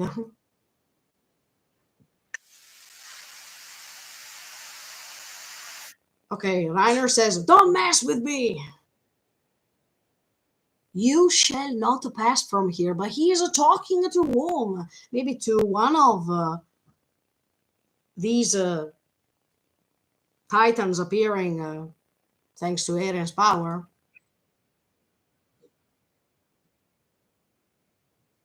Eh, yes. Mikasa says, come here. I mean, bring it on. I'm strong. Yeah. Ooh, so Mikasa says, so come at me all once. So I think that, yes, she's facing all these Titans, archers too, even these, Titans made by Eren. And she's saying, face me all at once because I'm ready to exterminate all of you.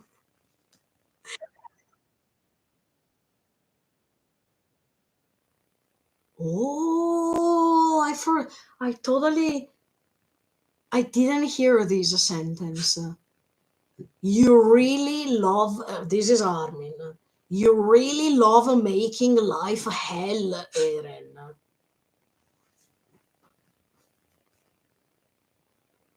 He is angry, yeah. He is really angry. But not only angry. I think he feels really sad because he's understanding that Eren wants to create like a tabula rasa around him. That means he wants to erase everything around him, even if this means to push away the people he loves. You really love. Well, did you hear the voice of Armin while he says this? One more time.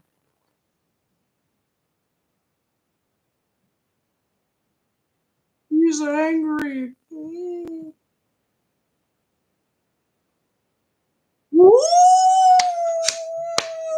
Okay. Armin says, fine then. I'll keep doing this with you until the bitter end.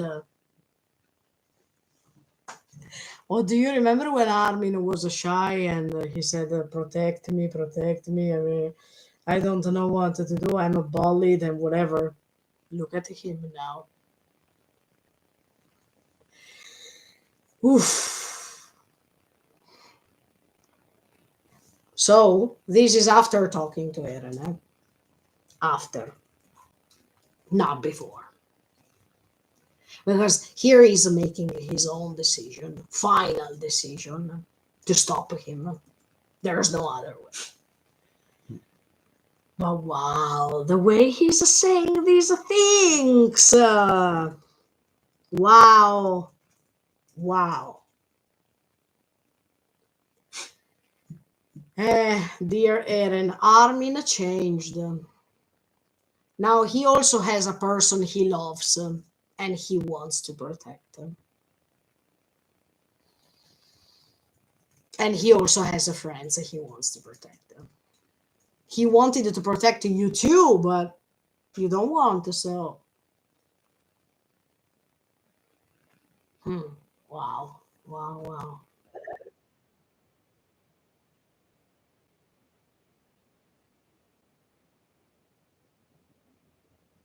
Wow. Mm.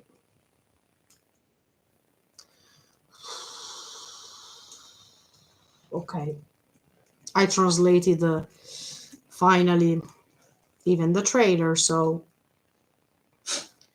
I showed you, I mean, I let you understand everything. Wow, 5 hours, guys. It's always like this when it's about trailers, it's about episodes of Shingeki no Kyojin. Poo-poo. By the way, few things, just a few to 2 minutes, I promise you, and it's over. Once again, thank you, Linked Horizon, to be the last opening for Shingeki no Kyojin. I appreciated this so much.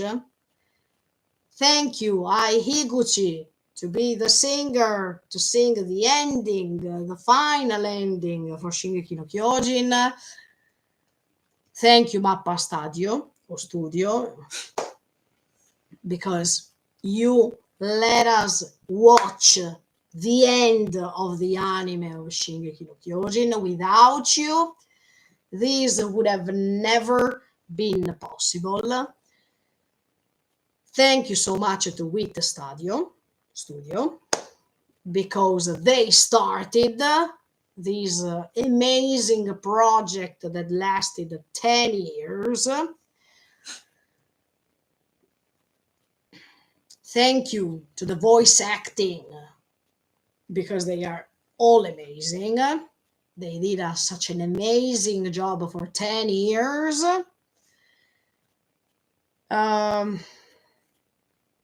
Of course, thank you, Isayama Hajime. I mean, thank you, mangaka, dear mangaka, because without you, we couldn't have been inspired in these years.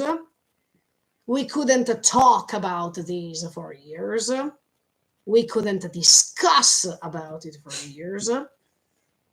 We could have not tried to understand the messages you wanted to convey. And yes, I think that Isayama-san inspired the new mangaka that they are coming in the future with this amazing story. So see you next time, guys, because let me see 1 second. Hey, Major Jackson, hello. I've read the volume 34 like 10 times since the last special. I'm ready. Good for you that you're ready. I am not ready. But let me see if there are new updates now that finally I watched the trailer, so I can check some news finally. Let me see if there is a news. Then I will modify even the thumbnail, because of course now you see this is a thumbnail, but I will modify it. No, not no, there are no updates. So see you next time after these 5 hours. Look, I waited that it reaches 5 hours because I talked the 5 hours just for a trailer. Try to understand the level. But okay. What else to say? Just 30 seconds and then I stop the live. Thank you. Yes, of course. Thank you so much for the support. Thank you for all the messages that you have written. Thank you for being here and watch this immense live streaming that was not projected at all. But you know that when it's about Shingeki no Kyojin, I can stay here for hours, hours and hours.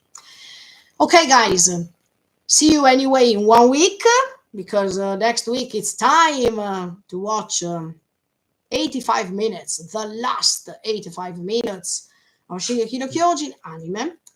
And see you next time. Let's see what's going to happen. The last trailer is over. So, see you next time. Thank you so much for the support. And be sure to watch the last episode together with me, together with who you want. Bye bye. See you and thank you so much. Bye. See you.